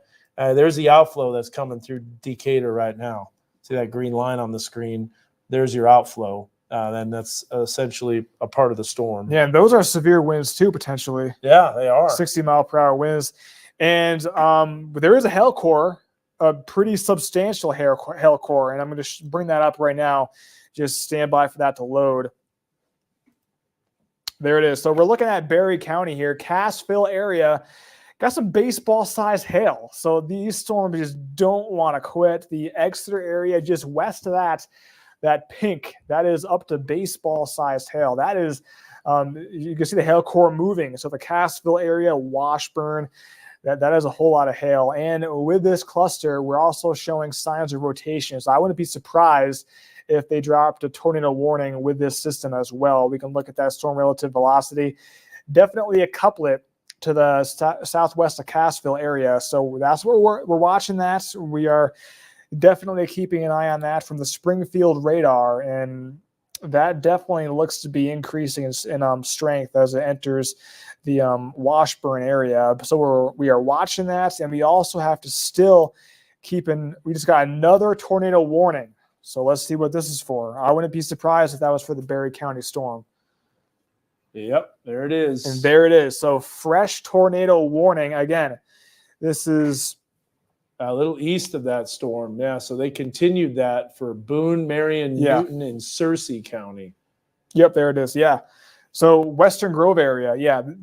You need to be in your safe place right now. So we are. People asking about Harrison, and that's what we're doing here. We're telling you that the storm is moving east of Harrison. You know what? We got Cody Hudson. Let me go ahead and get an update from him real quick. If you can, mute my microphone real fast. So we get an update here. You got a brand new tornado warning. It is that red polygon right there. You can see it. It includes Western Grove, the Yellville area, the Piatt area. It includes portions of Boone and Newton County. This will be in effect until around 4:15 in the morning here. So we got another 45 minutes here with that warning, and definitely a hook echo. So definitely showing signs of rotation. That is the storm relative velocity. And if we set that storm motion from warning, that is a strong couplet. So Valley Springs, Olvie, Everton, you need to be in your safe place right now. That couplet has just strengthened definitely. And yeah, there is the normalized rotation definitely up there. So we're seeing yellows. So that means tornado possible. So again, this is not confirmed. This is a radar indicated rotation. Power out Western Grove just reported. Power out in Western Grove. Okay, Cody, we got you on. Go ahead and talk. My mic's off, but go ahead. Mike, you got me on the air? Yeah, hold on just a sec. I got to turn my mic on because it's not muting, and I got to talk to people. Okay, go ahead. Okay, yeah, it's 65 in Western Grove. The power just had went out here in Western Grove. The circulation passed over Valley Springs, it looked like. I didn't want to sit where I was at because the wind started picking up. Definitely some leafy debris that's getting blown in with the inflow towards the storm. So I'm trying to get down here in a nice flat spot where I can put my stream back towards the storm. So, all right, I appreciate it. We've got you here. Lightning is probably pretty tremendous too, isn't it? It is not as bad as it was earlier, but it's still constant. I'm going to get turned around here and get back northbound. It looked like the rotation is just passing over Valley Springs right now. So I think I feel safe enough to where I can get turned around and get a good view on it right now. Okay, well, we're going to bring up your stream here on Weather 2 real quick. We'll get an idea of when you're seeing it. So power's out. Go ahead. Yeah, we got Chad Mira who wants to give an update too. So we're going to pass it along to Chad. Cody, stay on the phone here, and we'll bring up Chad. Okay. Yeah, thanks, Dan. I just wanted to update people on a couple things. I've been scrolling through social media, and it looks like there's been a lot of damage in both Rogers and Bentonville that I'm seeing on there. A video of a home. It's hard to see a wide view just how extensive this video is, but multiple homes in the Rogers area, one on Olive and 15th that's been damaged. We've also had reports of a gas line that is broken in downtown Rogers. And of course, as we deal with storm damage, there can be very dangerous situations out there. So we want people to be aware that emergency crews are actively out there responding to a lot of different damage reports. And in that note, the city of Bentonville is asking people to stay home, stay somewhere safe, and let the emergency crews work. Stay off the road, stay out of their way, and make sure you're safe and make sure that they're able to navigate the town and do what they need to do. Now, we want to get over to our reporter, Casey Smith. He's in Decatur for us right now. Casey, if you're with us and you can hear me, tell us what you're seeing.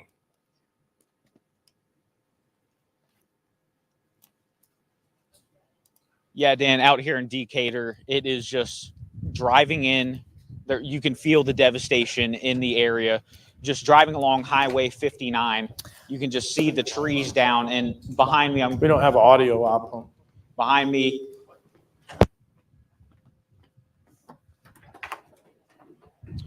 behind me, just the devastation here where there used to be a storage unit. We were talking with someone close to the storage unit that was just talking about how different, I guess, things look. I mean, trees down in different directions, which is the indication of potentially a tornado if possible. And so, I mean, just a storage unit used to be here. Now it's gone as it was described to us. There's one standing structure left of everything. There's trees down in different directions. And when I was driving in along Highway 59, EMS were in front of me, behind me, all sorts of directions driving through Decatur. There's just a lot of destruction and a lot of damage. There was even a traffic light that just didn't have any power driving through Decatur. And so a lot of destruction, a lot of damage, and a lot of picking up the pieces left here in Decatur. So we're going to be talking with some locals here that were near the storm. But for now, Dan, let's send things back to you. Casey, if you can still hear me real quick, we see some flashlights and cars driving by slowly behind you there. Are those just the area? Are emergency crews responding to the spot where you are right now? What's kind of your surrounding?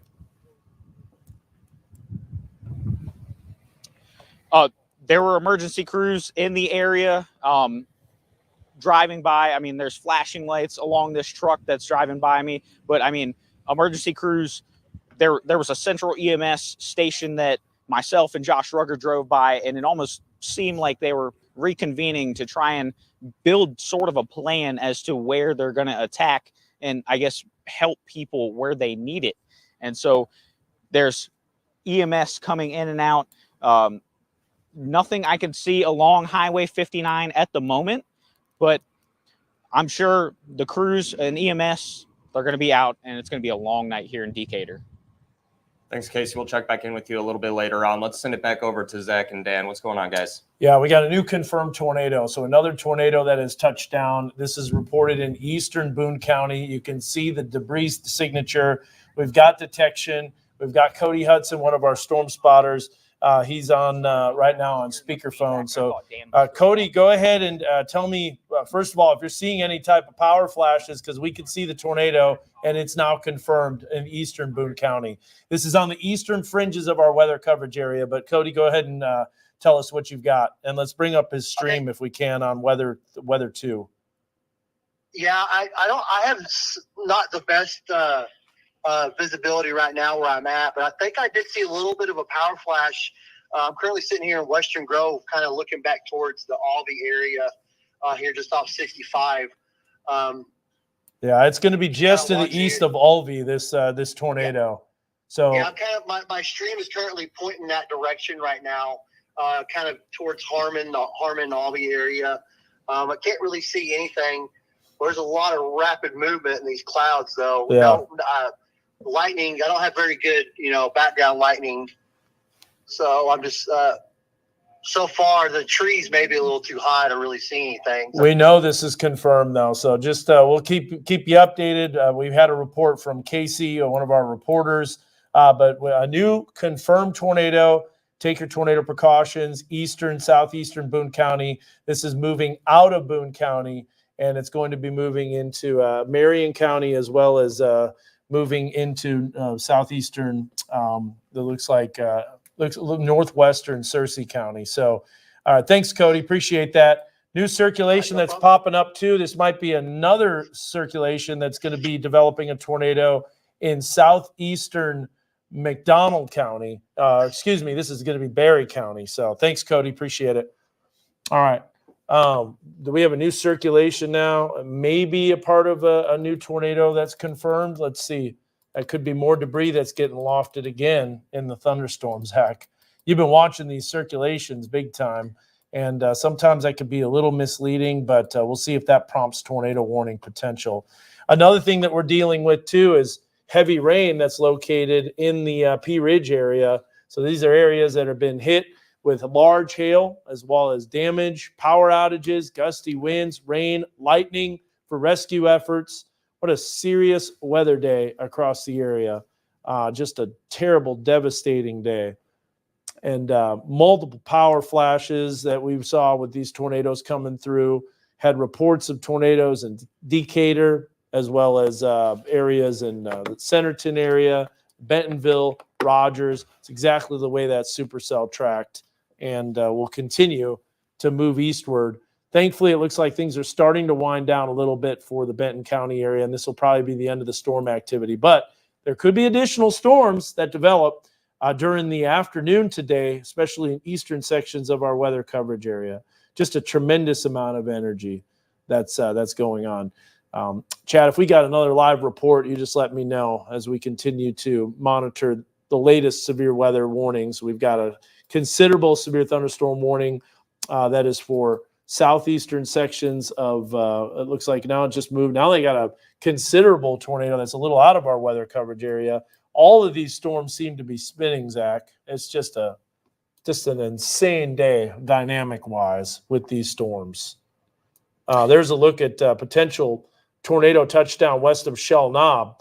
Now, we have some people that live in Shell Knob and some coworkers that in our sales team. Pam lives close to the Shell Knob area. So let's show you that. There's that circulation right there associated with that storm just to the west of Shell Knob, and perhaps maybe a little bit of a debris signature. Let's see. It's not out of the question that we have another potential tornado that's touching down. That's just the type of day that we've had. Circulations all over the place.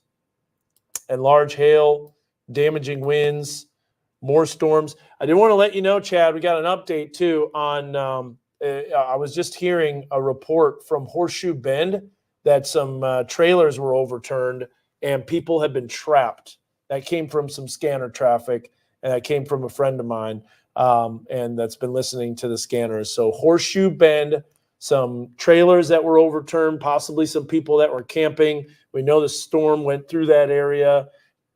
Just devastation all over Benton County.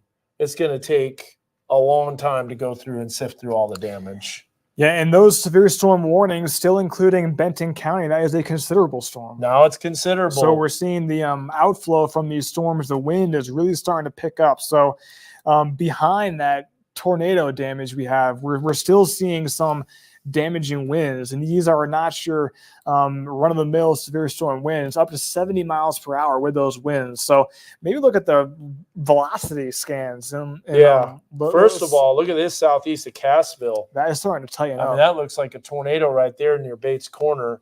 And then you look, and it's got a debris signature that I think is pretty much co-located at this point. And I would say that is definitely a potential circulation. We'll see if Springfield warns on it. They've got their hands full. They got multiple tornadoes all over the place. But like you mentioned, possibly 70-mile-an-hour winds with that cell that's approaching the western side of Carroll County and northeastern Benton County. Yeah, and then we have that confirmed tornado that's still touching down. And then we have storm spotter video from located from Cody Hudson. He's a little bit going to be tough to see that, but that's going to be moving out of our weather coverage area into the Little Rock's weather coverage area. What a morning, like I said. And we'll just continue to get more and more information. I'm going to go sift through some damage reports, some pictures. We'll see if we can get a better idea. Just kind of tough to get that information out. We know we have a lot of reports of damage. We've seen some photos.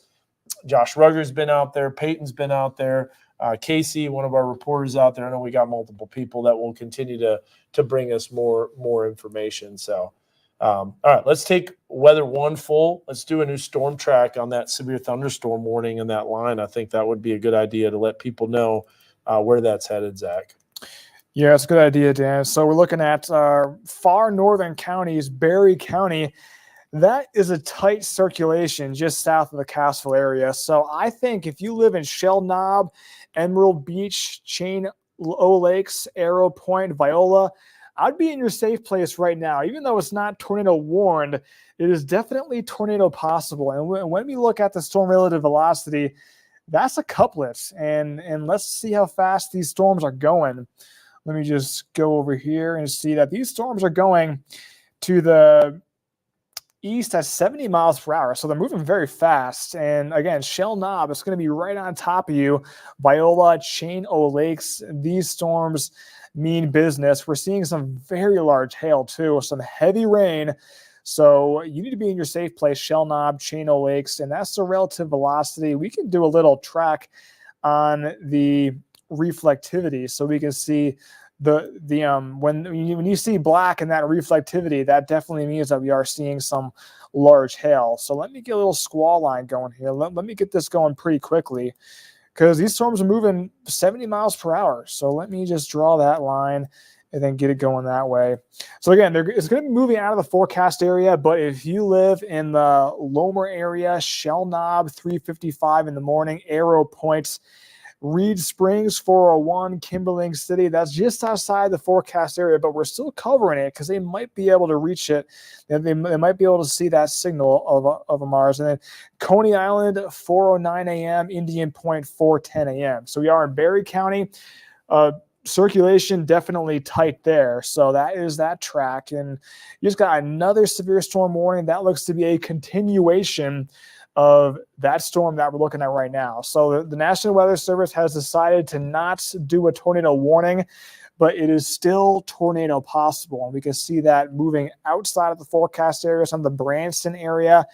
That is what this storm is going to be impacting pretty soon. So that is outside the forecast area. Now let's do a wide zoom and let's get rid of all the auto queries and just see what we have going on. So again, we're looking at our far northern counties. Again, Benton County, Carroll County, especially the Eureka Springs area, you're about to see some considerable damage in winds here. So 70 miles per hour, Berryville, you had the tornado pass just south of you. You are going to be seeing some considerable damage in winds pretty soon here. Green Forest area, you're not out of the woods yet. So we have some considerable damage in winds heading towards you. So you got a lot of people without power in Benton County, Carroll County too. I think that might be getting worse once once these winds pass through. So these winds are definitely strong, and we can see the velocity scans. Yeah, those winds are approaching the 70 mile per hour range, the Eureka Springs area, and then Berryville is going to be seeing those winds too. So again, we have a lot going on. We have a confirmed tornado just left the coverage area. We can zoom right in on that. So moving out of the coverage area, let's just make sure that it has definitely done that. Yep, I think it has. Still showing debris. So south of Payette, if you're watching, you need to be in your safe place right now. Whoa. That is a confirmed tornado. Summit, I know, is outside the forecast area, but that is a confirmed tornado. Debris is being lofted in the air with that storm. And if we zoom out, that storm is definitely leaving our coverage area. So we're probably going to abandon that. But still, if you live in portions of Boone County, you're going to be seeing some heavy rain and some lightning too. A whole lot of lightning ongoing with these storms here. And maybe a little circulation starting to enter the Carroll County area here. Let's look at the storm relative velocity. Maybe not. Hey, Zach, you want to see? I'm just looking at some of the photos and stuff like that. This is a tornado on Weather 3 from Decatur, and this is from Twitter. That's Keith Allison that sent that in, and you can see that is on the south side of Decatur. You don't see that normally in Northwest Arkansas, where you get a very visible funnel. This is from the south side of Decatur, and that's that tornado that went through that caused significant damage. So we already know it's a tornado. There was already confirmation with multiple reports. So even though the Weather Service hasn't surveyed it, that is the tornado that came through Decatur. So very, very evident. Back to Weather 1. We got actually a report here coming in from Chad. He's monitoring the latest. Chad, go ahead, and we're going to send it on to you at the news desk with new information. Yeah, thanks, Dan. You just mentioned Decatur there. We've heard from Decatur's Mayor Bob Tharp and wanted to share an update from him to you all there. Now, the good news is they have not heard any reports of injuries at this time. Of course, we're still surveying the damage. They're still surveying everything that's going on there, so numbers can change. But good news so far, no reports of injuries. The mayor says there are electrical lines down on the south side of 59 at the substation. Utility crews working hard there to restore power to everybody. I believe we have a weather camera in that area that's without power right now. So once the power's back up, we'll be able to give you a better view of what's going on in that area as well. We're told most of the roads along 59 and 102 are in the process of getting clear, but they have a lot of work out there. There's storage units destroyed south of 59. There are homes that have been damaged. A lot of the main buildings around town, the schools as well, they're okay in Decatur. So that's some good news. Also, while I have you guys, I want to mention, if you go to knwa.com, and Patrick, if you're listening and you can pull up knwa.com real quick, I want to show people the article we have on there. We're getting images in from people all over the area, and that's a great spot where you can follow along and see where some of the damage is. And it's important to stay up to date on that kind of thing, because right now emergency crews are trying to navigate these roads as well. We've heard from the officials in the city of Bentonville. Here's our website right now that you're looking at, and on there you'll see our live coverage, and we're going to be posting pictures and blogs and things along those lines as well.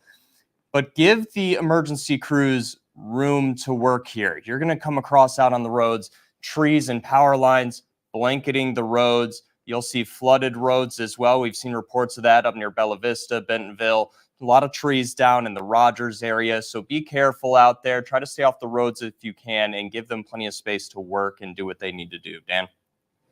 All right, I appreciate that. Absolutely. I'm getting so many reports. It's just hard to keep up. Highway 23 east of Windthrow Springs Park in Madison County is impassable. We heard that report of the Clifty area getting hit. We also have Susie Q in Rogers that took a hit, Zach. So we're hearing a lot of reports of that Susie Q has been substantially damaged. Also, I mentioned those overturned trailers at the area of Horseshoe Bend. We actually got some photos of that.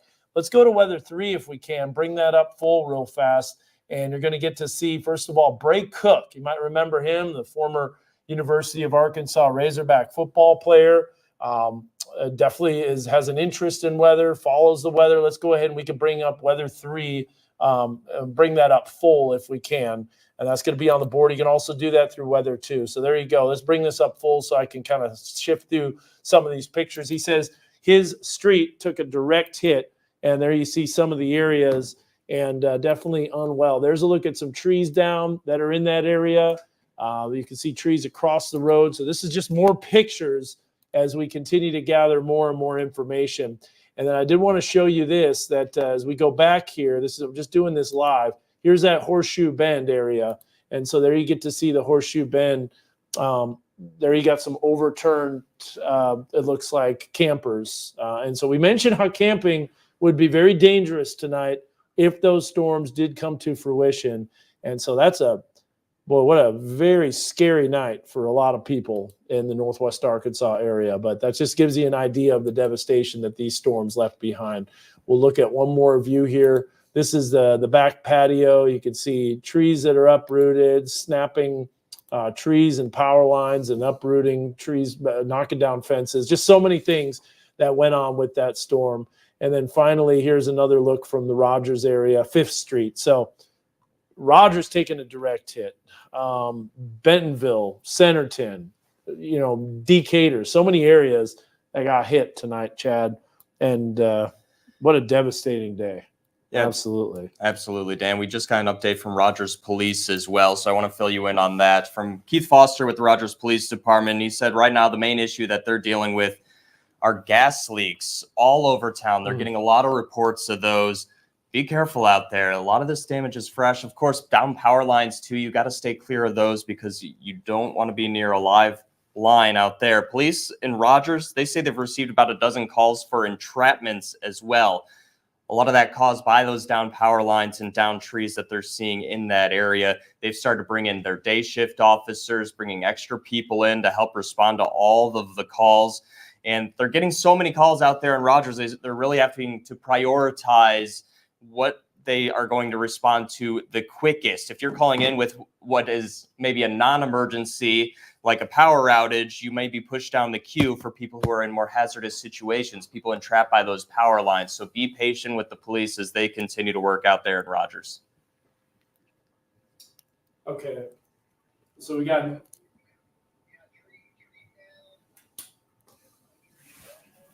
Just on 65. Okay, hold on. Go ahead and do that again, Cody. Sorry, we got new information of new damage. This is a little bit farther east, but this is on the eastern side of Boone County. Go ahead, Cody. Yeah, this is going to be on 65 south here in the Belfont area. got trees down, billboards down here just south of the 62, 65, 412 interchange. That interchange is what heads over to over towards Payette, Marion County. Okay. Yeah, I've got parts of metal, looks like metal roofing on the highway. Yeah, we can tell that tornado was down. You can tell the circulation was definitely there. So this is going back. If we go back, let's go to weather. Here, let me bring this up on weather 2.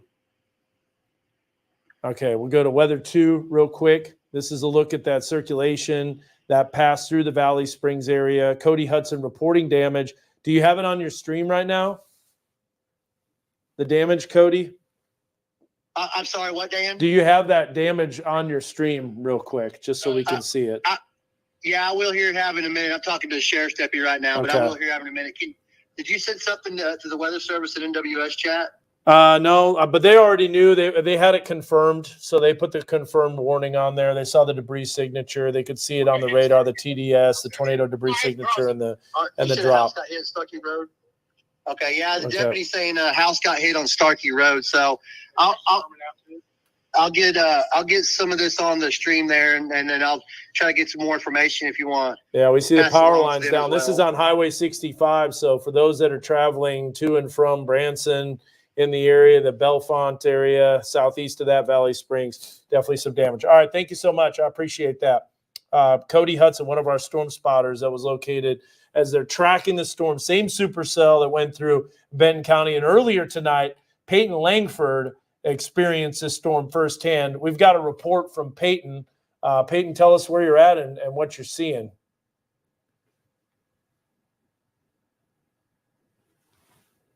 Josh in Decatur, but I came across people with damage on Southeast East Street here in Bentonville. Right now, I'm in the Las Fajitas parking lot. You can see Southeast Street behind me. I was there checking on people, but it was a very dangerous situation with the storms that were off to our north. I was worried that they were going to dip south before they went east, so I got myself out of there. But it is a very dangerous situation. Multiple power lines down. There was probably a well-mature, probably 15, 20-year-old pine tree snapped, cleaned in half, all facing the what is this? I think northeast direction. Most of the trees down. We had several, I think 3 large oak trees, probably approximately 30 to 40 years old, fall on some houses. Several gas leaks. Chad mentioned that. A lot of gas leaks. There was 2. So the street's kind of like a candy cane shape, but there's one that comes off of it. There's one coming down from one street and another one coming from that house on one street. There was a man that was low on oxygen and trapped in one of the houses. That's where you see behind me. EMS is finally here to help him. I know there was some family members that were also EMS that tried to come out and help him, and I think they got that situation resolved. Some people have generators, but everyone definitely without power. A lot of tree branches on top of a lot of cars, power lines down all over the place. It is just a terrible scene here. It looks like maybe possibly a satellite tornado of some sorts. I wouldn't doubt it, just by trying to remember the reflectivity and the velocity couplet that we were seeing. I know Josh kind of talked to me about that with the possibility of a satellite tornado or two, and I definitely think that is possible because right here in the parking lot, there's just barely any wind damage, but on Southeast East Street, there was a ton of damage, and I probably will go back over there to check on them and probably get an interview with one of the residents. I did talk to a woman who is former deputy, I believe. She didn't say what office, but her name is Kelly. I probably will try to grab an interview with her as well because she walked me through a lot of it and told me exactly what happened, Dan. So I'll keep you updated on what's going on out here. All right. Hey, real quick, Peyton, I just want to bring you back up real fast because you were experiencing this storm as it crossed I-49. Tell us real quick about that experience. Yes, so I was on top of the exit 85 overpass, just kind of looking. I saw the funnel cloud, the wall cloud. I was called in at that point, And then I noticed it was turning down towards the right a little bit. It was moving southeast a little bit. So I had to go up to the furthest exit because I didn't want to drive the wrong way in traffic. And as I was doing so, I saw a lot of people under the overpass, under the overpass at exit 86. And I know we stress this enough. Do not be under an overpass. That creates a wind tunnel. And boy, did those winds start ramping up as I was telling them not to be under the overpass. And then myself was stuck underneath the overpass as I saw those rain curtains. I saw the McDonald's on the west side of 49 near 86th Street. Saw that sign going back and forth. Some of the panels flying off. Saw a road sign flying to the side of the street light post. It was pretty tough. I don't think I was in the tornado at all, and I think I just saw a power flash down towards the southeast. It was definitely a lot of green flashes on the screen. Dan, you might want to try to find a camera on that. It looks, there's a lot of power flashes, I believe, down looking, I think, kind of southeast. I'm a little disoriented in my direction, but it didn't look like normal lightning, Dan. So I'm going to let you take things back in the weather lab. Yeah, thank you so much, Peyton. Thanks for being out there. Thanks to Josh. We also have Casey, too, one of our reporters. Casey's live on the scene. He's got new information of some damage that's out there. So, Casey, tell us what you're seeing right now. I see you got some people that you might be interviewing, so take it away. Yeah, Dan, I'm here in Decatur with Beverly and Josephine Harris. Beverly, just when the storm hit, where were you at? I was on 102 West, and we were coming back, and we'd stopped to help some people that were, their car had, the airbags had went off, and the back glass had busted, and they were in the ditch trying to take cover. We got them out, and then we were waiting there when we got the call that my mother-in-law's house had been hit. And you can just turn behind you, and you can see the devastation, just kind of what happened, what used to be here. There was actually 3 big shops. There was one here, and then there was 2 up there that had wreckers in them. And then there's a rent house up here that's been here forever. And then their house is on top of the hill. The mini storages are gone. All the shops are gone. The house is destroyed over here, but their house that they live in up on the hill is okay.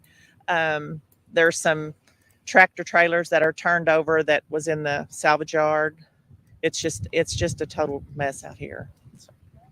And when you first arrived on scene here, what was your first reaction? Terrified. We knew my mother-in-law and father-in-law weren't here, but we were terrified. Everything looked demolished. Terrified for what? Just the people around here, all of these people that we know, a lot of people. We had friends that their house was leveled out on Carlton Drive and they were trapped in the house. It's just devastation. And I guess just what's next? What comes next in the cleanup process? The cleanup, as you can tell behind a lot of the mini storages in our trees over here, and a lot of cleanup. Rebuilding and cleanup. That seems to be the theme here in Decatur. Dan, let's send things back to you. All right. I appreciate that. I got to show you something. We got new information. We got new video here. This really gives us an idea of the damage, even though it's in the middle of the night here. So we're going to bring this up. This is Frankie Shepard, one of our spotters. Look at this devastation.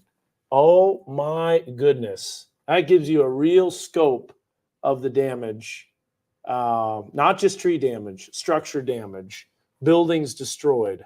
I don't exactly know the location of that, but we can see that devastation. My goodness. So that's from Frankie Shepard, one of our storm spotters. I know he's in Rogers, but that gives you an idea. Now, we have a lot of questions on social media right now and on Facebook.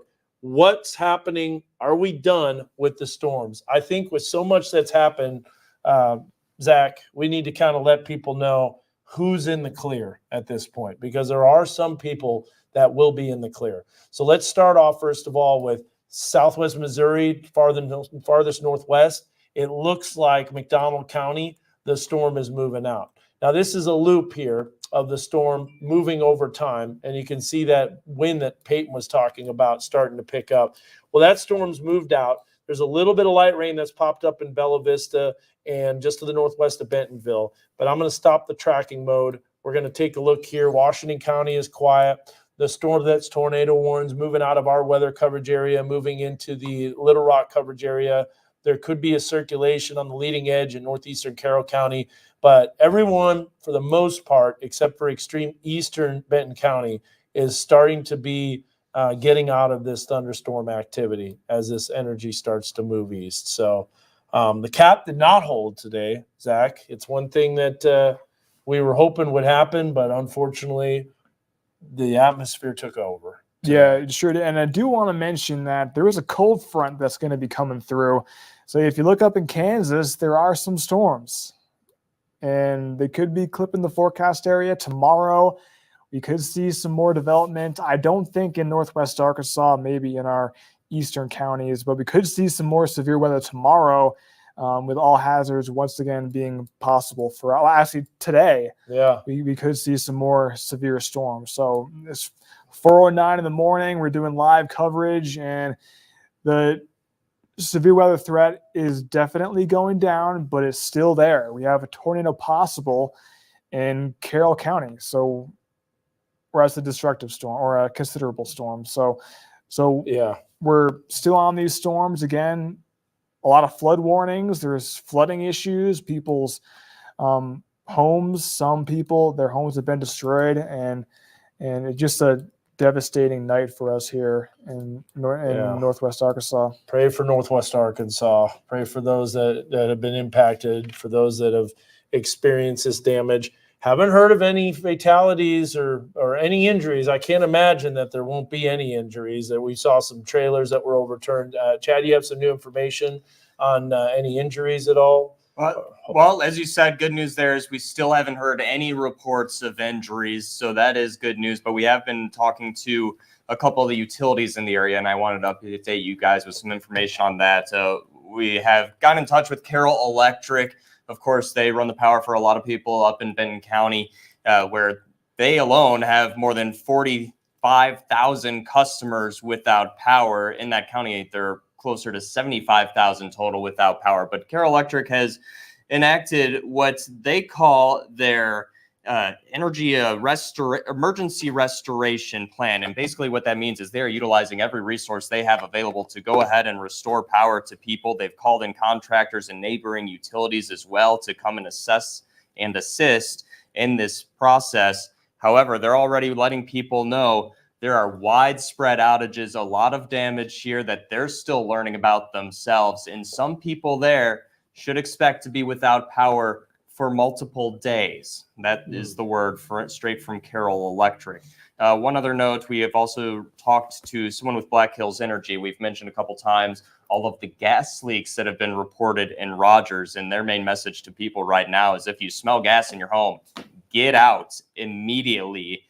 Don't use your cell phone inside either if you smell gas. You don't want to take any unnecessary risks with those gas leaks. So if you're in Rogers and you're smelling gas in your home, get out of there. Black Hills Energy crews are en route to Rogers with first responders as well. A lot of response going underway there. Dan? Yeah, Dan's on the phone talking with one of our storm spotters, Cody Hudson. So we're getting a lot of damage reports coming in. You're looking at Heil Heat and Cooling Mega Doppler. We're not out of the woods just yet for tonight. As you notice, we've got a wide view. Those green polygons, those are flood warnings, and we're still seeing some destructive winds here with these storms. So Carroll County, you're under a severe storm warning that is going to be in effect until about 4:30 in the morning, and we're seeing still some heavy rain ongoing across the area. Maybe a little circulation starting to form in northeastern Carroll County here. So that's why we're still doing this coverage. We're not out of the woods just yet here. And we are seeing some hail with these storms too. So people are out doing recovery, doing damage assessments here, and we're still seeing some hail. So zooming in, and we're looking at portions of far northeastern Carroll County into Boone County. The pink area, that is up to baseball size. So definitely still dealing with some severe weather for us this evening. tornado potential has gone way down, but we're still watching it. And again, we're looking at how heat and cooling mega Doppler is showing these storms in our northern coverage area. And Yeah. I know, Dan, you were just talking to Cody Hudson. I was, yeah. We'll continue to get some confirmation on some of the reports, but we know the damage is significant in Alvey, which is where we were seeing that circulation. You were seeing the debris signature that was showing up on there. So Alvey, significant damage. We've got Cody Hudson's stream, as a matter of fact. If we go ahead and we can bring up, let's see here. He's got it loaded right here. You can see him driving around right now, encountering damage at times. He's following an ambulance that's on the way because he's actually a part of the emergency response as well. Looks like he's calling me again here. Mute my microphone if you're in there real fast, and Zach, you can take us through the rest here real fast. Yes, I believe you're looking at Cody Hudson's stream right there, driving through Northwest Arkansas and seeing a whole lot of damage. A lot of people are without power. So hopefully they can still watch the live stream on their phones, because just devastating damage. We had that tornado pass through Decatur, went through Rogers, Bentonville, producing a lot of reported damage. And again, power outages, that is a big issue for us here. And that is a live view of Cody Hudson's stream going through Northwest Arkansas. So yeah, you can see emergency vehicles passing by. It's going to be an all hands on deck effort here. Yeah, it is. Yeah, so he was just talking about emergency vehicles passing by. Let me turn my microphone back on. Oh, looks like it's back on. Okay. And so Cody, as he is traveling down to this damage, he's heard reports about some potential real significant damage that could have led to maybe even, unfortunately, unconfirmed death. So we'll continue to keep you updated on that. That came from scanners. We'll let you know if that comes true or not once that becomes confirmed. But most likely will be. We'll let you know when it is. Like I said, Cody is a part of the emergency response in Boone County with the emergency management. And that's in the Alvey area, as we mentioned, that circulation. So same supercell that produced destruction. Speaking of that destruction, I want to show you here, if we go to our Weather 2 source, we're going to go to Weather 3 real fast. Here is a look from Charles Peak. Look at this damage. That is just devastating. And this is in Rogers. Look at that. I mean, big buildings, structures that are damaged, windows that are blown out. You see things for less. So that gives you an idea of where that's at. This is in the heart of Rogers, folks. Rogers experiencing some major devastation. So I'm going to get to some comments. I know we still have a lot of people commenting, and I know we're not able to read the comments at the time, but we'll kind of go through some of those. But a lot of people are saying Meadow Park destroyed everything. Just a lot of things. I'm going to go to the latest comments here. 62 might be a problem. 2 houses on fire too, Zach and Rogers. Chad, you're talking about those gas leaks. That's leading to possibly some fires, which is not a good situation, clearly. We just got a new severe thunderstorm warning. That's for Boone County. Boone and Newton County. Yeah, but that same cluster. That's going to be the last of it, though, for this morning as that storm moves out. But still a cyclic tornadic supercell that just did not stop and went all the way across. Let's do I want to try something here real quick on Weather 2. We're going to take a look at a radar, and I want to show you how long this supercell remained intact. So this is going to be on Weather 2. We're going to stop this stream. And Zach, you were watching these storms basically all afternoon yesterday out in Oklahoma. As here's that supercell that made its way, and this went right through. It looks like the Claremore area, started producing damage there, and made its way east. There's the considerable tag, which means a strong tornado. There's the confirmed tornado. That was shortly after the midnight hour. Right at midnight, there's the hook echo. There's the supercell that tracked right through the Rogers, Bentonville, Centerton area. There you've got about 147, 150. There you see the storm continuing eastward, ramping up circulations left and right, multiple other storms popping up west of there. And then finally, there's the circulation that went through the Ulvey area and continued east through Harrison and made its way east and still confirmed. So there's a look at that storm. That is a supercell thunderstorm of epic proportions. The track of that storm, it was on the ground for a long time. Yeah, it was. There's going to be times where the storm lifted and circulated a little bit, but I do believe there were satellite tornadoes, and I think that's what we're going to see in the path, and we could see that from some of the circulations. All right, so we've got Josh Rugger, who is out there tracking storms, along with Casey, one of our reporters. And so, guys, tell us the scene out there, and first of all, tell us where you're at right now in Benton County. Yeah, Dan, we're along Highway 59 here in Decatur. I mean, you look out and you see there used to be a storage unit. And I mean, right behind us, there's just nothing but piles and piles of just twisted metal, trees, all sorts of other ways. This is a light pole right here. I'm looking at a light pole laying sideways right here. And so just all sorts of damage. We were advised originally to stay away from these lines because they could be connected to a potential main line. But I'm here with meteorologist Josh Rugger, who was out chasing this storm and saw this storm. Josh, I mean, just describe for the people sitting at home, what'd you see? Yeah, this was definitely a devastating storm. You could tell it was a strong tornado on radar. You could tell that it was going to cause damage once it ramped up as it crossed the Oklahoma-Arkansas border. And, I was driving along Highway 59 trying to get a visual of the storm. And once that lightning flash happened, once that power flash happened, it was like a strobe effect, right? It was just one power flash after another. We talked to a gentleman who was right by one of those power flashes as well. And that's when I knew that it was causing pretty widespread damage in Decatur. And of course, I've been out here all morning long assessing this damage, talking to the folks here. And so far, I'm just really happy to report that all the people that we've talked to, that they're okay, that they're safe. That's the most important thing when it comes to something like this. But just destructive damage here in Decatur for sure. Right, and you were telling me there could be the possibility where there were potentially two funnel clouds? Yeah, there was two areas of rotation. Now, I only saw visually one tornado, and it looks like based on the damage path that we've kind of assessed so far that there is one path that went through Decatur, but obviously the sun's going to come up. We're going to have a better idea of some other areas that may have been damaged. We can also assess if there was straight line wind damage to start with the storm, but we're definitely at tornado damage right there. There's no doubt about it. We saw the tornado as it was moving across Highway 59, and unfortunately, it caused quite a bit of damage here in Decatur and in other areas in northwest Arkansas as well. And we've been seeing videos and talking to these people, just kind of getting their stories. Just what's your reaction when you see some of those videos on their phone, kind of compared to what you saw firsthand?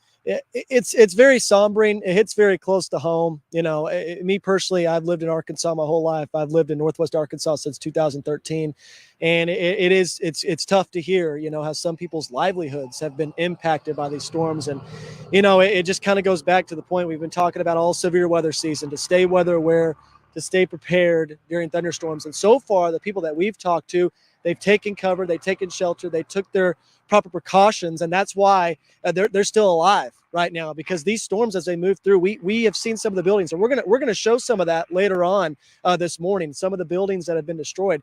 This is damage that could have impacted people's lives, and unfortunately, I think there is some people that may have been impacted this morning by that. But at least the people that we talked to, they were taking the proper precautions, they were listening to the warnings, and they were able to take shelter and stay safe during the storms, because we can't replace lives. We can replace stuff, we can replace houses, we can replace buildings, but we can't replace lives. And so far, the people we've talked to have been staying safe. That's a great point that you bring up, because the Harrises we were talking to just a little bit ago, probably about 15 minutes ago, they were saying they were either hiding in the bathtub, they thought they were going to sleep in the bathtub overnight, they were getting out of the area, they were moving on to a different area. It's just kind of another sobering moment to kind of just see firsthand kind of the destruction that weather can cause, and the importance of kind of taking these warnings seriously. Yeah, absolutely. And just keeping an eye on things too. I mean, I was out in Oklahoma earlier watching these storms. Dan, of course, was on that live stream as well before the storms were impacting Northwest Arkansas. And we knew as they were ramping up out there that they were going to cause problems here in Northwest Arkansas. So it's just fantastic to see, again, that the people here that we've talked to in Decatur were able to stay safe and stay prepared. At least the ones that we talked to. Of course, we're going to assess some more damage as we go throughout the rest of the morning hours. Once the sun comes up, we're going to have a better idea of the other damage paths that went through Bentonville and Centerton. But it is just so good to, see families give each other hugs, to, be with each other, to know that they're safe. And it just really makes me feel better about this situation, because it really has been heartbreaking to see some of this damage. It hits so close to home. Yep. One woman we talked to a little bit ago, she was in tears, just trying to put into words kind of the damage that this causes. And it's just another reminder of the power that these storms can have. Yeah, absolutely. And, that's why we always say to stay weather aware, right? Because I know, it's very easy to get severe weather fatigue sometimes when we have, severe weather events. Sometimes they don't pan out, but we always say it takes just one storm to completely change your outlook, to completely change your life. Tonight was that storm here in Northwest Arkansas. It's something that, I will never forget seeing. The cleanup is going to take a while, obviously, here in these areas, but it's good to see that so far that the community is coming together to help each other out. And that's powerful right there. It's very powerful stuff. You mentioned the powerful sort of visuals. This is just the first sort of tornadic event that I've been a part of, and just seeing this, can't even really put into words right now. It's still so fresh just seeing it all. But I think kind of the next steps is just talking to the people here and hearing their stories, and teach this as a learning moment. Yeah, absolutely. I mean, when I go back to this event, April 25th, 2011 was the event that completely hooked me on the weather. When I saw devastation myself in Hot Springs, just to the south there, that was the super outbreak of 2011. This kind of reminds me of that moment on why, I wanted to be in this field as well, and why I wanted to work with the weather, because, it's all about keeping people safe and keeping people protected when we have severe weather that strikes in our area. Dan, Zach, Peyton just did fantastic work this evening, keeping people safe as well. It was just so great to see. But again, like you said, it's hard to put into words sometimes when you see this devastation for the first time. This is some of the most widespread devastation I've seen in a long time. And I've been storm chasing for, about 5 to 6 years now. I haven't seen anything like this in quite a while, especially here in Northwest Arkansas. When it hits close to home like this, it definitely just puts things into perspective a little bit more about how precious life is, and how precious this community is as well. So again, just very thankful that this area that we're at right now, everybody was safe. They understand, that stuff can be replaced, right? But that their lives are protected. That's the most important thing. And I'm so happy to see that right now. The most important thing, you're talking about hitting close to home, and this certainly does. Now, Dan, let's send things back to you. Yeah, I do have some devastating news, though, guys. You were talking about people being safe. We do have a report of a confirmed fatality, and this was in the Boone County area in Olvie. As we mentioned, that storm, as it ramped up. This is coming from Cody Hudson, emergency personnel. It's confirmed. Hate to hear that. So we have a death from these storms in the Boone County area, in our eastern weather coverage area. So Olvie, devastation. And he mentioned Decatur, that there wasn't any people that were killed. We're still getting more information that's coming out. Hopefully that continues to remain the case. That would be amazing. It's not the first time Decatur was hit by a tornado. In fact, back when I was in Decatur and we were doing a weather talk for the schools, I was talking with the mayor, and we went into City Hall, and he was saying back in June 6th of 1937, a tornado hit City Hall in Decatur. Now, we don't know if that happened with this tornado. We know that we were watching it on the WeatherBug Network camera, and the winds were really crazy. But it's not an area that sees tornadoes very often. Like we said, back in 1937, the last one that did significant damage in the city of Decatur. But we do have that confirmed tornado fatality in Olvie. Hate to hear about that. That's going to be in the Little Rock National Weather Service coverage area, and that's just devastating news. The storms are definitely winding down, though, and beginning to move out. Benton County, there's no more storm activity. If we can, let's go ahead and we'll bring up Mega Doppler on Weather 2, and I'm going to bring that up here real fast for you. So here's a look at Mega Doppler. Just want to give you an update here. There's the flash flood warning that's in effect as the heavy rain has already come down. Storms starting to move out of Carroll County as well, but that's not severe. We've got the severe storm portion of the warning north of Bergman and just to the south of Diamond City. So that area is a storm that's going to be moving through that will have the potential to produce 60-mile-an-hour winds along with quarter-size hail. Yeah, we're about to see light of day here, or we're just about a little over an hour away from seeing that dawn, the light of dawn, and sunrise is a little after 6 a.m., Zach, this morning on Sunday, May 26th. So we're going to get a better idea of just how much devastation there is and of all the reports. And yeah, like Josh and Casey mentioned, this will be a day that we'll remember in Northwest Arkansas's history. I remember, like I said, March 12, 2006, it reminded me a lot. One supercell came through parts of Benton County, impacted it. I think the tornadoes were a little more devastating in this event than the March 12, 2006 tornado. That was rated F3 because the EF scale wasn't back then in the day. But we go back to the radar, and there's indications that the debris was lofted high enough for it to be possibly an EF3 tornado on the strong side for the scale. Yeah, that's what they were saying. They were saying the radar indicated winds about an EF3. So strong to violent tornado affected us tonight, and it's going to be a night to remember.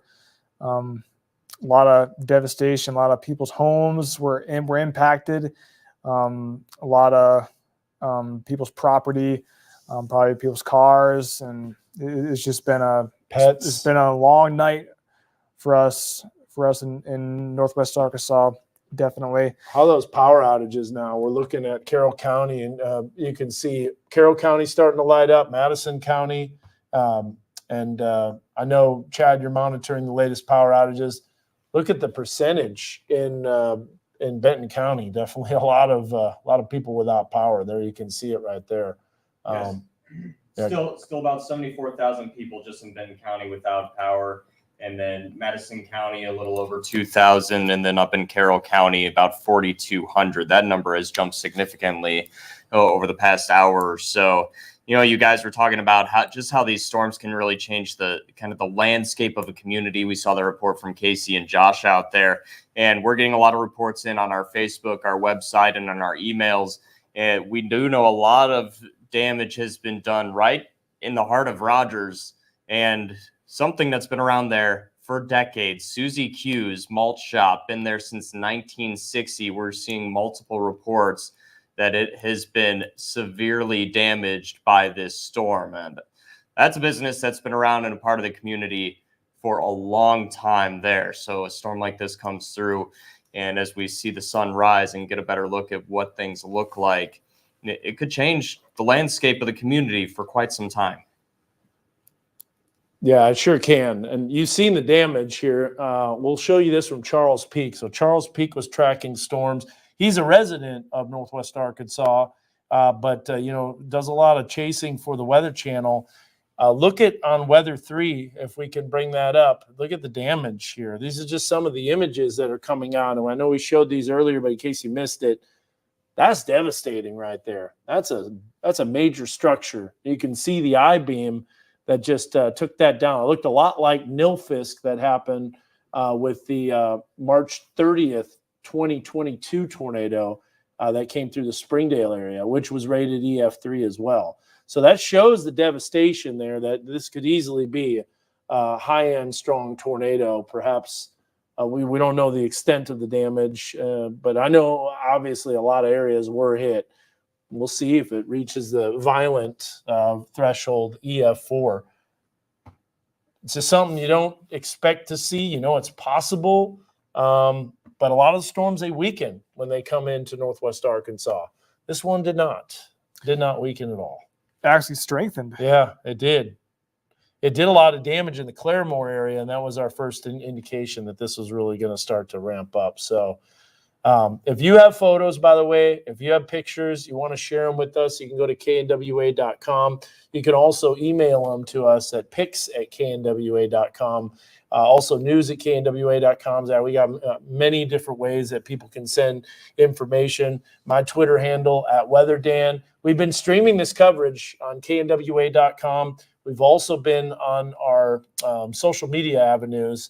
That includes, like we said, Twitter, Facebook, a really important source of information coming from people letting us know what's happening. I know they're continually commenting, and we can see all the comments in the background. So we done with the storms, Zach? Looks like it's starting to wind down here. It looks like Boone County still have a severe storm warning, but just looks like winds and hail, some heavy rain with that storm, not really seeing a circulation. Yeah, I think the tornado threat is starting to wind down finally. But that supercell is still continuing tornado warnings in the Mountain Home area, and that storm making its way eastward. Obviously, Little Rock Television is covering that storm right now. But I'm just going to sift through some more comments here. We'll see what we have, any new information.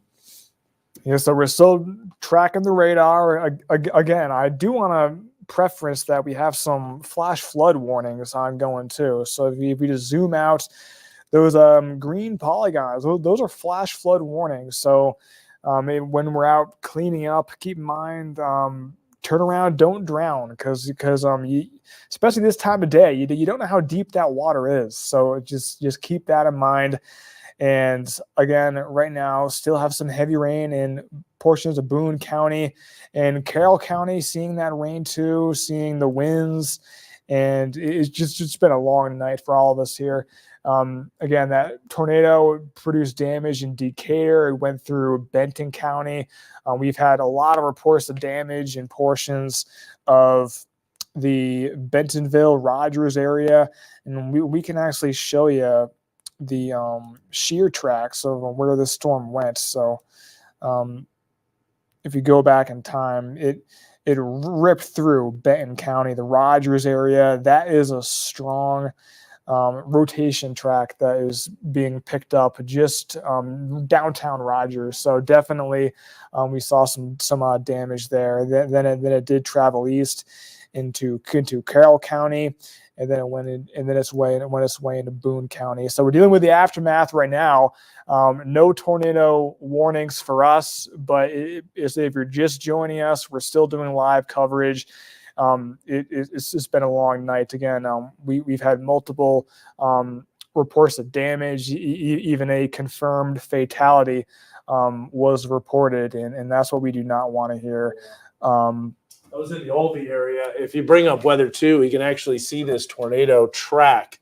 This is a look at the damage path from the radar, and that's the circulation. I know this is in the eastern fringe of our weather coverage area, but that storm ramped up rapidly, and that's when Cody was mentioning that he saw the power line flashes. There's Valley Springs, Olvie, Pyatt. Apparently, this debris was lofted almost 25,000 feet in the air. So that tells you a significant storm with a potential strong to violent tornado. And there's that track making it right through the Pyatt, Olvie, and that's where that confirmed fatality is, where they requested the coroner.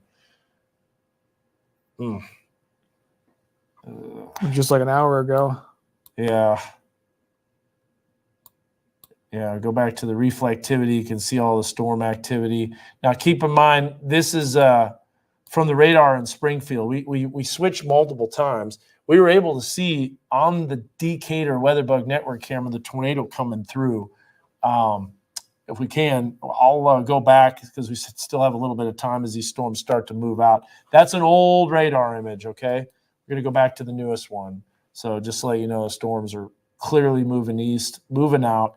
One little severe thunderstorm warning that's about to move out. That ends at approximately just under about 7 minutes or so. 7 minutes for that warning remaining.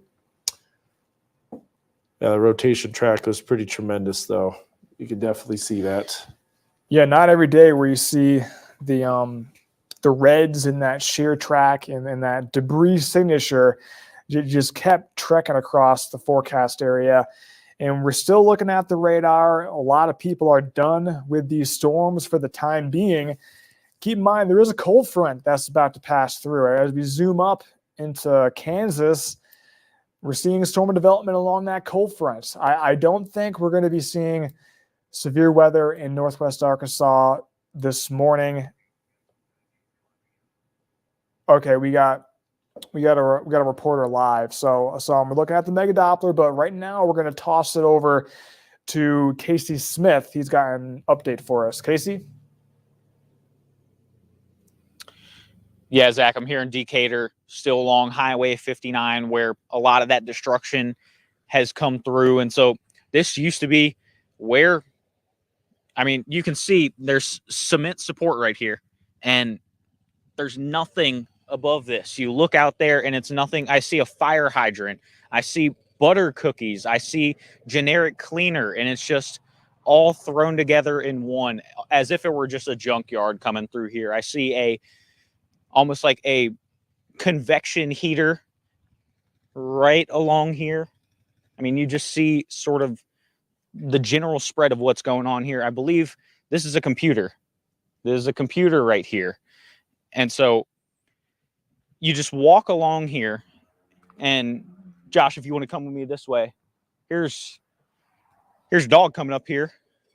I don't know whose dog this may be right here, drinking out of this water, which this is really chilling, seeing sort of this stream right here from where the heavy rainfall kind of came down, and now it almost looks like a peaceful stream. It's just very sobering just how destructive this was just a few hours ago. You see there's a tow truck. There's a tow truck up there that says Decatur Salvage, and I can't read the rest of that, but there's tow trucks and other trucks crushed up there. If you want to come this way with me, Josh. Now we're heading over. These trees, they're all stripped of their limbs. There's no leaves left. And they are just coated with twisted metal wrapped around this as if it were the base of a Christmas tree, getting a skirt ready to get presents put under it. I mean, this is just incredible stuff that is hard to even just put into words what you're seeing. This is not natural stuff that you're seeing.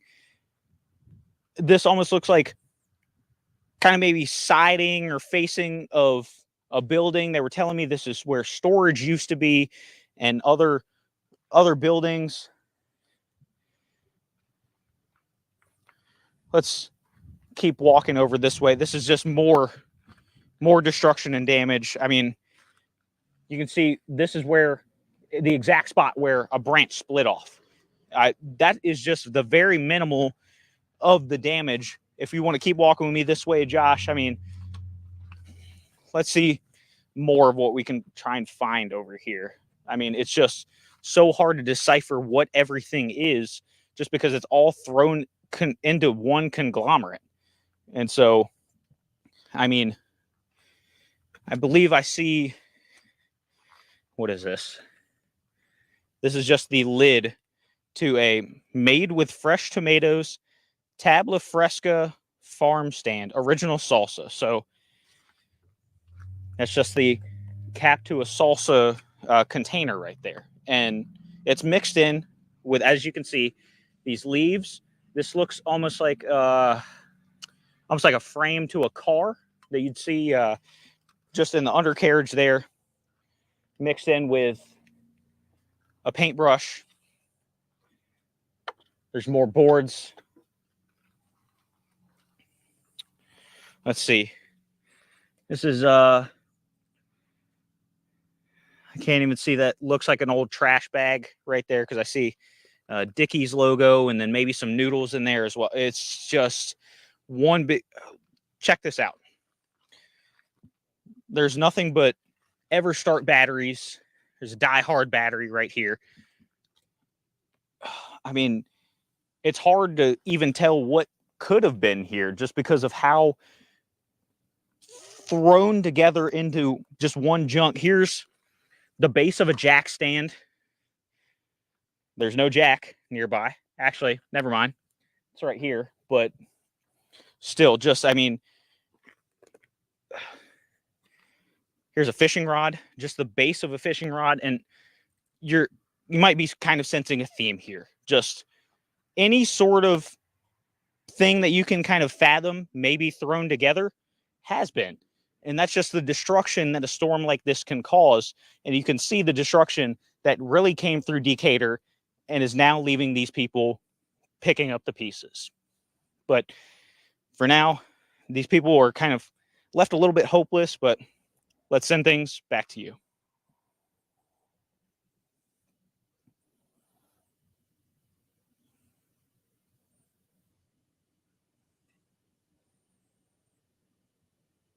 It's almost unreal just on watching this unfold here, and it's really hard to take it all in. It happened in the middle of the night, early morning. I was looking at some of our recordings, cameras, just to try to get a feel if there was any way we could spot the storm that was coming in. And I mean, the winds were crazy strong and racing into the center of the storm. So camera did go out. It was spinning around as well, like typically what happens when that storm comes in. Let's go, if we can, to Mega Doppler, if we have that pulled up. These are some of the reports that we have so far. These are the official National Weather Service reports. So northeast of Cherokee City, about 3 miles. That's where the TDS was on radar. That was at 6:10 which is known as 1:10 local time. Then satellite tornado, I fully believe, was 5 minutes later. Oh, and look, anticyclonic tornado with the TDS on radar. So that's that satellite tornado. So you have a tornado with an anticyclonic tornado that did tremendous damage. Anticyclonic means it's a tornado that spins clockwise. You don't see that very often. Then you have the damage that came out from the Bentonville area, large trees down. 3 west-northwest, there's the reports of damage in Rogers. We know it was a tornado. There's no doubt about that. 62-mile-an-hour gust. Prairie Creek. I do want to mention, too, we haven't mentioned Rocky Branch. Rocky Branch is damaged heavily. We also have some damage that's located at Horseshoe Bend. We got a lot of damage that's not even showing up on here, and those reports will continue to come in. And we had quarter-size hail that was reported in Bella Vista, but I think the hail was even bigger than that. We had some larger hail that was happening earlier, but the tornado obviously doing the most devastation.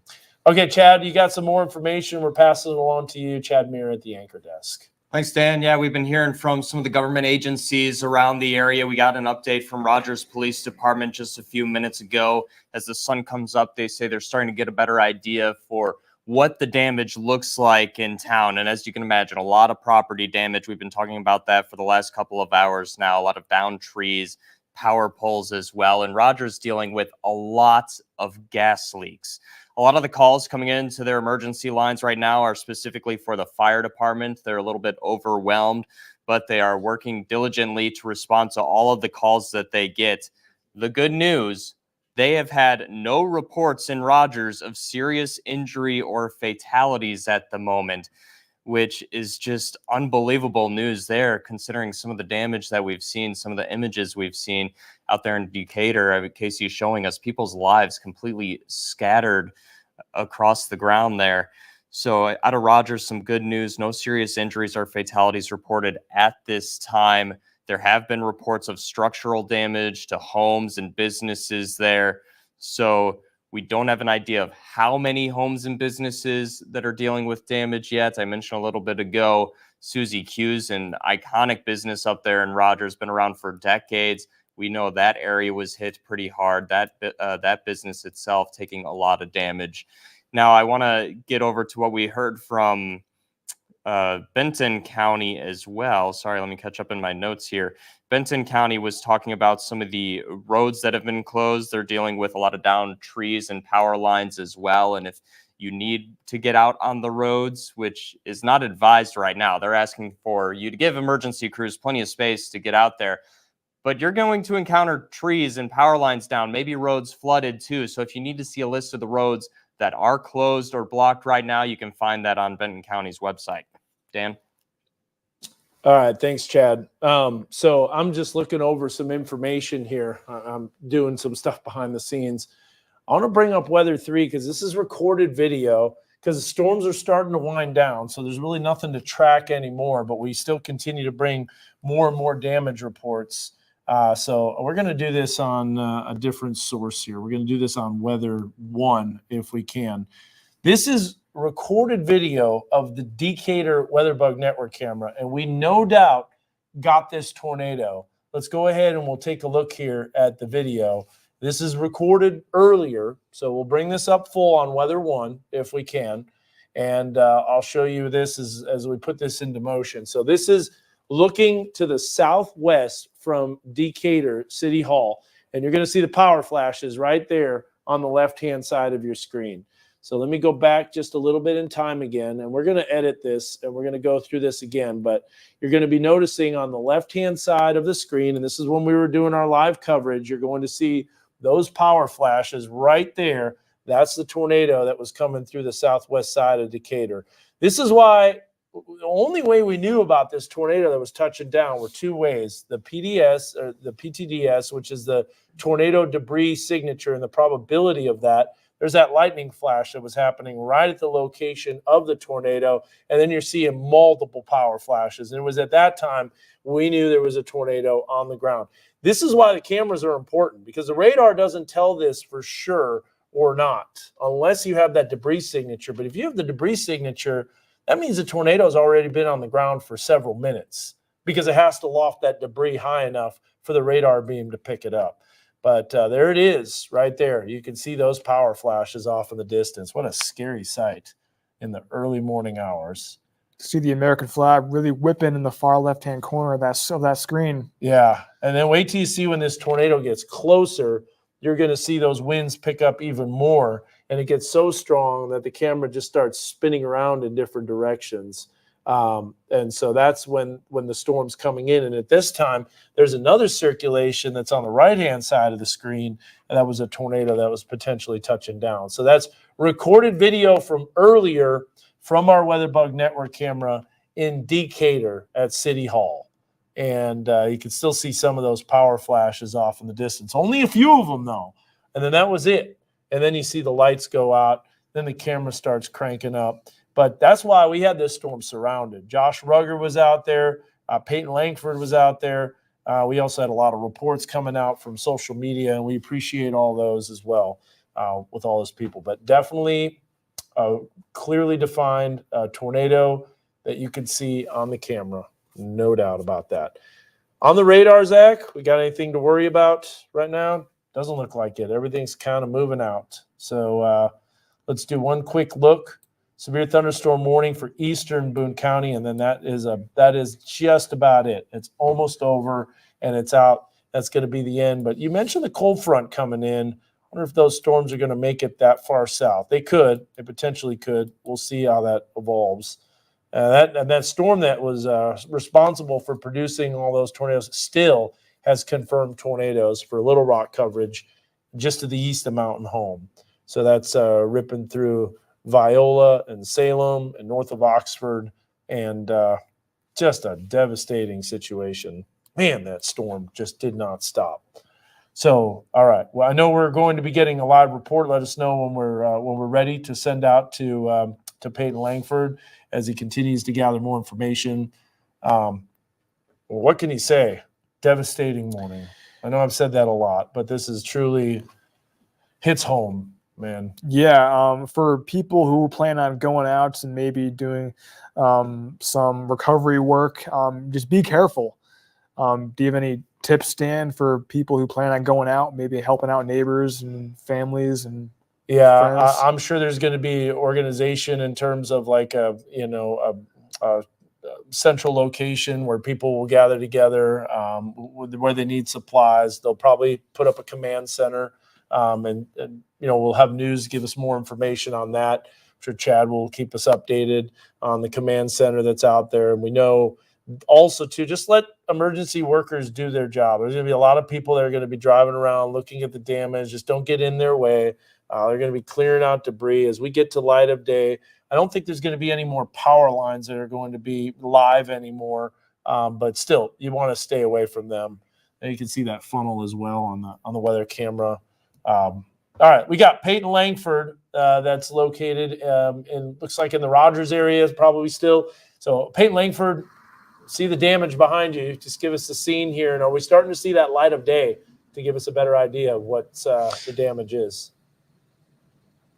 Yeah, Dan. So I am on a Royal Drive. This is around the bend from Southeast E Street that I was talking about earlier in my live report. It's just off Highway 102. But you mentioned the community. They definitely had a powwow in the cul-de-sac. One of the neighbors was telling me, and that they will be doing a big cleanup throughout the next couple of days. And you're going to need a big chainsaw to clean this up. This is a very large, looks like maybe a white oak tree. Definitely an oak tree of some kind, probably about maybe 2 feet around, and it just goes on and on. You can follow me, but there you can see that tree down, completely uprooted. You can see the root ball at the very end. There's not a lot of light to shine on it, but we'll get a better view of that. But just multiple trees down. I actually heard a crack from one of the branches earlier, so we're definitely going to be a little bit weary of these trees as we go along, but I don't know how far you can see down the road, but there is just tree after tree that is down. Black Hills Energy vehicle just came through a second ago. Not sure exactly what they were doing, but they were just down here at the end of the street and checking on something to do with the energy. I know a lot of people still without power. I'm sure we've been given updates on power. I just heard from someone about 70,000 without power, according to poweroutage.us. But again, trees as far as the eye can see over the roads. There's what we really can't go any much further as far as walking through this street, because there's a tree down. And there's actually another tree kind of in the cul-de-sac just around this corner that had a woman trapped, and it took EMS, paramedics, and fire about 15 minutes to figure out how to get her out of there. So I know you mentioned one earlier in Decatur, I believe, or maybe that was somewhere else. But there's another woman trapped. And again, on the Southeast E Street earlier, there's a man that was low on oxygen, and then a tree branch fell on that house. And a lot of people came together to work to get him out. So you mentioned a lot of people coming together. I was just talking to a neighbor. This is the time where we put all differences aside and we come together as a community and really help the cleanup process. And you mentioned those command centers. We're definitely going to be seeing a good cleanup process out here. Because there's just devastating damage. A lot of houses with a lot of large trees falling on them. A lot of people certainly without power lines down all over the place, and these large trees that are still have falling limbs without even any rain or wind. So, very very sensitive area right now, and thoughts and prayers with them. Hopefully they can get things cleaned up all together. Hopefully they can help one neighbor at a time, Dan. All right, thank you so much, Peyton. Are you seeing light of day, by the way? Is seeing a little bit of that twilight starting to show up at dawn? Or is it still Kind of in the trees still? I'm seeing the moon peek through every now and then, so I'm seeing some moonlight. Yeah. But I'm sure a lot more will be revealed during the light of day for sure. Yeah, that sunrise is just a little over an hour away, but it'll start lightening up here within the next half hour or so. So we'll get an idea. Thank you so much, Peyton. Thanks for all your hard work tonight and this morning as you've been tracking those storms as they came through the Benton County area. All right. So the good news is storms are moving out. No more worries about thunderstorm activity until maybe this afternoon for eastern sections of our weather coverage area. But the devastation will be definitely, known for quite some time. And, affected a lot of people. It sure did. Typically, these tornadoes, when they come through, they don't usually produce tornadoes in downtown. If it does happen, it's maybe like one local city or something like that. We had this coming right through the heart of Benton County, and we've got our news director, Josh Harvison, that is located in some damage here, if I'm not mistaken. And yeah, there's a view of Josh, and you can see some of the damage. It looks like an overturned vehicle there. So it gives you an idea of the power of these tornadoes that came through. So there's a tractor trailer that's overturned. And that's the thing. We talked about camping tonight and how it would be rather dangerous if you were doing some camping. The weather was great on Saturday, but Saturday night, if you're planning on staying over at Beaver Lake, there's always a potential it does fizzle out or weaken. This didn't. This clearly didn't. And, you know, I heard a lot of people that, you know, there's damage at Rocky Branch. There's damage at Horseshoe Bend. I heard Prairie Creek had some damage as well. So a lot of places in Beaver Lake, besides the hail, Lost Bridge Village had some damage. That's our Weatherbug Network camera at Whitney Mountain Lodge. And, boy, we were seeing that thing get rocked around back and forth in a major way. Crazy seeing that damage. That must have been a heavy vehicle that got flipped over. Yeah. I mean, it's going to do that with a strong tornado. And this happened in the middle of the night. So we really don't have a scope for how wide this path was. Several people did mention that it was fairly wide. And what I might do is I'm going to download the archive radar. We're just going to get that right away. And we're going to take a look at that storm. And, you know, just let people know this will be archive radar data as we continue to gather more and more information. But I know you guys want to know what happened with these storms as we were tracking them. And just an incredible scene with that supercell. Yeah, it looks like a pretty strong tornado. Again, the radar estimated winds was a EF3. Again, it hasn't been surveyed yet, but we're going to be seeing those reports come out pretty soon. Yeah, absolutely. So I'm going to download the archive. There's really not any more storm tracks to do. Everything's pretty quiet. I know, Chad, you got more information on power outages. If you want to go ahead and give us one more update here, and we'll take a look here. And then I'll download that archive, and we'll go through what happened tonight with those storms. Yeah, absolutely. Power outages have remained pretty steady over the past half hour or so. It's still looking at about 75,000 people in Benton County without power. We had talked to Carroll Electric earlier this morning, and they were saying some people should expect to be without power for days. They have enacted their emergency restoration plan, but it doesn't mean it'll be a fast process of getting all the power restored. They have all hands on deck there. They've even brought in other utility companies to help. That process is underway there. And if you look in some of the other counties around, not quite as high as Benton County, but Madison County has a couple thousand people without power, and then Carroll County about 4,000 people without power as well.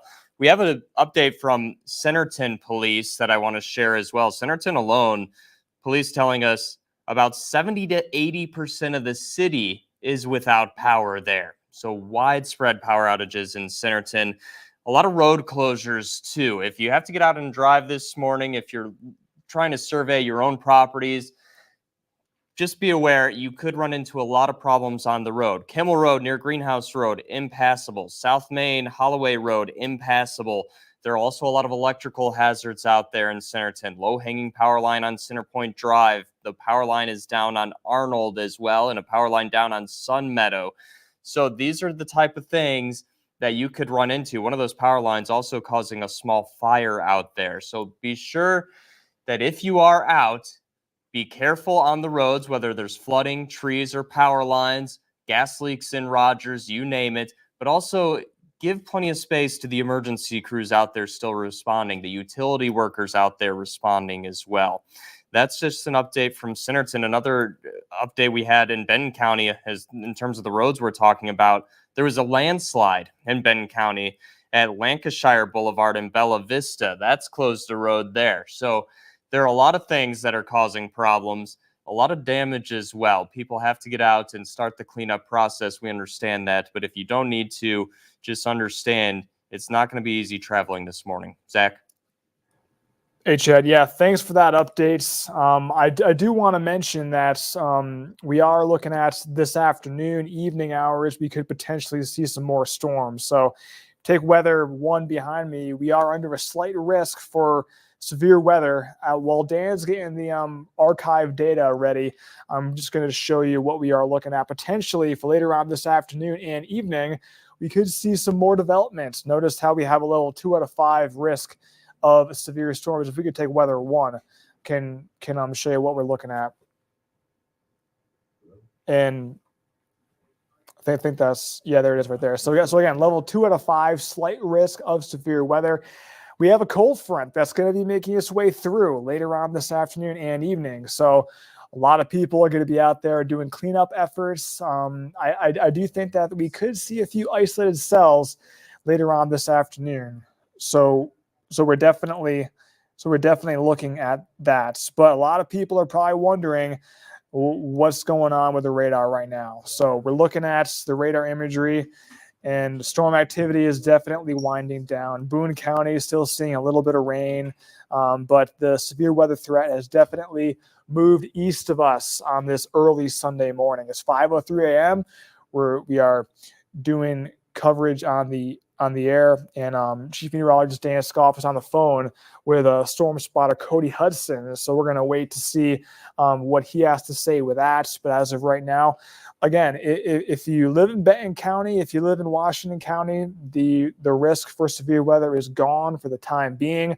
But notice how we had those green polygons. Those are flood warnings. So we're still dealing with flooding issues this morning in portions of Benton and Carroll County, also McDonald County. And good news is the bulk of the activity is east of us. So I do think that those flood warnings will expire later on today. But for right now, still dealing with that. Still dark. So again, if you don't have to be out, I would definitely stay home, let the emergency service workers do their job. You don't want to be out driving and getting in their way, because they have lives to save on this early morning. And again, it's just been a long night for all of us. We had that tornado produce damage, and at first it was in Delaware County, then it went into Benton County, then Carroll County, and then exited the area of Boone County. So, Danny, got an update? Yeah, I do. Yeah, we're talking to Cody Hudson. Cody Hudson's the one that mentioned the fatality in Olvie. And we got Cody on the phone right here. We also have a stream. There's some damage to a building. So this is in the eastern Boone County area.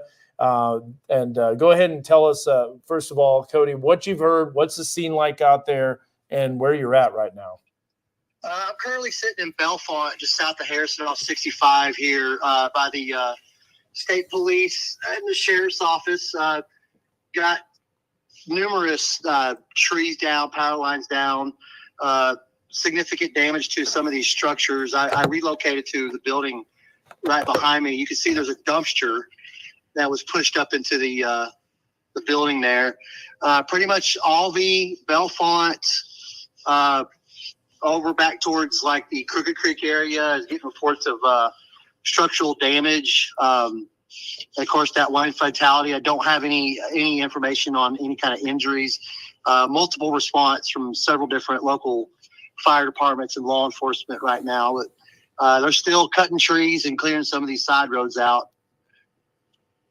All right. Yeah, I can see that damage, see that devastation, and you were on that. You saw the circulation, you saw the power flashes. It's been a lot of power flashes tonight, which is, of course, a sign of devastation and destruction, and that's exactly what we've seen on this May 26th. So thank you so much for that report. Hey, Dan. Yeah, go ahead. So apparently it's still going strong over there in Fulton County. My wife just texted me. My sister-in-law lives over there, and I guess their house got hit over there. They live just north of Salem, so the storm is still going strong. Yeah, I see that. Tornado warnings going, and that's the same storm that's tracking all the way across northeast Oklahoma, all the way through parts of northwest Arkansas. And I'm downloading that archive here, and we're going to show you that radar data. And by the way, just to let you know, we're going to stay on with this weather coverage and with this live coverage as we get light of day. We're going to have a better idea of the damage. We'll give you more information as it becomes available, and we'll continue to keep on to give you the best information possible, and we'll remain on this stream as well. But light of day is going to tell us a lot more. So 24th and Walnut is destroyed, said some people. Those areas in Rogers, those are highly populated. So, all right, thank you so much for that. I mean, we got just devastation all over, destruction, lots of damage. So, thanks, Cody. Appreciate it. No problem. I'll keep my stream up for the however long it needs to be up. So, all right, thank you. You're welcome. Bye-bye. Cody Hudson, one of our storm spotters. We've had a lot of them. We had Michael Craddock that was out there. Charles Peak that was giving us some damage photos. Josh Rugger was on that storm initially.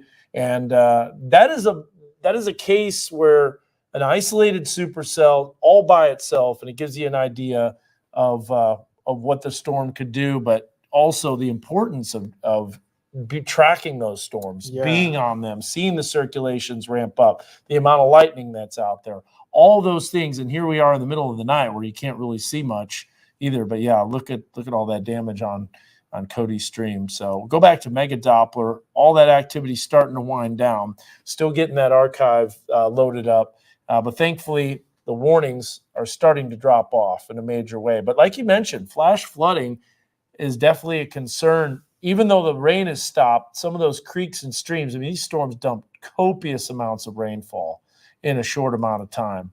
We can actually look at that too and load that up on the precipitation and accumulation here. And Zach, take us through some of those totals.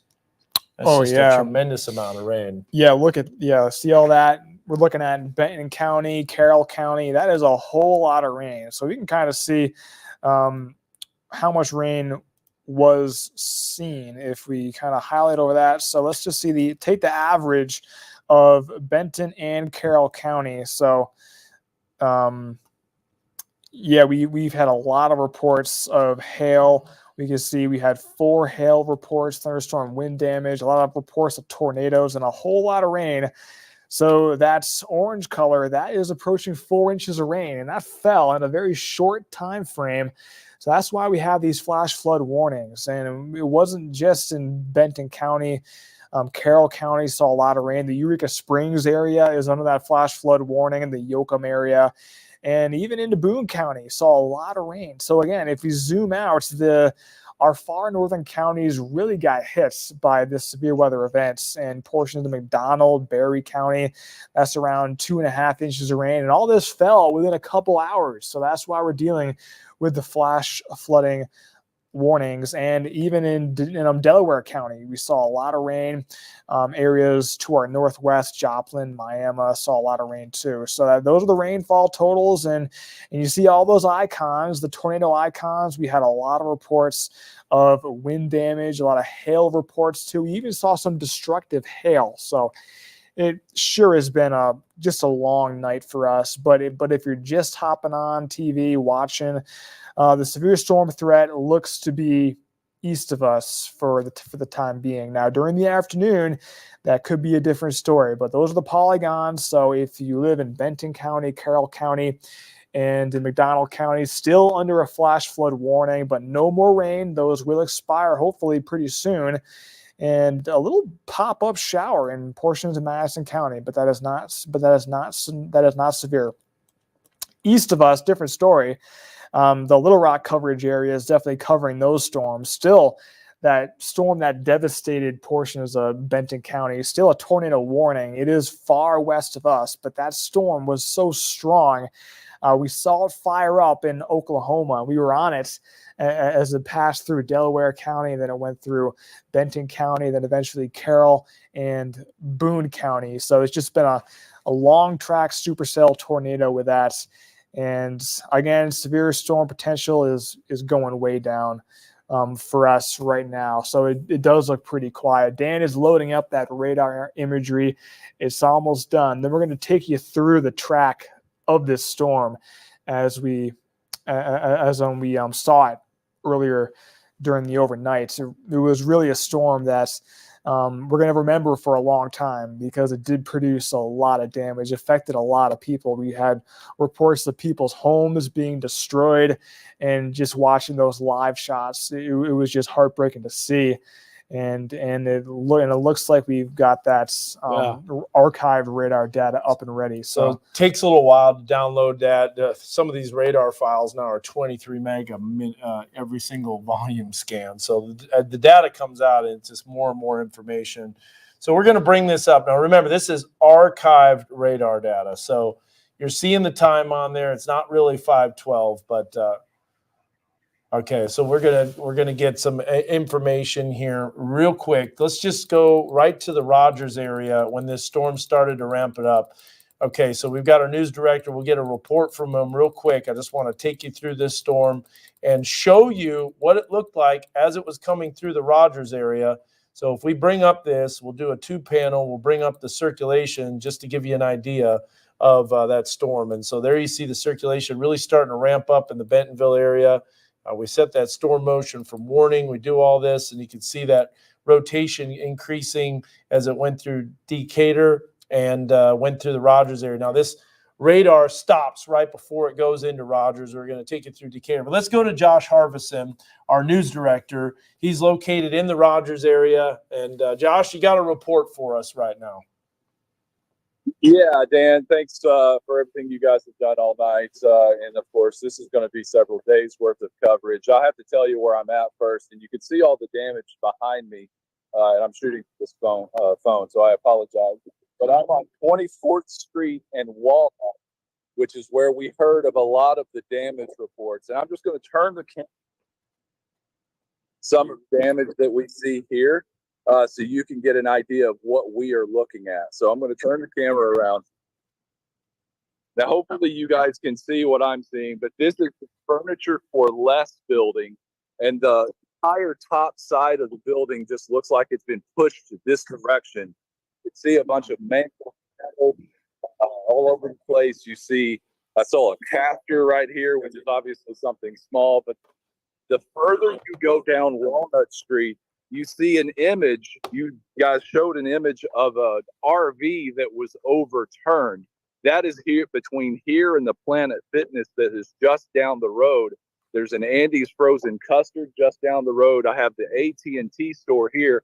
And of course, as the sun starts to rise, we're going to be able to see a lot more. I mean, I'm using the headlights to the car to be able to see the top of the building. You see a lot of the insulation just thrown around. I also smell gas. And as a matter of fact, I'm probably too close to it, but that looks like that's a gas line. And I can hear it. You can hear the fizz of the gas as it's coming out. But you can also see more of the building just pushed all the way across Walnut Street. I have cars that are going really, really slow. I have some people who have come out to help. Obviously, you see that there's just a bunch of junk on the road. I heard that truck just drive by a second ago, and all you could hear was the sound of the crunch of metal, which you don't exactly think about when you drive on the road. So obviously, there's a lot of cleanup that needs to be done. But right now, it's just the assessment phase, shutting off the gas, making sure the power continues to stay off. I would imagine people in this area are going to be without power for quite a while. But this just shows you a little microcosm of the damage that we see here in Rogers. Again, this is Walnut Street, 24th Street runs right across there. But the damage just to get to this point was a little bit unfathomable. You hear people say it sounds like a war zone. Just to get to the point where I'm at right now, where you can see the damage, is just it's a little bit indescribable. But I just wanted to give you guys a look at what's happening here in Rogers so you can see it for yourselves. But for now, Dan, I'll send it back to you and the team in the studio. All right. Thanks so much, Josh. Yeah, that really gives us a scope of the damage. A great example, too, of where that damage was located. Walnut getting hit very hard. Now, we do have that archive radar data loaded when it came through Rogers. This was the circulation that we were watching. I really wish that camera was up and running. It's so reliable, too. I know, it's never down. I know, at Pinnacle Parkway Towers. But there's the circulation that was reported. Here you see some of the areas, too. Westside Elementary, the Benton County Memorial Park. I heard that was hit really hard. You got Mercy, the tornado track just a little bit north of the Pinnacle Hills Promenade. There you see exit 85 that's in the middle of your screen. We're doing a 2-panel so you can see the rotation and the reflectivity. And remember, this is archived radar data. Please know this, that we're looking back in the past just to get an idea of that circulation and how fast that ramped up. And at this point, the rotation is just everywhere, and there's the damage that's occurring. And so if we look and we plot some of these roads that are on here, you've got Dogwood, you got 13th Street that's located, Wood Street, and then you got Dixieland here. This is North 8th Street. All these areas impacted very heavily. St. Mary's Hospital, Rogers Cemetery, Frank Tillery Elementary, which is pretty much right through Rogers area. So it's going to be interesting to see how wide this path, in fact, actually was. Well, what's weird is you look at the probability of the tornado debris signature, and this never was confirmed at the time when it went through Rogers, but we knew the circulation was strong enough.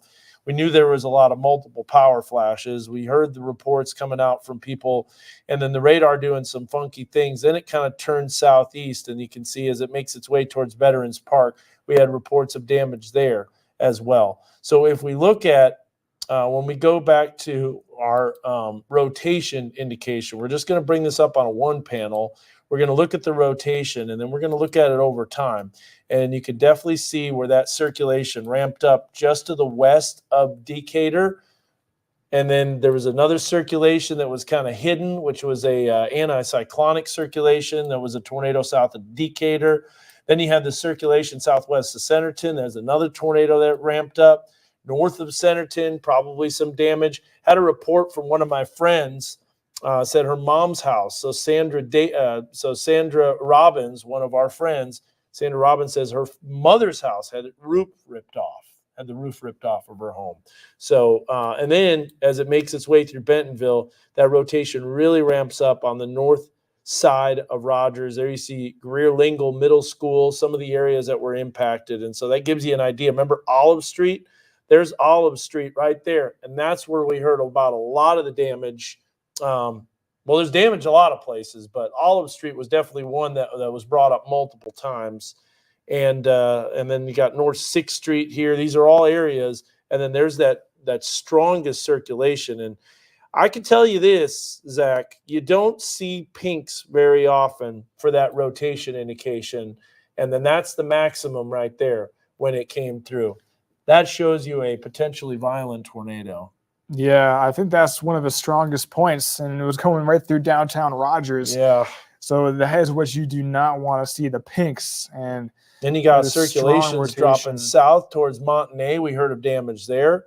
North side, Prairie Creek, we heard of damage there. Then it cranks back up. This is even stronger. This is going to be some significant damage northwest of Clifty. We already heard about that.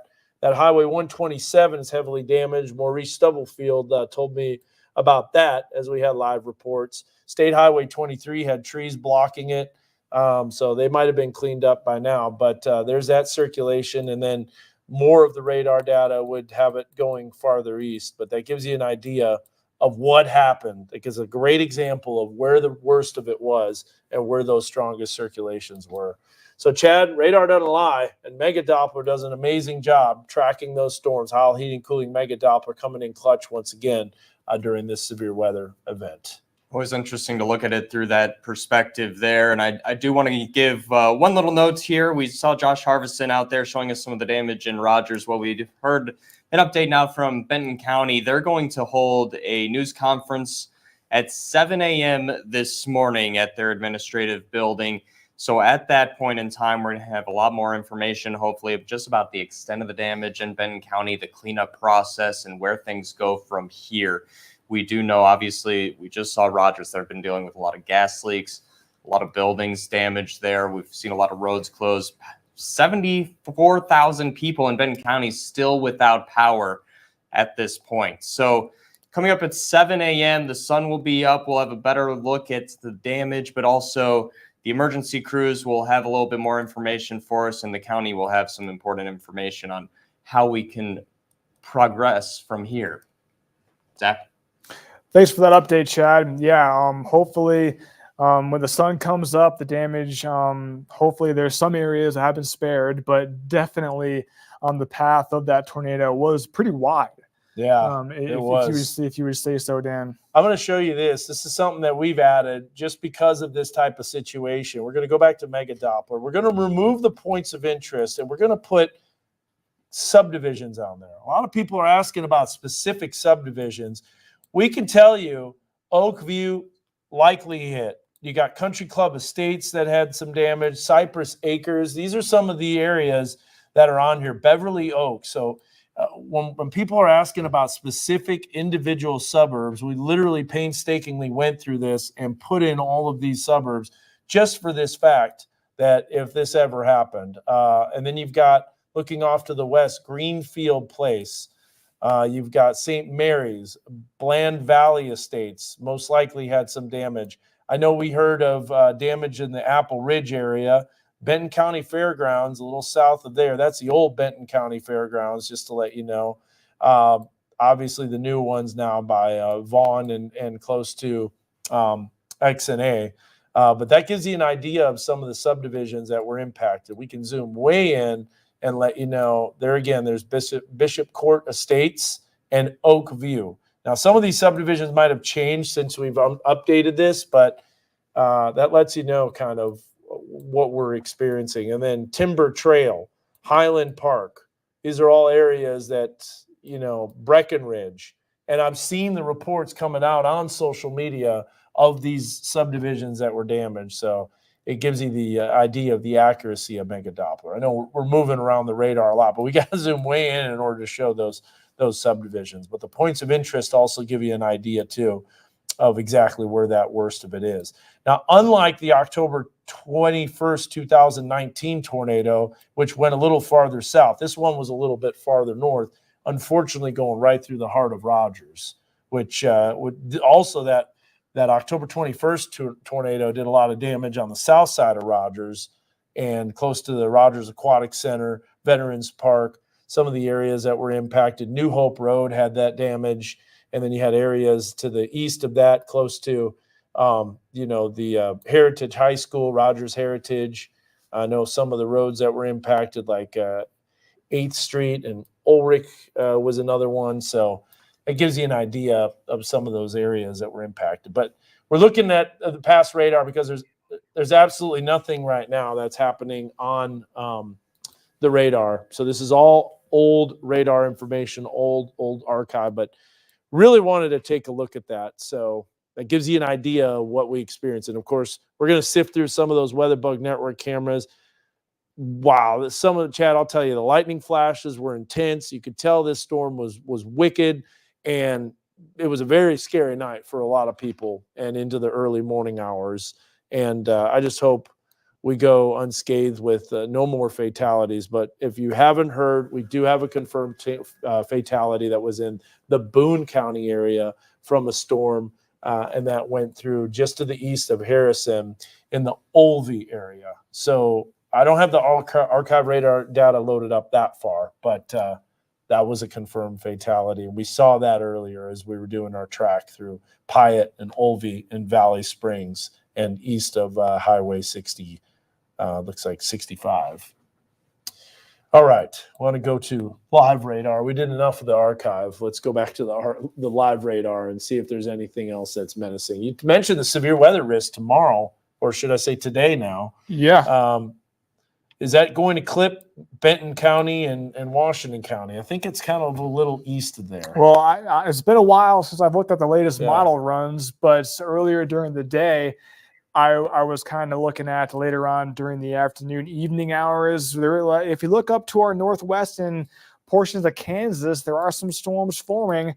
Now, those could potentially make their way down to us. Notice even some more developments further into central Kansas. So there is going to be a cold frontal passage. And as that comes through, a lot of the forecast areas saw no rain. So like our eastern counties, a lot of River Valley counties, I think that's the area that we have to watch during the afternoon hours. So again, the severe storm risk is gone for the time being, but we do have a day one outlook, and this is for later on this afternoon and evening. The whole area is highlighted in that slight risk for severe weather. So we're definitely could see some more severe storm potential, and these storms could produce large hail damaging winds. Tornado potential will be there again during the afternoon, but I'll be on those storms later on today. But as for right now, the storms have made their way east of us, but it sure has been a devastating night. Hate to say it, but we had a lot of damage. And if you're just joining the coverage, we are still doing this live stream. We're doing post-storm coverage. We've had a lot of reports of damage. Portions of Rogers, Bentonville, Decatur got a lot of damage, and we can see the radar right now. Again, right now it's looking pretty quiet. We're seeing some flash flood warnings still in effect. So If you're going to be out there, make sure to not drive through water, because we do not want any more property being lost with this event. It sure has been a long event for Yeah, it us. has. And not only was it a long event for us, but we have coworkers that were impacted by these storms. Just got reports. Jennifer Cross lost a little bit of her home was damaged. She had roof damage to her home. Marcus, our audio guy, Marcus Hastedi, he had damage to his home. So we have some coworkers, and you, Dalton, if you're in the control room, if we could tell me some others that possibly were damaged too. But yeah, this hit home for some of our coworkers that were impacted, that live in the Rogers area, that make the commute from Rogers to the Fayetteville area for our studio. We also have that location in Rogers where our sales office is at, the Pinnacle Parkway Towers, JB Hunt, old JB Hunt building. That's where we have offices too. So, and I'm sure probably some weather kids and some people that I've visited, that have their homes impacted. I mean, it's a tight-knit community here. And as Josh mentioned, it's, people helping people. There's going to be a lot of support here coming out for Northwest Arkansas to help those that are in need. Exactly. Yeah. We've already seen that, people out there helping. But you definitely don't want to be out in a dangerous spot, because there's a lot of power lines down. You saw our news director, Josh Harbison. Stay away from those emergency personnel. Yeah. And there's some gas lines that are exposed. So that combination with the gas lines, with the down power lines, you definitely do not want to see that. And that's one of our storm spotters right there. Michael Craddock has been on these storms all night for us. He's done a great job, and he's just surveying, looking at damage, and yeah, you can just see a lot of debris on the roads. And I'm just looking at the monitor in Aux 3, and yeah, just a lot. The roadways, look at all that debris and the trees down. I don't even know what that debris is. The pieces of buildings, and hopefully no power lines, because that is extremely dangerous if we have that. And on top of that, we have some areas of some standing water. So you don't know what kind of debris is in that standing water. So you definitely want to turn around if you see any areas of puddled water, because that is just not a good combination. And you can see him taking a left right there. And we can just watch this camera for a little bit here, and you can just see what he's encountering as he's going through portions of Northwest Arkansas here. And not seeing too many lights on either. Is dark out. So these power poles, probably a lot of people without power, definitely still in the Benton County area. I think earlier I saw 75,000 people. I think that was the latest update that I saw without power. Just a really bad combination. And I'm not sure that video is frozen or if he stopped right there. But yeah, just a lot of damage. And I believe he's up there in the Rogers area. Is that correct? He's in the Rogers area. But yeah, so again, it's just been a long night for all of us. We can see a lot of cars out there. The community really coming together, trying to help out with the storm recovery efforts here. And I'm going to toss over to Chad Muir. He's got an update for us. Yeah, just on that note, you're talking about a lot of the roads covered, turning around. If you see that standing water, we've even just got a report from the Arkansas Department of Transportation about a landslide on State Highway 340. RDOT saying all lanes are closed there. There's no detour either. So if you are out driving in that area and you come across it, you're going to have to turn around. There's no way to get through there. We are waiting on a 7 a.m. press conference from Benton County, the sheriff's office, and other emergency personnel going to update us on what they've been dealing with this morning. And, Dan mentioned communities helping each other at a time like this. That extends obviously to utilities and first responders as well. We know Carroll Electric is bringing in utility help from all over the region as well. But Rogers Police Department putting out on Facebook a big thank you to the Springdale Fire Department, Fayetteville Fire Department, Central EMS, Bella Vista Fire Department, all of these other communities heading to Rogers and assisting in the response to what you're seeing here. There are roads covered. There's been a lot of damage to homes and businesses. The good news is not a lot of injuries reported. There was the tragic news of that one fatality, but we've talked to the mayor of Decatur this morning. We've talked to Rogers Police, a couple of the harder hit communities, Centerton Police as well. And they all say no serious injuries or fatalities to report in their communities at this point. Of course, in situations like this, news and information develops as time goes on, as response is a time to kick in. There were reports of entrapment at Horseshoe Bend Campground. As first responders are able to reach some of those locations, maybe there are more injuries and more damage to report as time goes on. But Rogers Police putting out that statement, a big thank you to the multiple fire and EMS agencies that are helping to respond to this situation here, Zach. Yeah, just looking at Michael Craddock's stream right there, just devastating. Just seeing all those road signs just like ripped out of their spots. So definitely tornado damage was seen early this morning on this Sunday. We're still going live. It is 5:33 in the morning, and again, the severe storm threat is gone for the time being. We're just doing post-storm coverage here. And it's almost unreal just seeing Michael just driving around and just seeing dark street lamps. We know the power is out. We know a lot of people are without power, and just seeing all the damage is it's really, really hard to take all that in. And then again, not looking like he's seeing a lot of buildings, but a lot of buildings have been destroyed. I think this is going to be one of those events where we're going to be seeing the effects of the damage a long ways away in the future, maybe years. I know some areas never recover from storm damage, and hopefully the damage isn't that bad. Hopefully some spots were spared, but the downtown Rogers area was definitely hit with a tornado. I think that we can definitely say that. And then it did track through earlier. It was in Decatur. The Bentonville area saw damage. You can see the trees just all bent in different directions there. We can see, I think a stream is just froze there. Yeah, so the Wi-Fi is probably not that good. Maybe even some cell services are being impacted by the storm, but we can see him moving now. He's taking a left, just seeing just pieces of buildings just thrown about, and just some vegetation just lifted and being tossed around. You're gonna wake up and go outside, and you might not even recognize what you see.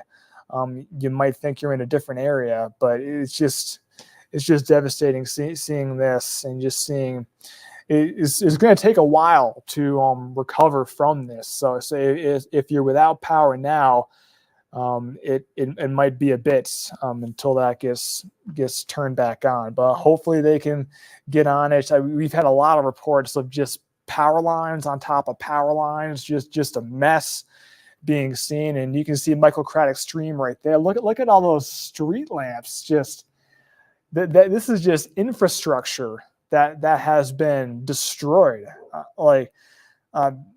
So like you saw it right there. We got some street lights just taken out. Yeah, now we're starting to see that the light of day. Hey, I want to go to Weather One. We got new video here coming in from Peyton Rigney. So Peyton Rigney was located in the Decatur area, taking shelter. Watch this. You're going to see the tornado passing by very, very close. And you're going to see, look at the power flashes right there. And you're going to see those power sparks happening off in the distance. So this is the tornado that came through the south side. See the debris being lofted. Yeah, you can see the debris being lofted. You can see those sparks from the power lines. Also some damage that's off in the distance. That is the tornado. And potentially this might be the anticyclonic tornado on the south side of Decatur. But that's some incredible video. We'll let that play again. And again, Peyton Rigney sent this in to the weather team here. And we appreciate that. Yeah, you can see the funnel off in the distance. A very evident condensation funnel all the way to the ground. Multiple power flashes. Once he realized the tornado was a little south of him, he was able to get out of his shelter. But my goodness. And then there's a look at some of the damage. Oh, wow. Trees coming down that smashed his car. So that's just devastating. Look at the power. Look at the sparks off in the distance from those power lines. So this is going to loop again here. Again, live. This is video from the past, recorded video from a viewer. Peyton Rigney sent this in. And as we get closer to, now we're starting to see that light of day. There's damage everywhere. Like I said, 5:38 sunrise at just a little after 6 o'clock in the morning. According to the almanac that you wrote down, 6:04 for today. Yep. All right, one more time. We're going to let this video roll through again. So this is video that was located from Decatur, and this is Peyton Rigney that sent this in to the weather team. Now here you see him taking shelter in a storm shelter. Realizes, look at the door whipping open. So now it's like, what's going on out there? Opens the door because of the winds that are increasing. And you're going to see him go back out, and you can see the tornado off in the distance. That's that storm shelter. Might be here in the roar. And then off in the distance, you're going to see the funnel. You're going to see multiple explosions, which are those power lines. And those power lines look different from a distance. When they're close up, that's what you're seeing, those sparks and those explosions. Look at that. My goodness. And that's what we were seeing from our weatherboat camera. Look at how the sparks are going one way and then they go the other way. So you can see the circulation with that. Incredible video. Yeah, we're getting a lot of questions about Walmart, if Walmart was hit. And I wonder if the Walmart location happened to be damaged. So yeah, you're asking about the Walmart. I do remember doing a storm track, and the Walmart distribution center was on one of those storm tracks. Mhm. So that's definitely a possibility. we could see that from the west, and that was looking from our Fulbright Junior High Weatherboat Network camera. We could see the distribution center. It might not be one of the newer ones close to the home office, but yeah, we'll continue to get more updated information. All right, Zach, I gotta go step into the control room real quick here. Yeah. So everything's kind of winding down weather-wise and storm-wise, but let's take us through some of the newer computer models, maybe, just to see if there's any storm development. Yeah, it's a good idea because a lot of people are probably gonna be outside and be wondering about what's going to be happening next. So we can take you through those. So we can take weather 1 full, and I can show you that right here. So again, right now the severe storm threat is gone for the time being. Sorry. This is a computer model. This is the HRRR model. And let's just see what it shows. This is the short range model. So there is going to be a cold front that's going to be making its way in. Keep in mind that today it's going to be a windy day, even without the storms, because we had that front moving in, low pressure area to our north. See those southwest winds, 22 miles per hour. That is quite windy. So if you're going to be out there doing damage recovery, it's going to be a windy day, and we can see the feature tracks showing keeping it pretty dry. Here's 3 o'clock in the afternoon. Really not a whole lot going on, but I do think there's 5 p.m. So here's what's going to happen. The atmosphere is going to destabilize with that sun. Now, the atmosphere would destabilize ahead of that cold front. Then we're going to have a cold front moving in, and we can see a little bit of the isolated developments, and that's in Benton County and Washington County, and that's 5 p.m. So I do think that there is definitely a chance of storms later on this afternoon and evening hours, and we can see those storms going kind of the same direction as what they did last night. It's going to be going through Carroll. Again, it is just a model, but again, as that cold front pushes through, I think all modes of severe weather are on the table during the late afternoon, evening hours. So I'll be on that for sure later on this afternoon. Yeah, and I'll be on standby if needed. But we got Casey Smith on standby. He wants to give us another live report. Casey, we're starting to hear the birds chirp, so that's a sign that it's getting a little bit lighter out there. What are you seeing? Yeah, Dan, that's exactly right. You're starting to hear the birds chirp. You're starting to see shades of the sunrise. I'm here on Browning Road in Decatur, and I believe this could be where the path was for the anticyclonic storm, the southern storm that is, as you can see behind me, if you want to come this way, just nothing but downed trees as far as the eye can see. There are snapped branches from its trunks and just complete damage from all these trees. And now we want to walk just on the other side to the other side of this road. It's almost as if that storm came from that side of the road, crossed this path right here, and then just continued on and carried up that hill that you see up there, and then just kept snapping trees. There are trees down in the road, in the roadways. You had to kind of weave your way, test the serpentine of this car just to try and get through to be able to come up to this hill, because there's trees down in the roadways. I'm going to step out. You can kind of see this tree down right here just blocking the roadway. It's like this all along Browning Road here in Decatur.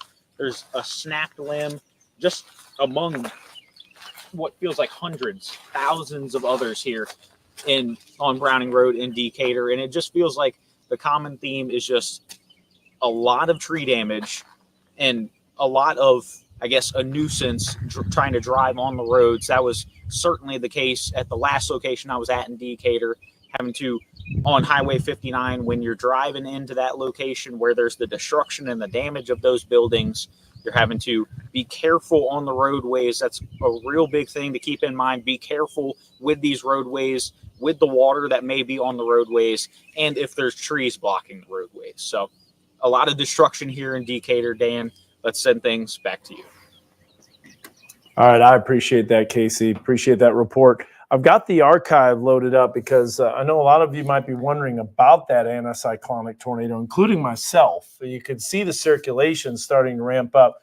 We're going to go back to the archive again real quick just to let you know what's happening. And this is going to be, let's bring this up on Weather 1. So we're going to bring this back up on Weather 1. Going to give you an idea. We're at 5:45 in the morning, and you'll see that load up here very shortly. So here's a look at the supercell that was approaching the state line right at midnight. This is at midnight that it was approaching the state, or should I say 1 o'clock in the morning, excuse me.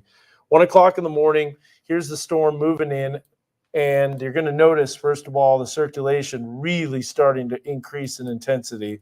And it was at this point that we were starting to see power flashes from our Decatur WeatherBug Network camera at City Hall. Then the circulation ramps up, but this is what's interesting about it. On the south side, remember the radar is located to the west here, and you're seeing this circulation right here. And if we look at the rotation, there it is, gray indicating anticyclonic. And to have an anticyclonic tornado that was so strong, that is pretty wild. What that means is that's a tornado that's rotating clockwise. About 1 out of 1,000 tornadoes rotate in a clockwise direction, which is against low pressure. Typically, you have counterclockwise rotation. So remember, the rain is moving away from the radar on the red colors and then moving towards the radar. This is counterclockwise rotation. However, right here, you have anticyclonic because the rain is moving towards the radar and away from the radar. That is a anticyclonic or a clockwise circulation. And the point is that a cyclonic tornado is a lot more common than an anticyclonic or a clockwise rotating tornado, which is extremely rare. So not only did we have a rare storm, but there's the rare tornado that comes through. You can see that anticyclonic circulation. There it is right there as the rain is moving away and towards just to the south of Decatur Middle School. And that's exactly where the worst damage was. And then you had the circulation even northwest of it. It was even more intense. So we talked about what's ahead here. And that's exactly what Zach said, is that we have additional storms that are going to be possible.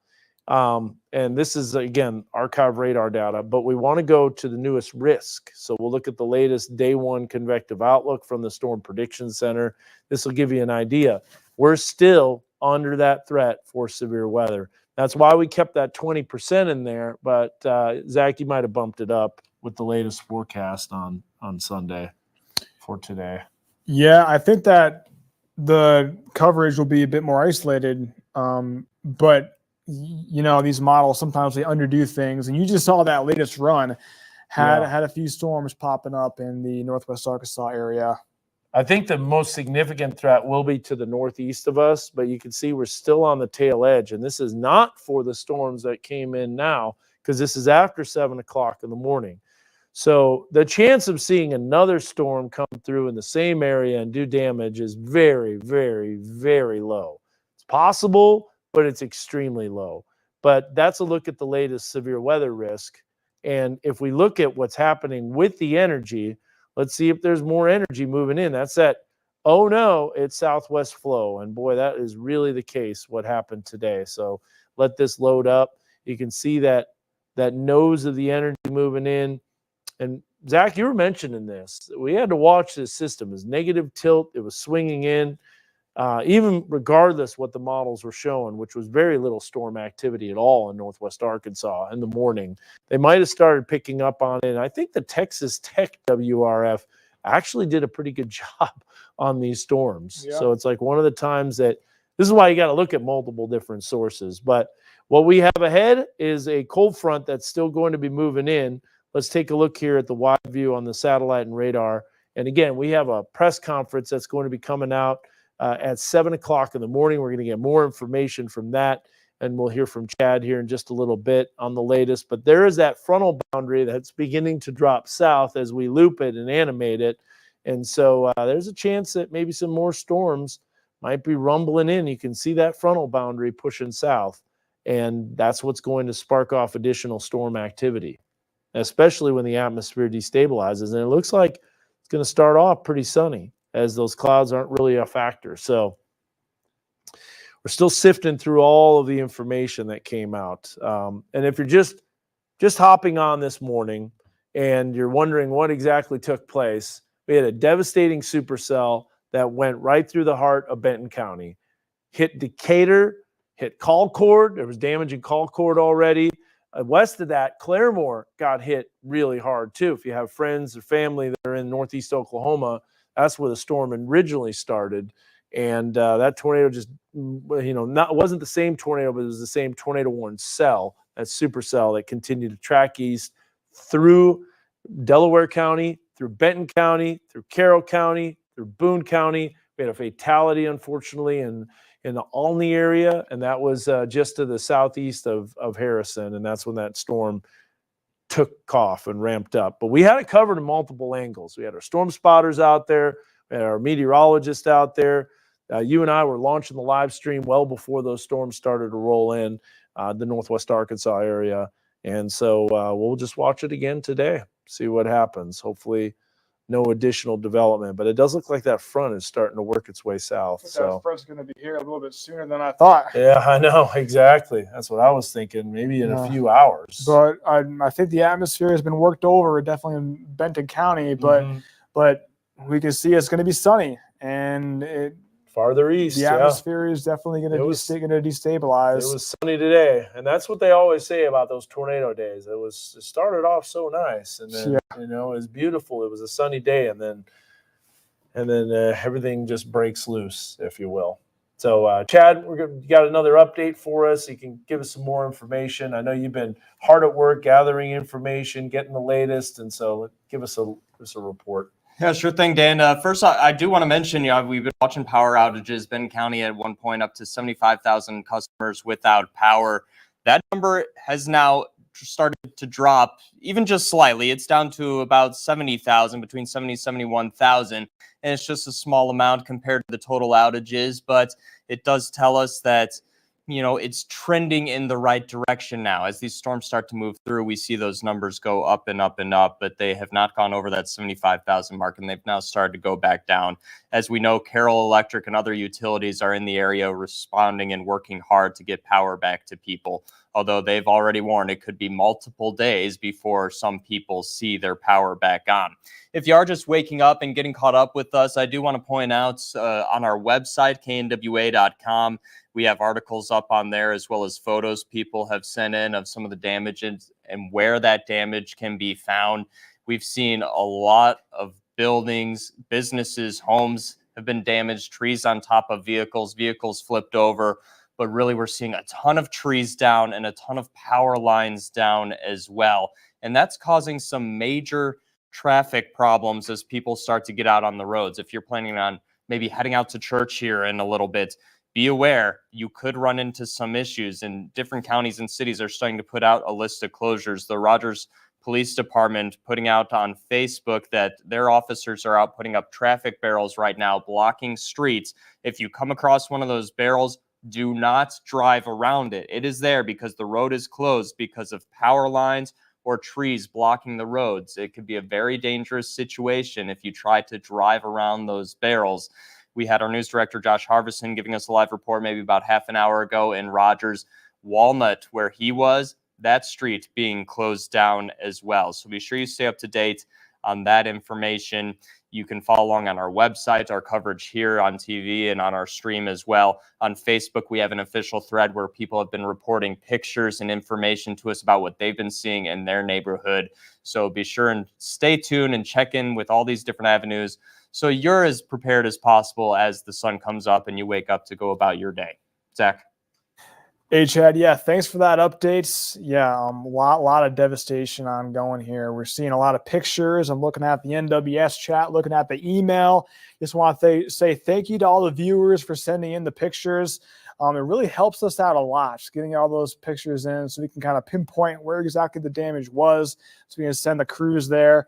And we got a lot of people out and about doing storm report updates, and it's just been a long night for all of us. And this even longer day ahead for some as we look at the recovery. And then the sun is coming up, so we're going to get a good view of what the damage was. So if we're in the booth, if we're seeing any, if any of our storm spotters are out and about, like to see one of their streams, maybe can see. Yeah. Okay, Patrick, do you know who that is? Is that Michael Craddock? Okay, yeah. So again, we're just looking at the sun is coming up, sunrise around 6:04. So that's going to be about 9 minutes from now. We can see storms off in the distance. So he's either looking east or he might even be looking north. There's going to be a cold front coming in, but a lot of people out and about and just seeing. You can just see trees and like that building off in the left-hand corner of that screen right there. It looks like the roof is all mangled. So again, I think it's going to be one of those events where we're going to be seeing the effects of this storm for a long time. Sadly, it was just unreal watching him going down that street, seeing those street lights just all bent out of shape and just probably won't be working for a while. So again, if you're going to be on the roads, keep in mind there might be some signs that are gone. Like there might be a stop sign that was there and now it's gone. So that's going to be a very dangerous thing. And mentioned in that too, like they don't know their bearings in the city. Zach, they were saying like they just don't understand landmarks. They don't see them anymore. Yeah, so it can really lose your. You can be discombobulated. I remember me and you were watching a video of a tornado that went through, and then everything looked like a way, and then after it went through, you couldn't even recognize where you were. Yeah. So we might be able to get some iDrive Arkansas cameras on some of the highways where the tornado crossed too, and be able to see some damage. But I want to bring up, if you can, bring up weather 3. We could bring that up full on through the board if you want. I'm doing some work behind the scenes here. This is our weather lab, obviously, and there's some computers that don't face the camera. But there you get to see some of that damage that we were seeing earlier in the darkness. So it looks like a fence that was, tossed and moved around pretty good. You can see some of those fences that are damaged from the construction that's happening at the Benton County Courthouse. And that fence definitely, took a little bit of a beating, came down. You got some tree limbs that are down and some trees that are down in different directions. And so Not seeing much structure damage, which is good news. And yeah, well, that's just in one location, though, obviously. But there you see some trees that are snapped in the Bentonville Square. So there's some freshly snapped trees. That shows you how strong those winds were. If we look at Decatur and City Hall, you can see this is a live view. The camera's back up there, and you're going to see, first of all, several things being knocked down. It looks like you've got areas of wind, and there's the fence that's kind of blown over in different directions. So nothing super major right there, but it gives you an idea the winds were very strong. And that might not be obviously exactly where the tornado came through. It doesn't look like it. Otherwise, we would be seeing a lot more devastation. Cooper Elementary, that camera's back up. We're kind of moving around, looking at some different views here. Don't see anything right there. You got to be right in the path of the tornado in order to see the damage. But if we do have an iDrive Arkansas camera, let us know. And Whitney Mountain Lodge, let's see if that's back up and running. It doesn't look like it. That was right through the heart. And Siloam Springs, here's another view. Yeah. All right. We got something here on iDrive Arkansas. So this is going to be, oh, yeah, a little bit of sign damage right there. So that is a view. I think that's very close to exit 88, if I'm not mistaken, right? Okay. 87? Okay. Okay. I got you. All right. Go back in time here and see. I don't have that loaded anymore. Yeah, so there you got some damage. Or is it just a flooded road? What is it? Looks like it's just a flooded road. Yeah. It looked like a sign waving back, but it's not. It's just a flooded road. But that could be dangerous when you're driving. You can hydroplane real quick. It gives you an idea, too, of how heavy the rain was. Man, the scope of the rain was really coming down. We're approaching the 6 o'clock in the morning time frame. We have started this severe weather coverage back in about 6 hours ago, a little over 6 hours, as just before midnight, we started covering that storm as it was moving into Delaware County. And thankfully, the storm activity is over. We are having that frontal boundary that's dropping south. Hopefully, those storms don't ramp up at all. We'll continue to watch that. But we'll continue to get more and more information, more reporters that are out there. We're going to look at the shear tracks, too. We could go back in time and give people an idea where that was, because that's very helpful as well, Zach, over the last 6 hours. So we're going to do this on let's go ahead and do this on Weather One. Bring us up on Weather One and see the polygons too. Yeah. So right there, that white polygon is a confirmed tornado. That's not just confirmed, but also significant too. If we look here, you'll see considerable, and considerable means this is a strong tornado. And there it is going right through the Claremore area. So we're going to take you through this with and considerable might not mean a lot to a lot of people, but it does to meteorologists. And it just lets you know that that tornado was most likely strong. Notice the red shades too. So as it works its way east, here's another red shade that pops up. And that is as it goes just to the north of Salina. We know we had Josh Rugger that was reporting power outages. Then it might have weakened a little bit, cycled. Bull Hollow, though, the circulation ramped right back up again. And then you're going to see the new confirmed that comes out here shortly as it makes its way across the state line. And there it is. That is when this storm really ramped up. And that is just north of Cherokee City. And there you see the city of Decatur. Now, what's interesting is this doesn't get that anticyclonic circulation as much. You can kind of see it right there on the south side, just a little bit. But that's kind of sneaky. And so we probably had a satellite tornado, meaning a tornado that's outside or on the edge of the parent circulation. Then it works its way east, moves across. This gives you an idea here east of Decatur, Highway 102. We had the report from Michael Craddock at the bend of Highway 102 where the damage was. Centerton had some damage. Then it kind of lifted and moved northeast. And then as it made its way eastward, we've got the circulation here. Oh, wow. Okay, we'll see that here. And then there it is making its way through Rogers. And then watch what happens in Rogers. Circulation just immediately ramps up. And there's Olive Street. And then there's, 13th and 14th and Dixieland and 24th and Olive and 24th and Walnut. That's exactly where that damage was located. Now, we got Michael Craddock. Is he on the line too? Or is it just his video? Might give him a ring here and he can tell us where he's at. Because there's those water lines again. We saw the same thing with the Nilfisk plant back with that Springdale tornado. Not even sure what I'm even looking at here. Yeah, I don't know either. Looks like a water main pipe or some sort. Substantial damage. Hope they can get that taken care of. Marcus said he was good. Marcus Hammond said he was good. Yeah, so that right there just summarizes this whole event. So you just had damage throughout the area. And Dan's going to try and get our storm spotter on the phone to see exactly where he is. Yeah. Hey, Michael, this is Dan. Are you there? Hey, can you hear me? Yeah, I can hear you. We got you on speakerphone here. We're doing live coverage. I see that water coming out. First of all, what building is that? Where are you located? This is the Castle Rental and Pawn here in Rogers, across from the what do you want to call it? The Center for Nonprofit Sheepdog called? The Sheepdog Assistance? Yes, I think that's what it is. That's right by St. Mary's then, yeah. That's correct. Yeah. That's right. Which is exactly where the circulation, go back to the radar here real quick, and you can see the rotation shear track showing up. Persimmon Road, Olive Street, Poplar Street. Those are some areas that were impacted back on the October 21st, 2019 tornado. But that was more tree damage, some structures. This is devastating.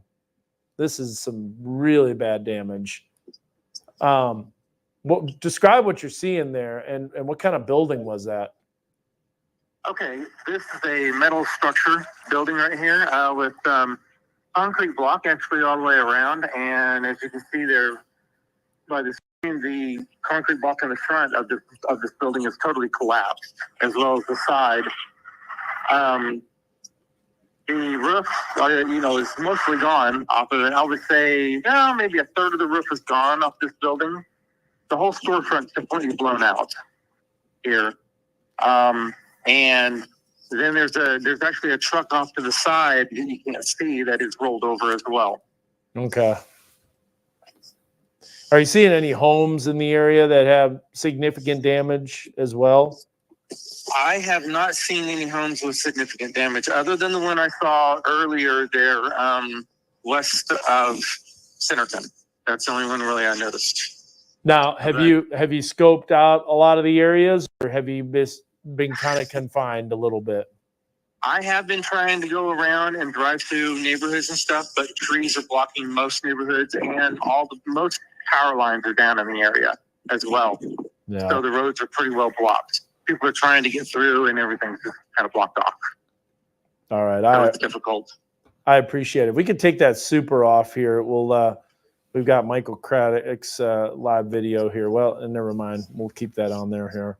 But yeah, so all right. Well, I appreciate that report. Michael Craddock, one of our storm spotters, he's been tracking these storms, and this is one of the more significant supercells.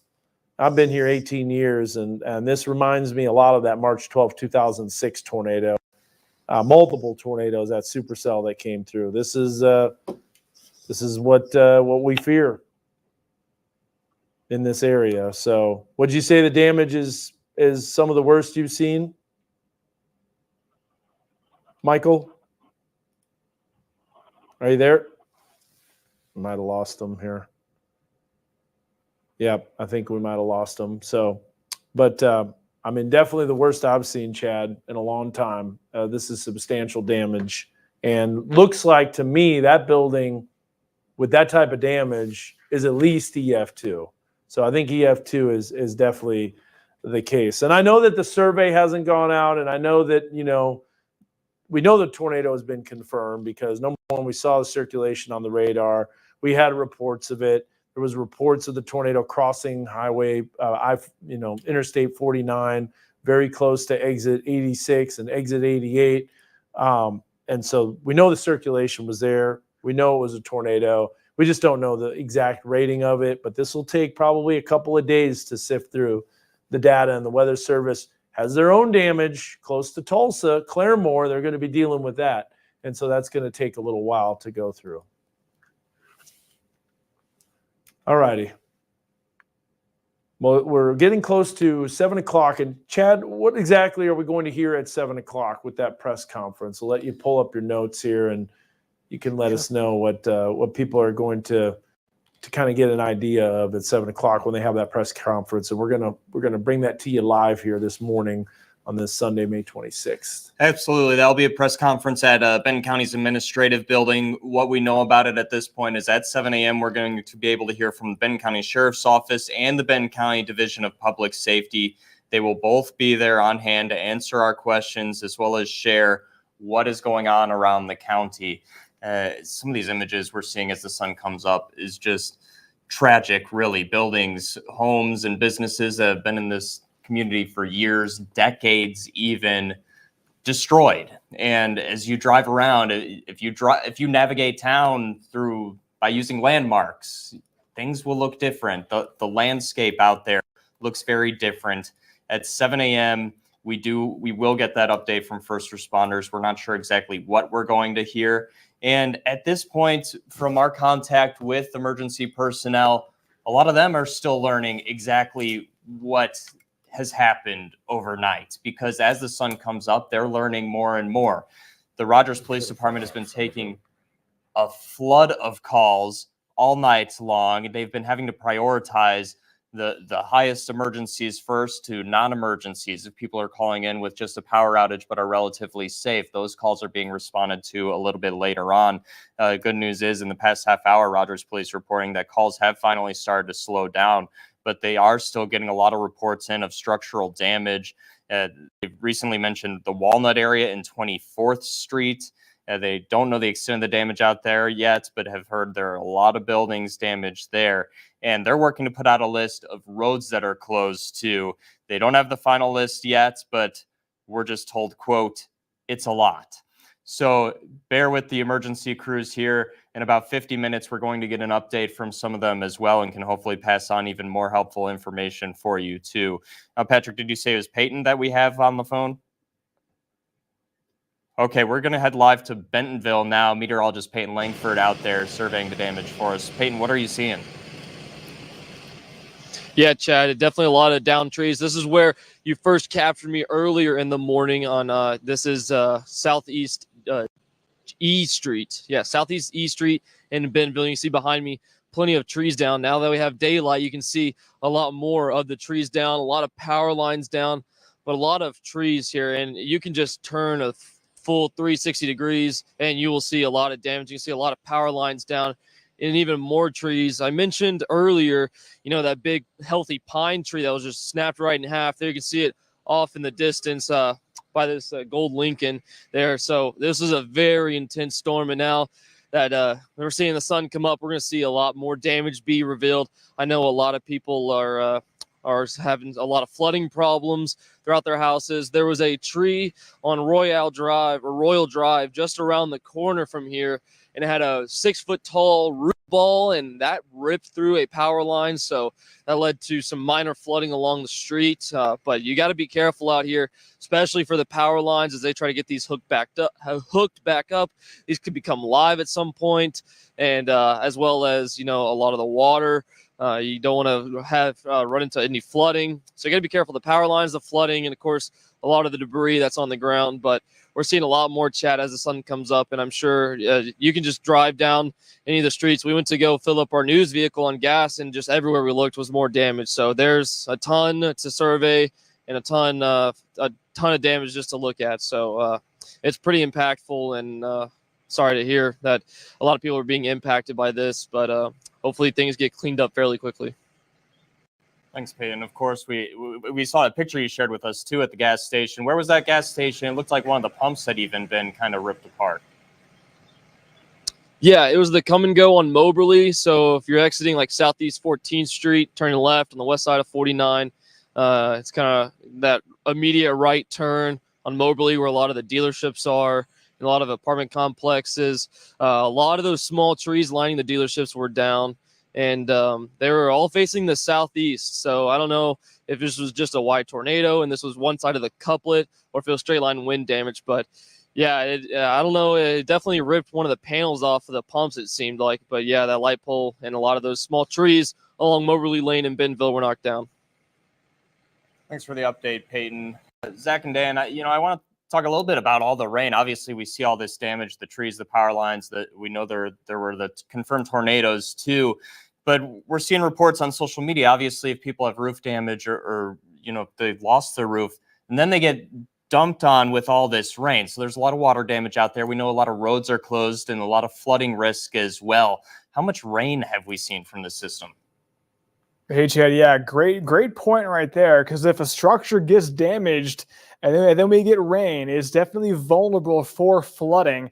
And that's just what we saw. I was looking at the NWS chat earlier. A lot of, or at least there was one report of some damage to a home and water was getting into the house because of that damage. And we did see a lot of rain. So we can take you through that. We can take you through what we saw. Portions of Benton County saw around 4 to 5 inches of rain, and I could try to find the precip totals. There it is. Yeah, we updated it.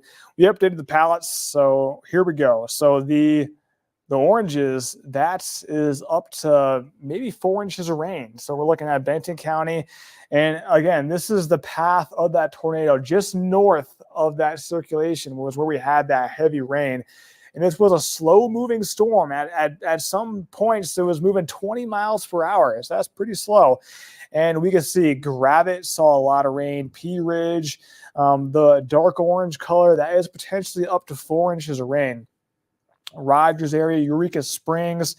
And the circulation was at its strongest in portions of the Carroll County area. And they saw a lot of rain too. So we're seeing the Rogers damage, but I think the circulation might have been stronger in some more rural areas. So if there was a home in that area, that house is going to be destroyed probably. So we're a lot of our spotters and reporters out in Rogers, but this storm did impact some rural communities, and we unfortunately had that fatality earlier during the overnight. Yeah, I got a new report on that too, Zach. They said they have unleashed their disaster emergency response at the hospital in Harrison for all of those people that were impacted. And so Boone County, the hospitals are definitely overwhelmed right now, and they're still in recovery, search and rescue efforts with that tornado that went through. Obviously a little more heavily populated. But I want to show you something. We got some new video here. This is brand new coming in from Charles Peak, who is an amazing storm tracker, tracks for the Weather Channel, a good friend of ours and the Weather Lab and your Weather Authority team. Let's go bring up Weather 3 if we can. We can bring this up full. And this is going to be some new drone video from the Walnut Street, 12th and Walnut. And so you're going to see that furniture store. Let's put this into motion here so you guys can get to see what this looks like. And there you see the roof that's damaged, several areas that are ripped off, buildings that are destroyed. But this gives you an idea as that light is out, so you can kind of see a little bit more of that damage. We'll just kind of wait here. Have a look at those intersections. You just don't. You see this in Oklahoma. You see this devastation and tornado outbreaks, and you just think this would never happen in back in your town. And we see that video, Dan. Yeah. That's someone's business. I know. So they're gonna their livelihood. They're not gonna have a place to go to work on Monday. And look at this. You've got. Look at the damage there. Now, if there's one blessing, I guess, is that, a lot of people are at home and this is in the middle of the night. So those businesses obviously aren't open. At the same time, a lot of people might have been camping overnight because it is a holiday weekend, an extended holiday weekend. There you see that damage. Yeah, that gives you an idea of the scope of the damage. I know I've said that a lot tonight, but really, Just honestly, takes one storm. that's rough. That is some rough damage, but and we're getting closer to light of day. And Peyton was mentioning too that some of the areas there will be straight line winds in association with the tornado because that's called the rear flank downdraft or the RFD surge, and that happens to start cranking up the tornado potential. But some incredible video there from Charles Peak just gives us a scope of the damage that's out there. Gives you an idea of the devastation. Yeah, look at that. It's like a telephone pole or a those are power line. Those are power lines that are snapped. Yeah. And we didn't really have a source in order to see this tornado as it made its way east of I-49, but we could see on iDrive Arkansas and RDOT cameras, those flashes were pretty tremendous. You can always tell when a storm is tornado, producing. It just has that different lightning appearance. Yeah. It just looks different. So, what more can you say, Chad? It really leaves you speechless seeing those images, knowing that's right here in our community. It's quite challenging to see there. The saving grace there is that most major cities are reporting no serious injuries. We have unfortunately had one fatality reported. Hopefully those numbers remain low. I do want to report here real quickly, the Metroplex Expo, the event center in Rogers is open for shelter. A lot of people being put out because of all this damage. You can go there. They have drinks and snacks as well open for people. So that way people have somewhere to go if they find themselves put out by this storm. We've also received word that Bentonville officials will be available for interviews and questions from us in the media coming up after that 7 o'clock press conference as well. So at 7 a.m., we're waiting for a press conference from Benton County Sheriff's Office and emergency personnel as well. And now the city of Bentonville telling us that they will be on hand to take questions from us too shortly after that. The latest update we've had from Bentonville is that city alone had 10,000 customers without power. So they've certainly been affected by this as well. And the Metroplex in Rogers, I just want to repeat that one more time. The Metroplex in Rogers is opening up to give people some shelter, and you can go there and get some snacks as well. Zach?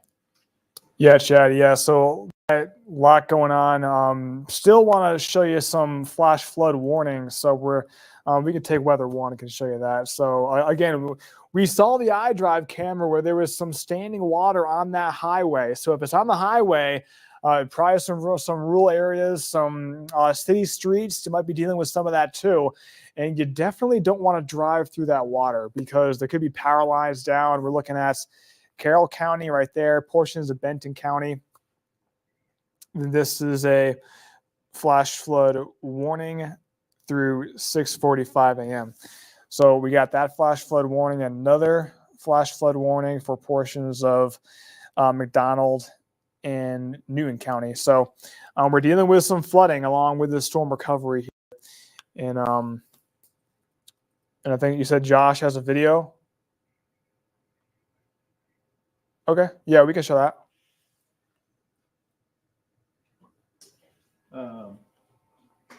Yep. Yeah. So looking like some damage. Yeah, it makes sense too, because that's exactly where the circulation was increasing. At the time, we had two tornadoes with a satellite tornado, Highway 102. And so that is looking, obviously it's some trees that are downed. This is, what did you say it was? Mount Zion Road? Okay. Oh, yeah. Oh, yeah, it's a perfect spot to be. That's exactly where that circulation went. Yeah, so this is another tornado that was confirmed. Look at the trees, how they're down in different directions. Now, if we bring up weather one with Mega Doppler, you're going to be able to see here that rotation. And where Josh is located, northwest of Decatur, there's the circulation. So if you every time you want to bring up weather one, we could show you that on how heating cooling mega Doppler, and then we'll go back to Josh's shot with more damage video. Let's bring up that if we can, weather one, and bring it up full. So this is again northwest of Decatur, Mount Zion Road. There's the circulation, very intense circulation too. And then there's Mount Zion Road that you see on the screen. And so that was not a part of the anticyclonic rotation. But then we look at the debris signature, and there's two debris signatures very evident. At first, Zach, I thought this was a radar artifact, but it is, in fact, was not a radar artifact. You could see clearly. I don't think I've ever seen that before. Yeah, it's very rare when you see a cyclonic and an anticyclonic tornado that has that much debris lofted in the air that much. That's definitely two tornadoes on the ground at the same time. CC drop, you can definitely see. We see like the blues. Yep. Yeah. It makes sense because you've got the circulation there, and then you're getting the outflow, and at the same time you're getting the counterclockwise circulation northwest of Decatur clockwise. And so it makes sense why it happened, but it's just pretty amazing that it did. Look at that. There's the two debris signatures. So let's go back to Josh's and look at how that tornado almost like stayed put over that area. Yeah. Man. This storm did some stuff tonight and this morning that just really shows the volatility of the environment and the atmosphere. I don't know if we have Josh's audio, do we? Is it just video? It's just video. Yeah, I think we just got video. It's Patrick confirming that. Yeah, a lot of people are commenting. There's just damage everywhere. Everywhere they look, it's damage. Pretty wide tornado came through northwest Arkansas. Multiple tornadoes, as we know. Yeah, look at the size of that tree that was downed. And that's not just because we're soggy in the ground conditions. That tree pushed over, snapped, knocked over. Kind of want to highlight some of these smaller communities that got hit. Yeah. Because we've been talking a lot about Decatur and Rogers, but it did travel through Carroll County and portions of Boone County, and it definitely was on the ground. Yeah, Clifty was impacted. I could download some more archive radar data and look at that as it made its way through Clifty. But we know that was also another tornado. We had the report, and this storm just continued to cycle more and more and more. Look, we're getting continuing more shots here. Yeah. Well, someone asking how far it traveled, and honestly, it's going to be multiple tornado tracks. It's not just going to be one storm that did one tornado and went all the way through. We know the tornado lifted at times, and then we also know at times, the circulation continued on the ground for a little while. But if we want to see how far this storm went, we can go back 6 hours here. Let's go back a little longer. Let's go back 12 hours, and we'll take a look here. So this was the start of the storm, that one that weekend, and then there's the tornado warning. So let's go ahead and there you get to see satellite radar at 9:30 had a tornado warning north of Oklahoma City. And it continued east, got into Osage County. And so if we take it basically over I-35 as it was tornado warned, that storm just did not stop. As you can see, it went all the way through Bella Vista. The south side of Bella Vista, but Benton County, continued through Carroll County.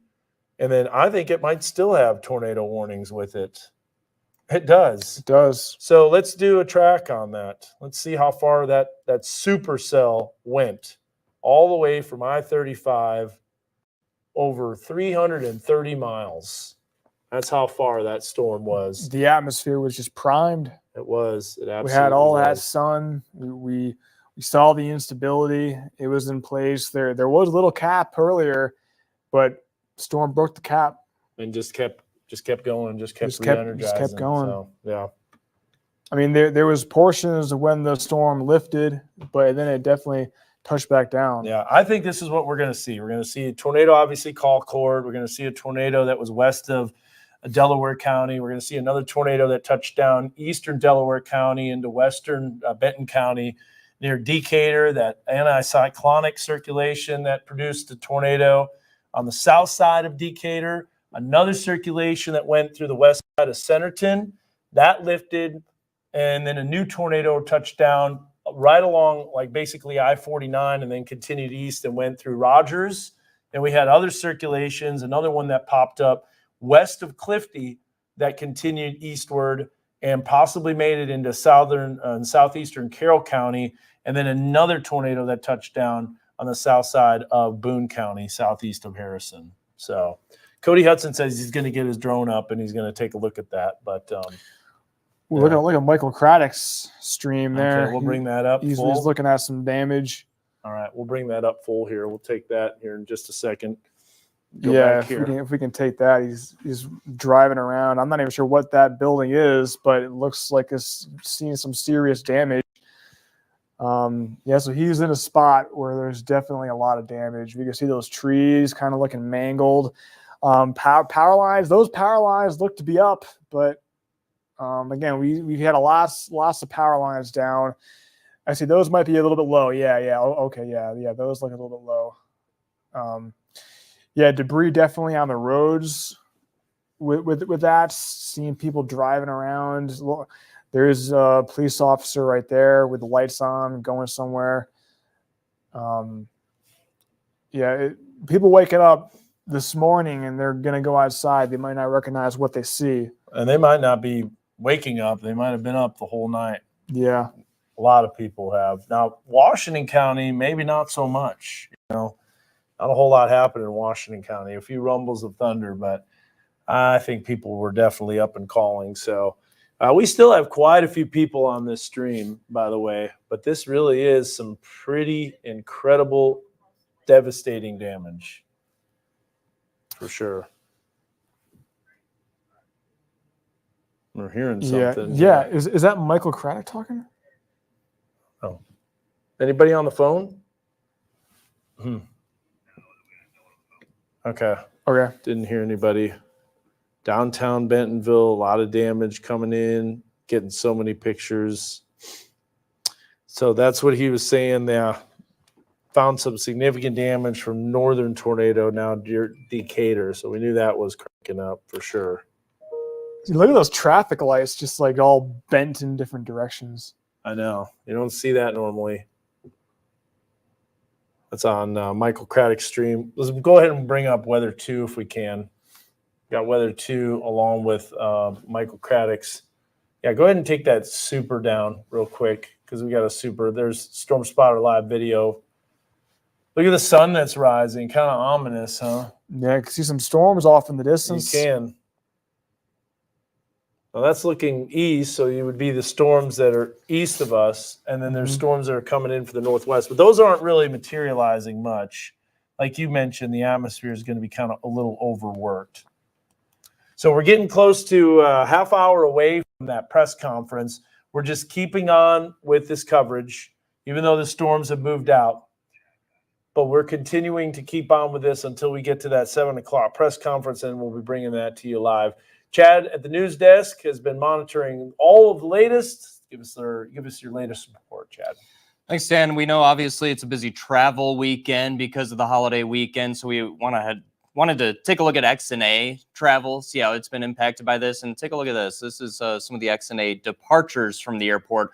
A lot of significant delays, as you can imagine. Some of those flights, those American Airlines flights, supposed to take off around 6 a.m. They've been pushed back till 9, 10 a.m. at this point. We'll see if that schedule sticks. Some of the flights are still on time, especially later in the morning. If you had like a 9, 10 a.m. flight out of X&A, those ones still staying on time. But so far, a lot of delays. A lot of the arrivals still on time as well. There has been a sign of progress in the power outage department. We've been updating you about power outages throughout the morning. Benton County at one point was 75,000 people without power.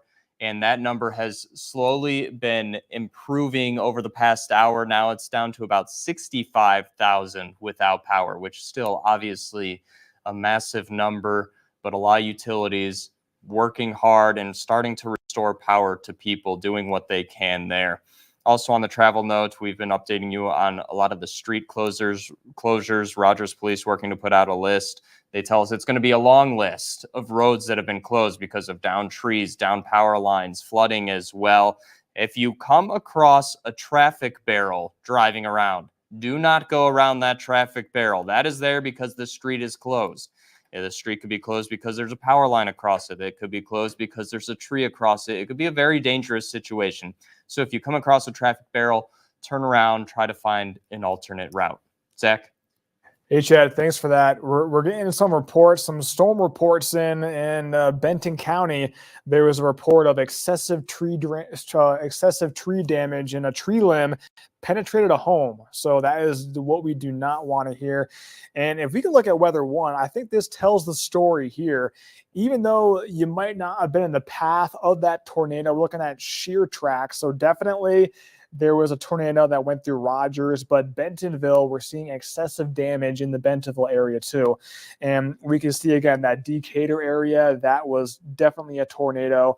And then it may have lifted, and then by the Rogers area, that was on the ground again. It looks like. And then we can take it forward to see exactly where this storm went. It went through the Rocky Branch area, then the Clifty area, that saw some damage too. That is in northern Madison County. And then this storm did go into Carroll counties, and then it did strengthen again. So as we take it further, Gaither, that was impacted, the Harrison area, and then it became confirmed in the Boone County area, that black polygon. That was when, again, this is archived, so this is not happening right now. These are shear tracks. This is what was happening at 3:42 in the morning.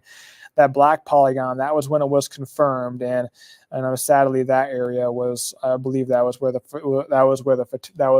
fatality was in Boone County. So just a long night for all of us, and it's looking like a long day ahead because we did see a lot of damage, and we're going to have to be out there and to recover from this. And I've seen areas that had tornadoes pass through and then they just don't recover. Hopefully this is a different story, but we're seeing lots of damage, and that's why we're still on this. If you're just hopping on TV at 6:30, you might just be waking up, and we're still on this coverage. We're doing damage coverage because we had tornadoes pass through very populated areas. Now, right now, the severe storm potential is gone. Again, here's the current radar. What you saw was archived radar, so it is looking quiet now. Notice to our north, though, there is a little bit of activity and a little bit of development in portions of southeastern Kansas. So there will be some storm potential as we go throughout the afternoon and evening. And again, all hazards are once again going to be on the table for us. It's been a very active spring season. And earlier during the day, Oklahoma got a lot of storms. So I was tracking these storms across Kansas, and then they moved into our forecast area. And it just takes one. It was a powerful supercell, and it ripped through Delaware County, and then Benton County, then Carroll, and then Boone County. Speaking of Boone County, we've got one of our storm spotters that's on that, the Cody Hudson. He just reported that the Harrison Hospital is on D3 alert. Now, what that means is they're calling everybody in. I mean, everybody in, the resources, significant tornado damage, multiple injuries too from this location. So this is multiple injuries that are going to the Harrison area in Boone County. This is from the tornado that produced the fatality near Olvie. And that was just to the southeast of Harrison. We were watching that circulation ramp up, and boy, did it ever. I was just looking at the shear tracks, Dan, and I think that's where it was at its potential strongest point. Of the storm the entire night? Yeah, that's a possibility. So it makes sense, too. Here's a look at some of the damage to some of those buildings. But that's Cody Hudson right there. And he just reported that everybody's being called in from Marion County, to assist in the damage, along with rescue efforts. There's still some people that are missing and that are trapped, so they got to get them. And there's just a lot of things happening, not just here in Benton County, but also in our eastern weather coverage area in the Boone County area in Harrison. Just a incredible, devastating day. Yeah, so Can't if stress you that got Cody Hudson's live feed, we should bring that up. Could right take now. take a look at that. Let's go ahead and we'll look at this. So that's Cody Hudson right there, and that's just a look at some of the damage. Now, that's not the worst of it, but look at the tin and the telephone poles. You can take our camera off the screen here just real quick. Take this full on the right-hand side of the screen where our two box is covering up. You see the tin that's wrapped around the telephone pole. That's just a part of the damage. He says that's just the start of it, and it gets a lot worse as it was crossing Highway 65. So, all right, so we're going to go ahead and here's what we can do as well. We can bring this up on weather 1 as we look at weather 2. Yeah. Let's go ahead and we'll just bring up weather 1. Just bring that up full, and then that will get rid of the 2 box if we can. There you go. You can see the tin wrapped around the telephone pole. Yeah, there's going to be multiple crews that are going to be restoring power. Like a piece of the building? Yeah, it's a piece of the building wrapped around the telephone pole, yeah.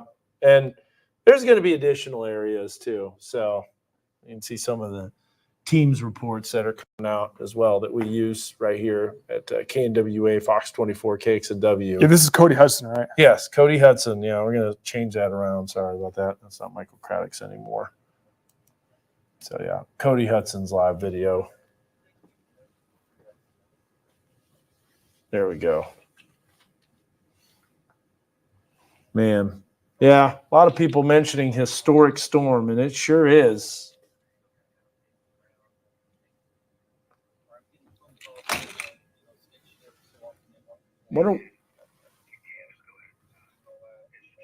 All right. Yeah, it is Sunday, and there's going to be some church closures as we've had probably some buildings that were damaged, communities that were hit, pastors that had their homes affected. So, Chad, as we wake up this Sunday morning and Sunday morning church services, I know we have a lot of closures on that. So go ahead and give us the latest on those church closures. Certainly are a popular time. People starting to wake up and get ready for church this morning. There have been a handful of churches in Rogers that we know of so far that have canceled service. Holy Trinity Lutheran Church, Forward Church, Rogers Christian Church, and Gospel Light Baptist Church. We know all of their services have been canceled this morning. Even if you plan on heading out the door for church today, just understand a lot of the roads have been impacted by these storms. So plan ahead and make sure you can get to where you need to go safely. In terms of cancellations, we also want to mention Bentonville Bike Fest has canceled all of their Sunday activities. Big festival been going on throughout the weekend, but because of these storms, there's been extensive damage across Benton County. The Bike Fest says the destruction has impacted local communities around the festival. And so they went ahead and canceled all of their activities for today, allowing people to recover and focus on what's happening in our community and not have to worry about getting to and getting around the Bike Fest festivities. Dan? All right. Thank you so much. Yeah, that's just a shame, too, because I know a lot of people were excited about Bike Fest, and Friday was great, and then a few storms rolled in the middle of the day. And then, Saturday, yesterday was good. And then, yeah, it's just a bummer, but probably the best so they can do those cleanup efforts. Again, we got Cody Hudson's live video. It's going to be on weather 1 or weather 2. Doesn't matter which one you bring up. We got this. But there's a look at the damage. That is from Boone County. That is very close to Bellefonte. That's where he's located, which was the start of that tornado and that tornadic circulation. So it's 6:41. Good morning to everyone.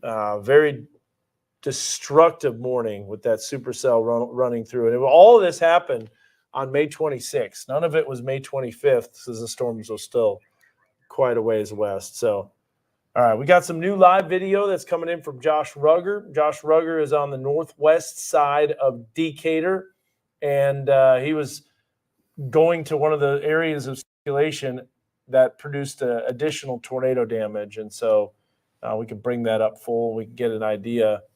There's just going to be damage all across northern northwest Arkansas.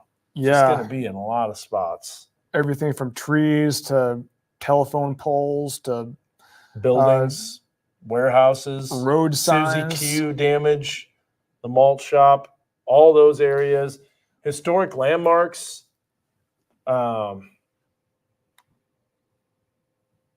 Just thinking about all the Man, places look that at were in that. the storm tracks. Look at that. We got to bring that up. Yeah, so going out on the roads today is going to be very dangerous for many different reasons. One, because the debris. There's all look at things that. from tree. Yeah, that looks like a home, I think. Mm-hmm. Those are homes. And those are destroyed.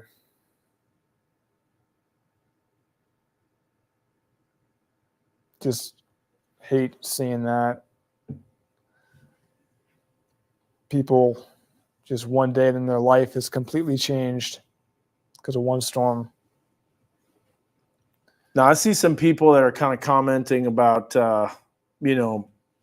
Joplin and May 22nd, 2011. Joplin was an EF5 tornado that was about a mile wide as it came through the Joplin area. And that was a super violent tornado. What I've seen, I don't think it was quite that caliber, but still the most significant storm we've seen in our weather coverage area since October 21st, 2019, which was an EF1 and then borderline EF2 as it made EF2. But then we've got EF3 that was happening from March 12th, 2006. Look at that home that was damaged right there. So this is an area, look at all the water too, the standing water.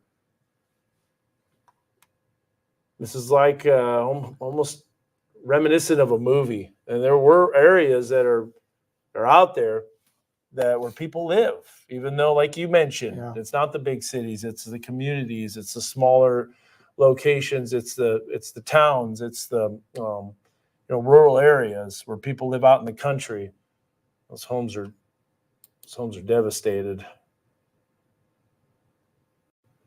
That was a wide tornado. Look at all of that debris.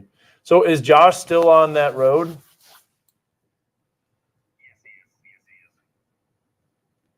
All right. And that was not Limekiln, but Mount Zion Road, right? Correct? Yeah. Mount Zion Road.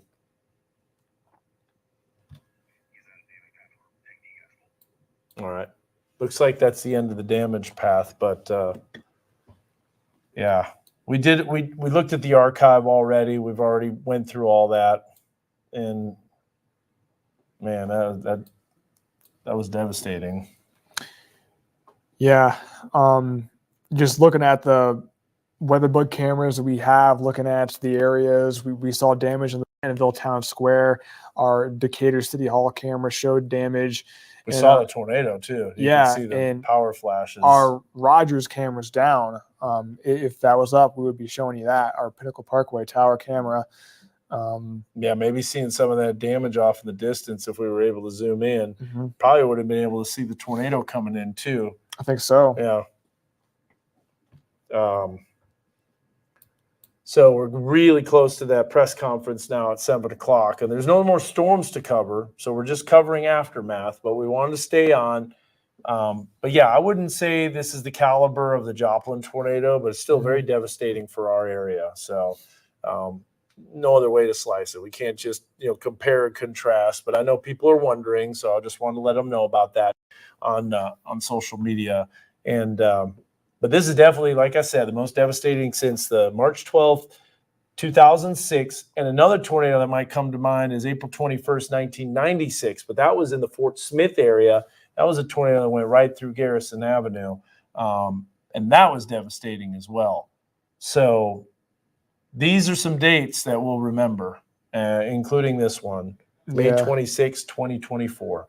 You know, we had all of that energy all week. We're talking about severe weather potential. And Josh mentioned it, severe weather fatigue. There was definitely severe weather fatigue. We had multiple systems that came in. Some of them didn't do anything.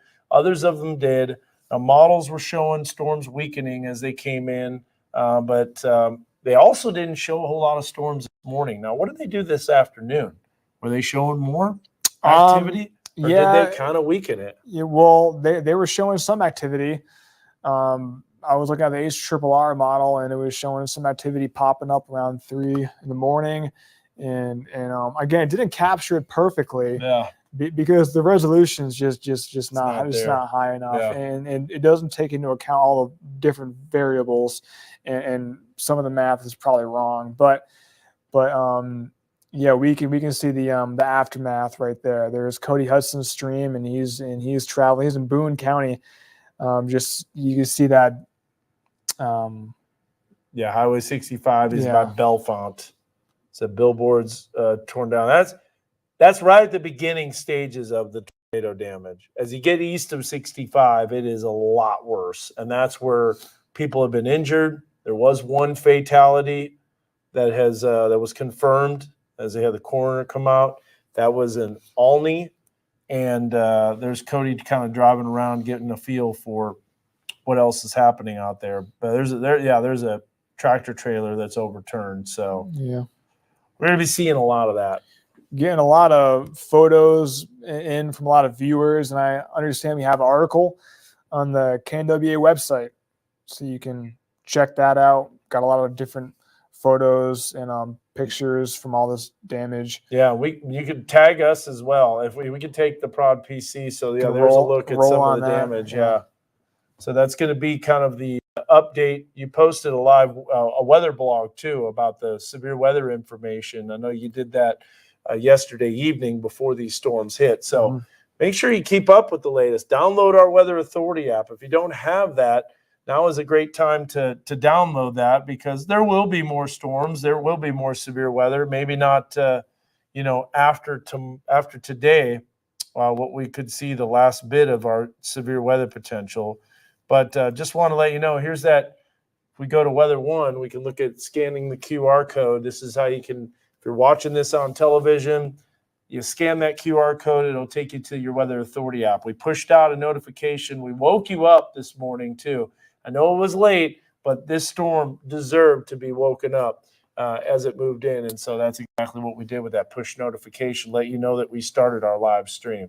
Also, make sure that you get Weather Call Next Gen. It's a great service. It'll warn you if you're in the path of the warning. It'll also let you know if a tornado is confirmed.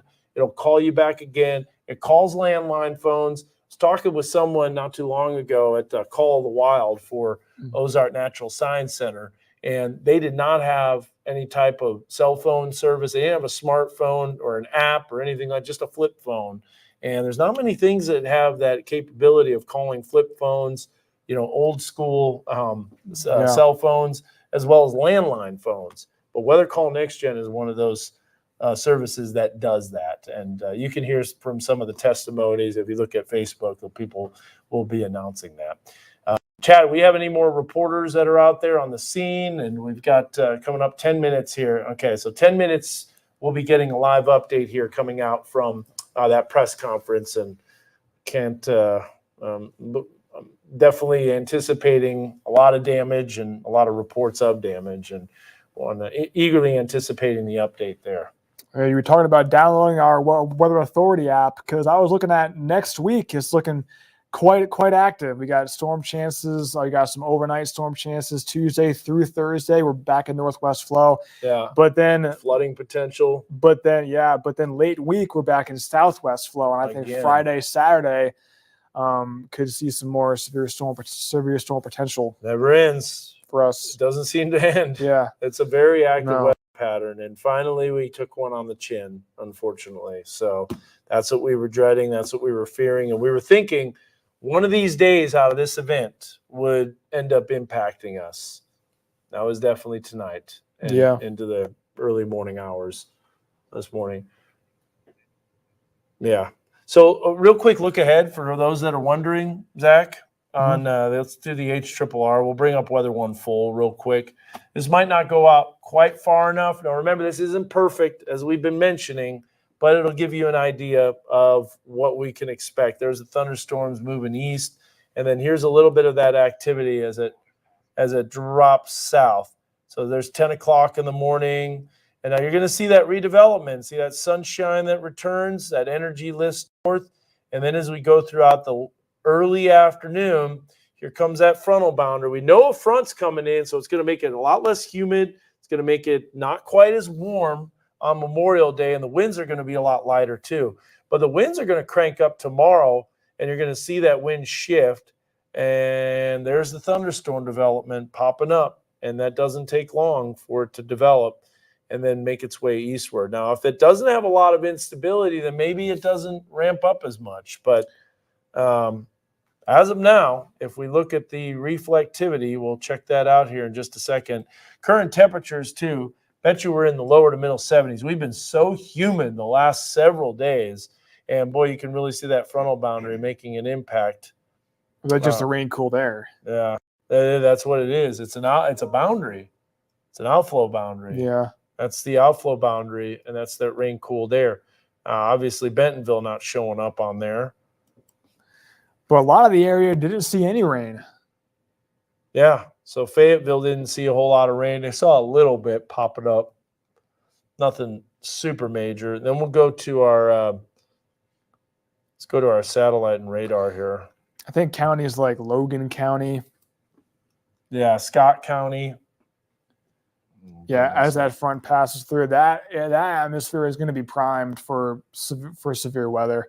But again, the energy is going to be north, but the majority of it, right? Yeah, the majority of it. But we still have that forcing, and that's that front. Yeah, we can see that frontal boundary that's starting to drop south. So there it is. But the models have been hinting at that system is going to move east, kind of like what it did. And as it moved east, then we're going to see that sunshine. And the sunshine's pretty abundant right now. We can look at a couple of our weather cameras. Let's go to Fulbright Junior High, looking off to the west. And there's that sun. And don't see any trees down on this camera, but I know we were looking in the west-northwesterly direction. You can see that there's Bella Vista looking off to the south. And so definitely a lot of clearing. We got to be watching it close this afternoon. Chad, give us the latest at the news desk and what you've got with information from this morning. Sure thing, Dan. Coming up at 7, which is just in about 5 minutes, we will be taking you live to a news conference that's being held by the Benton County Sheriff's Office and the Benton County Division of Public Safety. We have a live look at the podium as they set up for that news conference this morning. We've been moving our crews around, getting ready for that. So we will be there. We will show it to you live. We will be there asking questions. The city of Bentonville making themselves available as well for questions after that press conference is available. You can expect to hear a lot of updates coming up here at 7 a.m. We're going to get an update about all the damage that's happened across Benton County. And we know from Dan and Zach and Peyton's reporting, as well as Casey Smith out in Decatur, Josh Harvison's been in Rogers live for us too. We have seen a lot of damages. Businesses, homes have been heavily damaged, some destroyed in these storms. We have seen a lot of trees, large ones uprooted, power poles down on roads, a lot of road closures. I'm sure that will be a topic of conversation at this press conference. The city of Rogers itself is still out putting up traffic barriers. They say they are closing down a lot of roads this morning. So if you're out and you come across a traffic cone or a barrel, do not go around that cone or barrel. That means the street is closed down. You might think I can drive around this, no problem. Don't do it. There could be a power line, a tree down. The road might be flooded. It's a dangerous situation. There's a reason those roads are closed, so be sure you turn around. Okay, the press conference is starting early. We're going to take you there live now. Holloway, Sheriff of Benton County. Robert McGowan, Administrator of Public Safety for Benton County. Michael Waddle, Director of Emergency Management for Benton County. Okay, again, thank you for being here. It's been a difficult night for Benton County. As you know, we were hit with a significant weather event last night, including probably tornadoes. We don't have actual confirmation of that yet because the National Weather Service is the agency that determines whether or not we actually had a tornado here last night. But we certainly had a violent weather event. At this time, we have several injuries, and tragically, we have one confirmed fatality on the east side of the county. We also have multiple law enforcement, fire, and EMS agencies responding across the county on search and rescue and other life safety missions. This is our top priority right now. We still have people who are in need from first responders, and we're making sure that that's what's happening right now. Early this morning, in the 2 o'clock time frame, it's a little fuzzy for me, contacted the Arkansas Department of Emergency Management and verbally declared a disaster for Benton County. That's important as we go forward, particularly for damage assessments. We've also reached out to all of our mayors and let them know we have activated our emergency operations center to help coordinate regional response. We reached out to a variety of other agencies and entities for support, including the Arkansas Task Force 1 for Urban Search and Rescue, Washington County, Carroll Electric, Black Hills Energy. We've also been in touch with the Red Cross, who is going to help us in setting up shelters for those who need assistance. We don't have too much more. The sun has just come up. We will start doing a lot more work on determining the extent of the damage, but suffice it to say, we had extensive damage to our facilities here in Benton County, including the courthouse right behind us. And we know that there are a lot of our citizens who are hurting today and this morning, and they've also had a lot of damage, and some are actually hurting physically. So with that, we'll take any questions you have. Is anybody trapped right now at home? Do you guys know that? I don't know that for sure. We do have some areas that we're still trying to get to, but we don't have any calls of someone trapped or we're trying to reach. But active power lines have caused us delaying our response in certain areas of the county. But now that it's daylight, we should be able to make much more progress with that. Any more info on the fatality on the east side? I don't think we have any information we can release at this point. Do we know how many people are injured? Is there a count on that? No, sir. Just multiple? Multiple. We expect that will probably go up as we can get out into the areas that we have not been able to access yet. Mainly out east is where our problem area is as far as access due to heavy trees being down and power lines. Did you say, are you going to ask for National Guard? I don't think we've determined that yet, but we have been in touch with the Arkansas Department of Emergency Management, and we'll coordinate closely with them. And if that's a step that we feel is necessary, then we'll take that step. It's just too early to know. I know you guys have just started looking, but what are the most targeted parts of the county so far? I would say the Decatur area was one area that is as well on the east side as the Rocky Branch area. Those are the two that we know the most about at the moment. How long could you guys see the search going on for? Is it a day thing? Is it a week thing? What's the timeline look like? There's no way to make a time determination at this point. I feel like bringing in Task Force 1, you still have some areas, or is that mainly for the secondary search of everything? No, there's actually two separate entities of Task Force 1. One's in Little Rock and one's out of Fayetteville. And actually, the one from Fayetteville was up within a couple of hours and was in the Gentry area. And now we're getting them to respond on the east side as well. What do you feel like? Obviously, in any situation like this, immediately the community wants to help. What do you want to tell those people? What can they do? Are you at a point yet to know to coordinate or do anything? I think at this point we really don't know. At some point, I believe there will probably be some need. We're going to have some people that obviously have lost their homes or have damage to their homes from the roof being taken off. Sun's coming up now. We're just now assessing how big this is going to be. Hopefully, we'll be able to get some aerial views here soon to know just what we're looking at.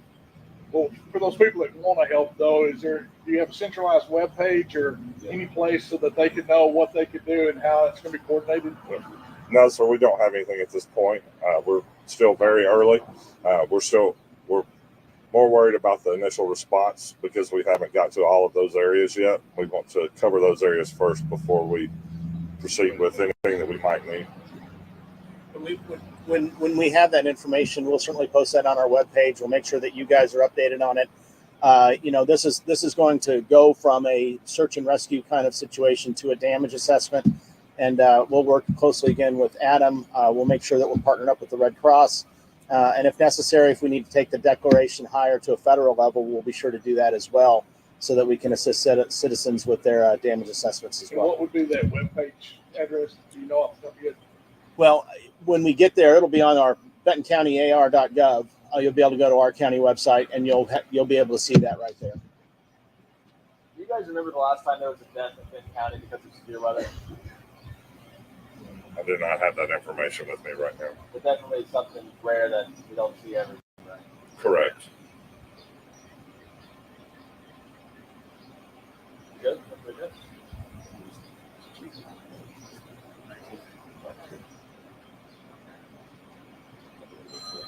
All right. All right. Thank you, guys. Thank you.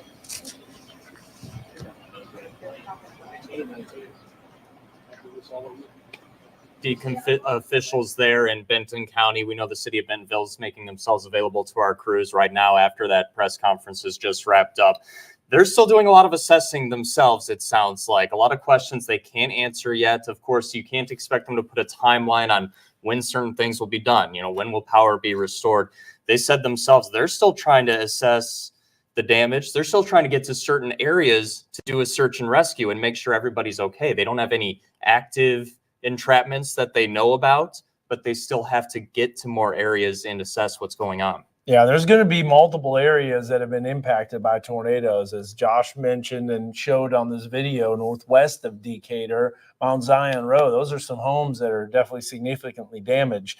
And they probably haven't assessed all those areas too in southeastern Benton County. As he mentioned, a lot of trees, Rocky Branch, you're mentioning that. A lot of marinas that were hit. And we don't know the extent of the dock damage. There might be some dock damage, you know, people with their boats and different things that were impacted. But we know Horseshoe Bend had those trailers that were overturned, those campers, a lot of people camping on this Memorial Day weekend. So there's a lot of assessment that's going to be done. And I mean, we just only have like an hour of daylight so far. And it's just made more challenging by the fact that so many roads are closed and blocked off.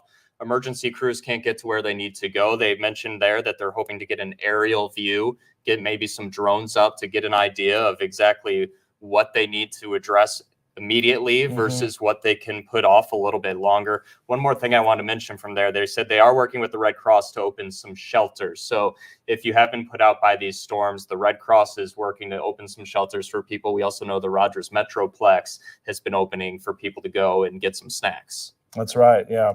And speaking of that shelter, might not have a place to take shelter. There might be some additional storms. And we want to wrap up this severe weather coverage with just one more look here. And I know you've got the future track here showing potential more storm development that might be taking place. And so not all models are showing this, but if we can bring up real quick Weather 1, and this is the NAM 3 kilometer that shows those thunderstorms popping up in the eastern section. That doesn't show as much, but we'll take a look here at the latest HRRR model. And just to let you know, we are under a slight risk of severe weather still to this hour for later on this afternoon. And you'll see here as that sunshine kicks in and the frontal boundary comes in. Look at those temperatures. We're still in the mid to upper 80s, so almost 90 degrees. We could be reaching what's called convective temperature, and that could develop additional thunderstorms right there that we'll have to be watching out for. If we take a look here at the severe weather risk, we'll bring that up real fast. Here's a look at the latest severe weather risk, just to give you an idea of what you can expect. And this is, again, the latest Storm Prediction Center outlook. And there you get to see we've definitely got that risk over the area. Now, this will be updated at 8 o'clock in the morning here in just under an hour from now. And we'll see. We'll post the new update. We'll get that new information. We'll continue to filter in all of those photos. You know, we'll start looking at our WeatherBug Network cameras to see what we caught in the process of it actually occurring. But just a devastating day, and one that will be remembered. Now, I can answer some of those questions about the last time a significant tornado like this came through the Benton County area, Chad and Zach. Like I said, it was March 12, 2006. That was about the last time that I can remember a storm like this, an isolated supercell that tracked through that had multiple tornadoes touch down from the same supercell. So that's almost 2 decades ago. Yeah, it's unbelievable. It's been that long. Obviously, we're used to the storm warnings, right? We go through this a lot, especially this time of year. We've been through it a lot the past few weeks. We know storms could hit, and we have to take shelter. But to have one of this magnitude come through, quite rare. It's been a long time. It has. And then October 21st, 2019 was a QLCS tornado. That did a lot of damage. I was on the ground 31.4 miles. It was 1.5 miles wide. Now, that tornado, I don't think was quite as strong. It was EF2, but there was only one area that really received that EF2 damage. And then, of course, another tornado in our area, this was in the River Valley, was April 21st, 1996. So all of those historic events kind of, really remind us of what happened the morning of May 26, 2024. I know this is your first big major severe weather event here. Yeah, it's the biggest one that Arkansas. I've seen. And it wasn't just Benton County. Again, it went through Delaware County, portions of Boone County. That's where we saw that fatality. Carroll County. And Carroll County, too, saw some damage. Northern Madison, too. Northern Clifty. Madison. Yeah. Clifty So was impacted. just a long track supercell that went right through a highly populated area. And that's what we do not want to see. So we're going to be able to keep up with the latest. We'll, of course, have our newscast later on this afternoon, gathering new information. We'll have our reporters out there. I know you will be providing a lot of updates on web. We'll be giving you the forecast updates as well. Absolutely. Thank you both. I know you guys have been on the air all morning long, which you always do in these situations. Thank you for your coverage and helping keep people safe. And like Dan said, follow along. As we go off the air, we'll be posting constant updates to our Facebook, knwa.com, other social media as well. And should more storms develop, I know you guys will be right here following it all. We'll be on top of it. So keep it here with your weather authority for the latest, and be safe out there.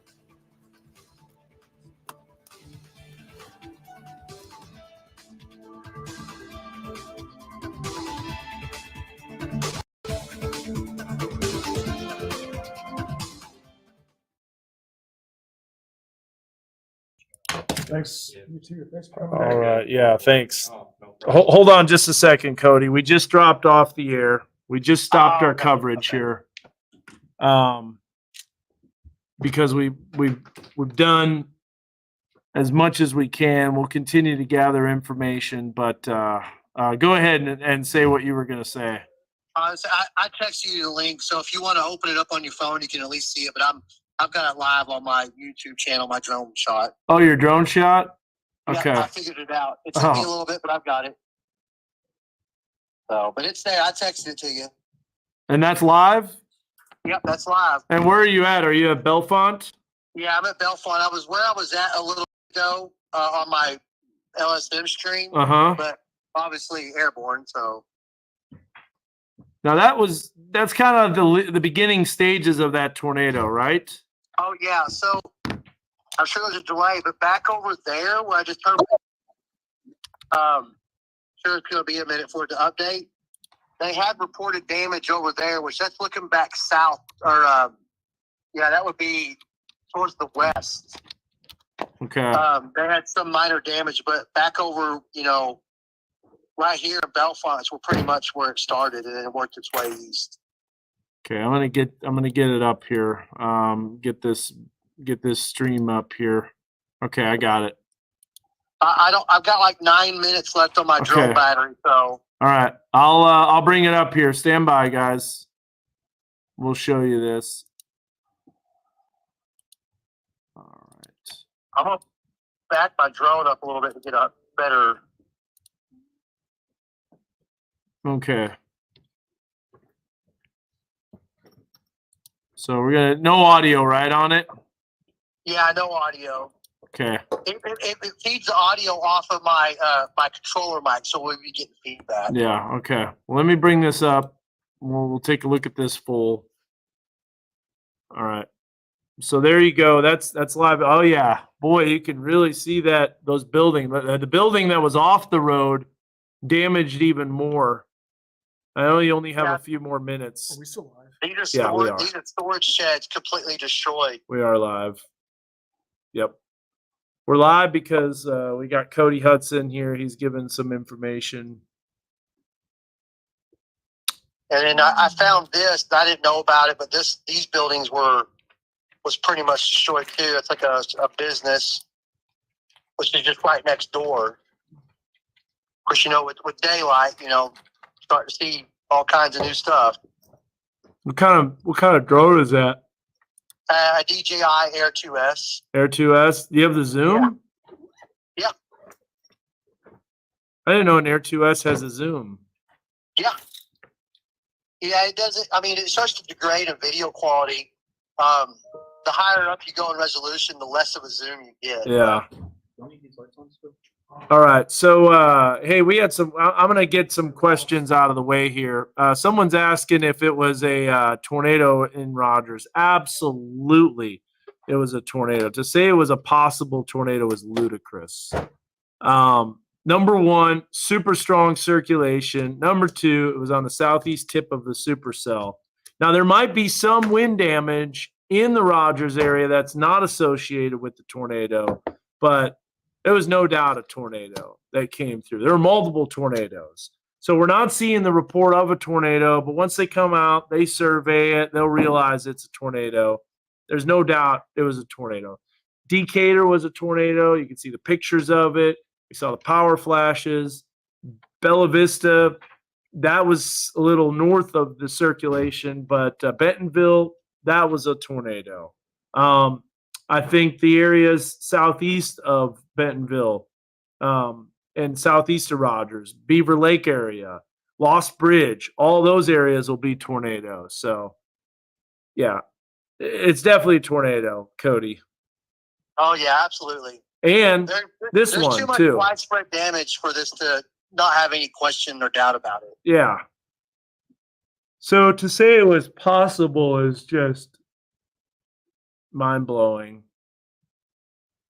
So you can see here, I mean, it's not it urban built up where I'm at now, but we're just south of Harrison here, a few miles. So, back over there, that's looking towards Harrison, but back east where it tracked, you can just see how remote and rural it is out there. There's a handful of homes, but a lot of dirt roads, and they're still working on clearing out a lot of these roads. But wasn't that the beginning stages of the tornado as it crossed 65? Yeah, oh yeah. I kind of was watching it as it was coming in, and originally I thought it was going to go north of Harrison, but the way it was wobbling, it was just crazy. I couldn't decide whether I was going to stay north or south. So, but yeah, this is definitely the beginning. This is where the beginning of the damage path. Yeah. I'm going to load up the archive here as that storm made its way east. In fact, battery's dying. Yep, I got to bring her down. Bring her down. All right. Return to home. Yep. If it doesn't want to auto land on me. No, don't do that. Sometimes it goes way up there. It's dangerous. Oh yeah. I canceled it, but all right. I've got 4.5 minutes left on it. It'll That's what I get for not charging my drone up. But usually these DJI batteries, if they set unused for a while, they self-discharge. So. Oh yeah. No, I know. I understand. All right. Looks like you're bringing it down. So. Yep. Well, thanks for your update, man. Appreciate it. Okay, no problem. We'll see you, Dan. All right. Thanks, Cody. I'll tell you what, man. Our spotters, Zach, they were on top of it, man. Oh, phenomenal. Yeah, without them, our coverage would definitely not have been as good. Now, I know some Not even people close. were commenting about us. There you can see them bringing it down. That's pretty fun. People are commenting that we should have just kept on the radar, but I tend to disagree that those cameras are important because you can only see so much with the radar, and I don't think people realize that. The radar beam is about 4,000 to 6,000 feet above the ground. With the Tulsa radar, it was about 2,500, 3,000 feet above the ground. Still, think of that. Nothing can be measured below 3,000 feet unless you have a visual or you have debris. But if you have debris on the radar, that tells you the storm's already touched down for several minutes because it has to be lofted high enough in order for it to be picked up. Yeah, so we got to have those spotters. You got to have spotters or the cameras. The cameras are important. And we knew that we saw the power line flash, multiple ones. That was pretty insane, man. Yeah. That Yeah, was pretty never insane. seen them happen that bright. Like there was one that we saw in a video. It was super close. Yeah. Yeah, another thing too, the radar was not helpful from SRX. There was all sorts of things going on. What's up, Josh? Hey, what's up, man? We're still streaming, but we're not live anymore. We're not live on the air. Okay. But you are live. We are live streaming still on YouTube and Facebook, and we're still doing the Facebook Live. Well, fantastic. Yeah, I know Cody Hudson had that drone video, which was outstanding. I wanted to let you know that damage that I saw north of Decatur was along Highway 102. It was right along that string right there, right on Highway 102. And I know maybe live view was a little bit glitchy when I was showing that, but that was significant damage there. Oh, yeah. Decatur. You're at 102 in Mount Zion, right? Yes, sir. Yeah. Mount Zion Road was where I was initially, and then I got onto Highway 102, just went straight west, and there was cars that were overturned, trees uprooted, buildings decimated. That was a very strong tornado that went through the northern part of Decatur. That one was likely stronger than the one that Casey and I saw. Oh yeah. South of Decatur, which also was very significant damage there as well. Now, did you know that tornado was anticyclonic? I did not know it was anticyclonic when it was occurring. It actually, yeah. Well, to be honest with you, Dan, when I saw that tornado going across Highway 59, I thought that was the main tornado because it was so big. That was a huge anticyclonic tornado. I know. And that's so rare. Like 1 out of 1,000 are like that. Yes. You want to bring up the radar again? Yeah. Sure. That tells you this was a powerful Go ahead and supercell. shift. Hold down shift. But you want to know what's crazy, Dan? Is that we knew before it even got to our DMA that this was going to be a bad storm because we saw it, and we saw it as it went through eastern Oklahoma near Claremore, and we saw how electrified it was. And we just knew it had that look to it. That's what I was saying. I was like, I wouldn't give up on this storm just yet, and then drift west. So I'm glad you stayed out there, man. Yeah, no, I am as well. And I mean, I like you guys said, the storm spotters that we had, like that's just, they did a phenomenal job. Yeah, they were clutch. Yes. I mean, that's so crucial to have a visual of the storm. It means everything. Radar can only show so much. Yes, Rogers did have a tornado. Rogers had a tornado. Bentonville had a tornado. Olney had a tornado that was deadly. Unfortunately, killed someone. We don't know all the details of what happened, but some significant damage. That breaks my heart to hear. Yeah. Yeah, absolutely. Zach, you want to take over the live stream here real quick? Yeah. Okay. We're gonna have a quick music meeting. Okay. Yeah, so we're still answering questions. We're still doing live coverage. We've been on this stream for over 7.5 hours. So it's been a long night. And Asina question, did Rogers have a tornado? Yes, they did. Yeah, a lot of people still without power. Could probably bring up that because I'm kind of wondering about that, about the power outages. So let me look up that and I can share my screen.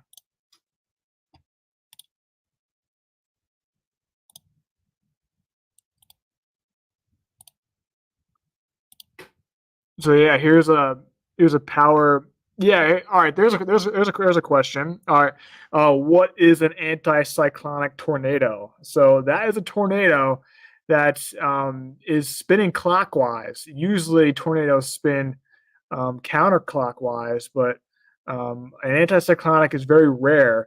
It goes against the low pressure. Usually, kind of works an opposite of the main cyclonic tornado. So that is the one that went south of the Decatur area, and then the stronger one was to the northwest. So yeah, it's just been a long night for us, and we can see that the power outages. We can highlight that. So Benton County, still 66,000 people are without power.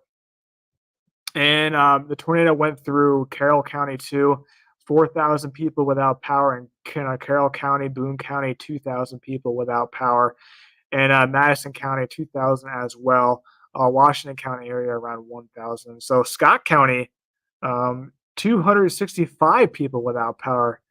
It's kind of strange. They didn't really see that many storms last night, but I see Scott County. I do think today, I do think Scott County could see some severe weather.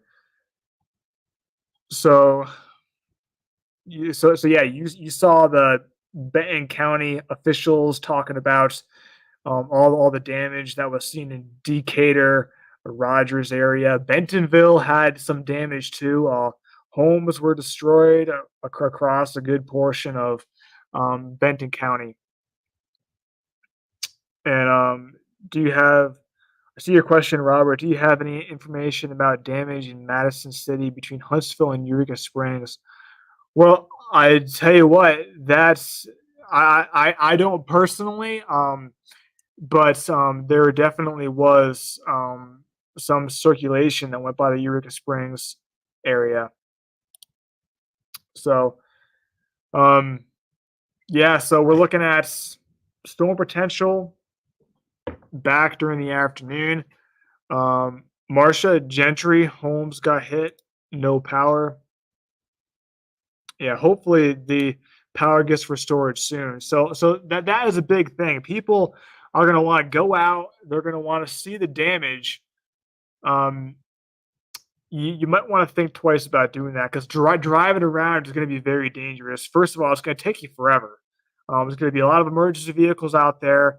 There's going to be a lot of debris on the roads, and there's going to be power lines down and standing water, because we are seeing flooding issues too. So you definitely don't want to drive over standing water, because you don't know what's in there. It could be power lines, could be live power lines, and there's gas lines that have been ruptured. Our news director was talking about that. Okay, here's a specific question from Becca. Daughter is supposed to drive from Houston back to Fayetteville today. Do you think it will be safe? Well, there is storm potential later on this afternoon. I think it would, like, if it was me making that drive, I would do it. But if you're just hopping on here, storm potential is back during the afternoon. So Centerton, Judy, yeah, the circulation did go through the Centerton area. All right, stand by. Let me get the day one outlook up. What about airport? I have my vehicle parked there. I'm out of town and want to know the condition of the area. Trisha, that is a good question. Yeah, I do remember XNA being in the storm track of the tornado. So,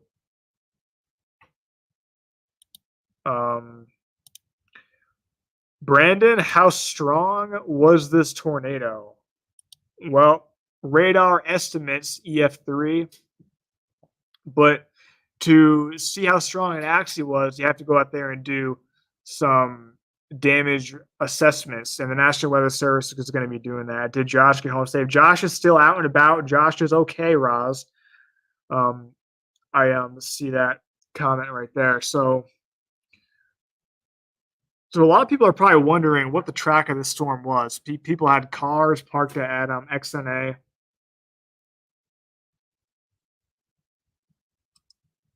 Can show you that. So what we're looking at here is the shear tracks over the past 6 hours. And you can also see the polygons. So here's one. There we go. So what we're looking at here is the shear tracks. So we're looking at 126. This is what it looked like. And this shear track moved from Delaware County right into Benton County. And notice that white polygon. That is a considerable confirmed tornado that went through the Decatur area. And as we fast forward in time, we can see that shear track really impacting portions northwest of the Decatur area and the Highfield area. So we had that anticyclonic tornado south of the Decatur area. So there definitely was some. I don't think the tornado exactly went through, I guess, X and A. Yeah, there's X and A right there. I think it might have lifted at the X and A airport, but there's definitely some severe winds and definitely some hail that went through the area. So, Trisha, I hope your car is okay. You talking about delayed and canceled flights. I definitely think there'll be some delayed flights from these storms. I think that's pretty much guaranteed here. But we can keep tracking the storm. Again, downtown Rogers. We can see that the red. That is definitely a tornado on the ground. Rocky Branch area, definitely on the ground. Might have lifted. Kind of made more of a southeasterly track. Went into northern Madison County. And then here's where it strengthened again. And here's where, sadly, we had a fatality in the Boone County area. South of Harrison. Back to being red. Notice how we got that black polygon? That is another confirmed tornado.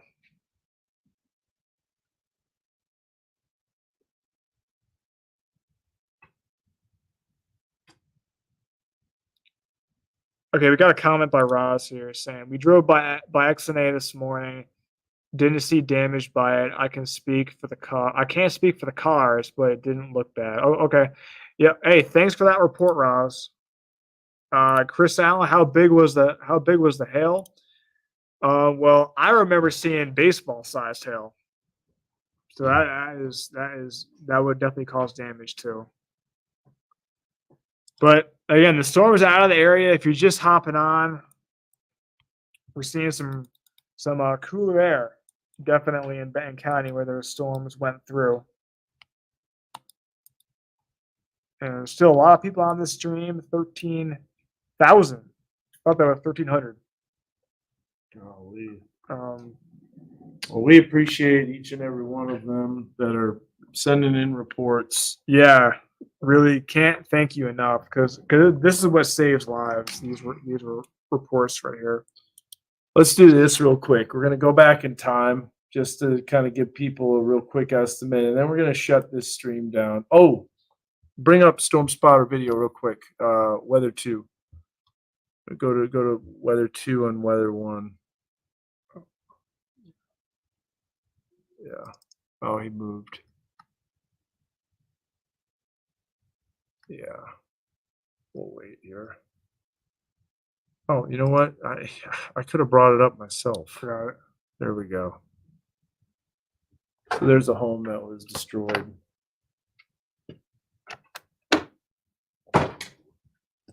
Tornadoes have a bad reputation because they develop fast and they do a lot of damage.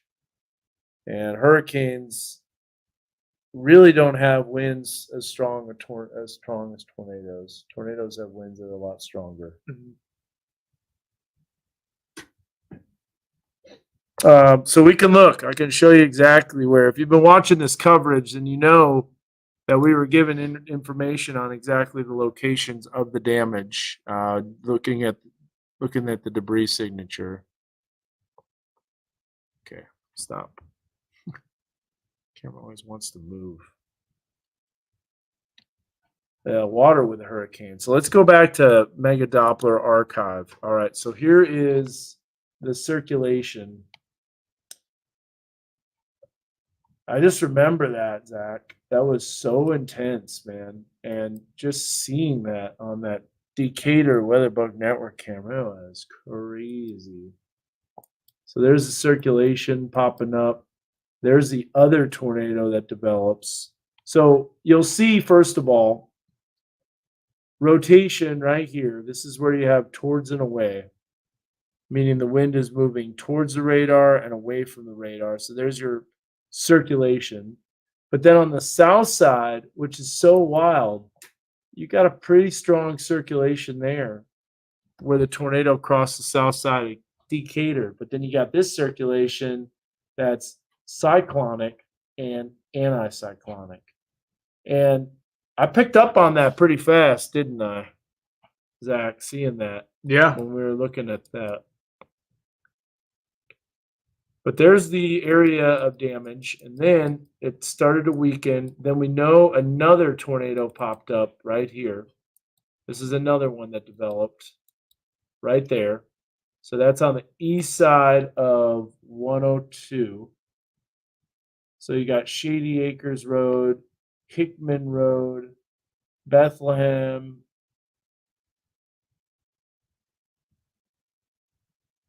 Vaughn, Daniels, Goodlet, and there's the circulation right there. Look at that ramping up and moving northward. Just crazy, Zach.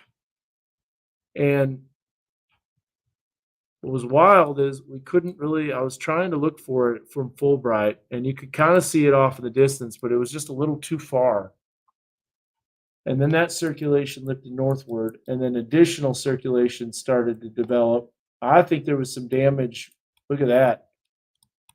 On the north side of Centerton, I think there's damage too.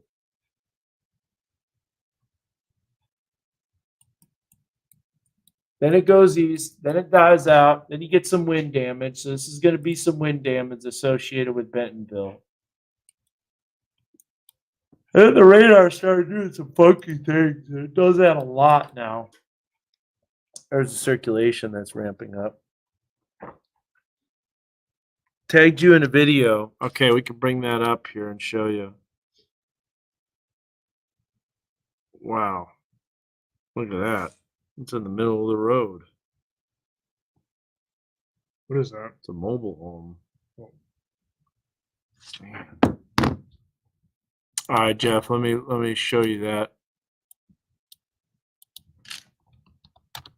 So Zach, I'm running out of steam. I know you are as well, and I know we're going to continue with live coverage. Yeah, no, I already showed that. I don't see oh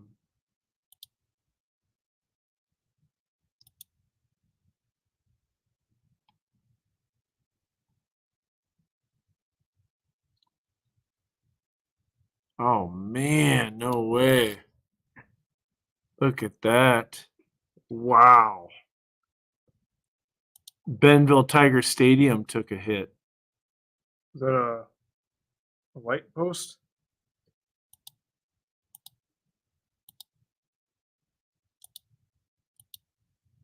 Yeah, that's a light post. And guess what? That came down on March 12, 2006. Same tornado.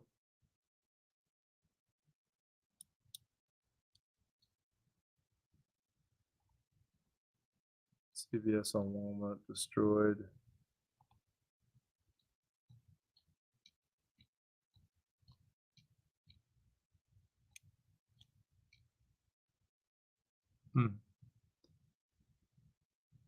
That stinks, dang tornadoes. I don't see it. I'm looking here.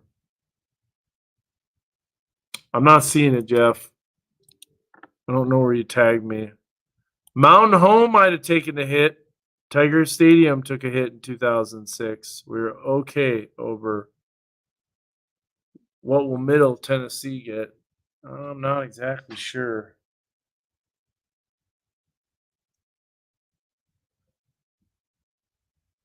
Oh, I'm sorry. I'm yawning big time.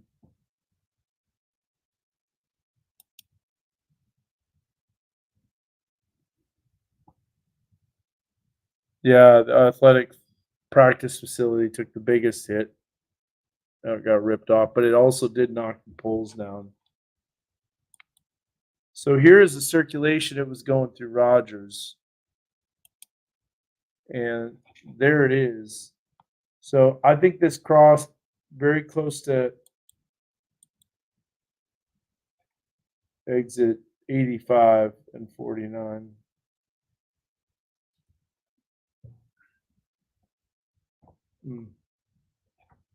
So this gives you an idea here. If we look at the normalized rotation, there's a circulation, Benton County Memorial Park, Country Club Estates.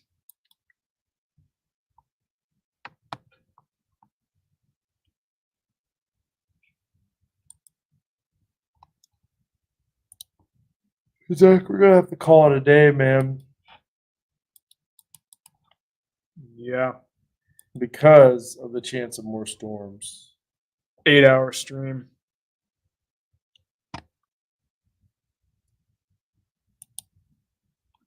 Does it shut down after a certain amount of time? I think it does. Might 10 hours, I think.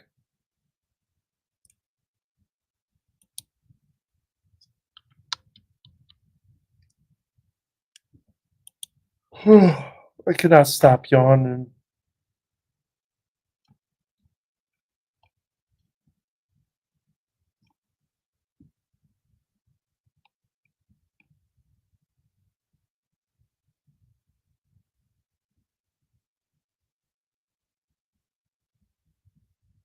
It's crazy how it just stayed strong throughout the whole coverage area. I know. You ever seen that happen before? Not really. No, this is the first time I've seen that where that storm just continued to ramp up. I thought it was gonna lift and then just like die out. I know. That's what I was hoping for. That's what they usually do. I couldn't stay awake. I just fell asleep, kind of. Oh yeah. I just dozed off. Yeah, I Yeah. remember seeing like 5,000 Cape and the cap weakening. Low level jet kicked in. Yeah, we showed drone video. We showed lots of stuff from Charles Peak. It only takes one storm. All right, guys. Well, here's what we're gonna do. We're gonna shut this off. We'll watch for storms this afternoon. 8 o'clock, the new update's gonna be out. Mhm. I doubt they're gonna change much, but we'll let you know about it.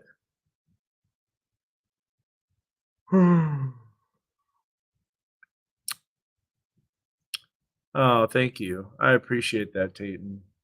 Thank you so much. Really do. Need some sleep. Yeah, we do. We do. We need some sleep. Been a long day. But shout out to Peyton, to Josh, Zach. You Yeah. crushed it, man. Oh yeah, Thanks yeah, so much. Yeah, you too, Dan, as always. And I just want to do a shout out to all of our storm spotters: Michael Craddock, Yeah. Cody Hudson. Yeah. I mean, it just amazes me that like Matthew Lowe, he was on like there. they don't have Yeah. to they don't have to be out there. No, And it just means so much to me that you guys are doing that. but they want to. Josh Rugger, Yeah. he was tracking the storm. Look at this, more damage here from Cody Hudson's stream as he gets deeper into the damage path.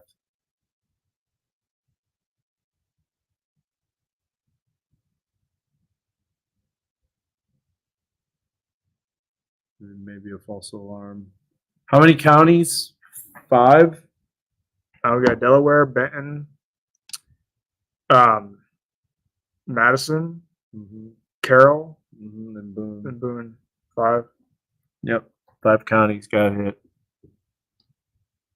There is one thing that we can do, and if we go to, let me just try this real quick and see what it looks like. See, what's wild is the PTDS did not show on that. Rogers for you. Sorry, I'm It didn't? yawning. No, it didn't. Let me bring up Mega Doppler. You know, I kind of have a theory about that. Yeah. Because, like, the PTDS shows in rural areas because you have a lot of dust, and that's a lot easier for it to get lofted high up. But in downtown areas, all that debris is not going to get lofted that high. You know what I'm saying? I think that might be why.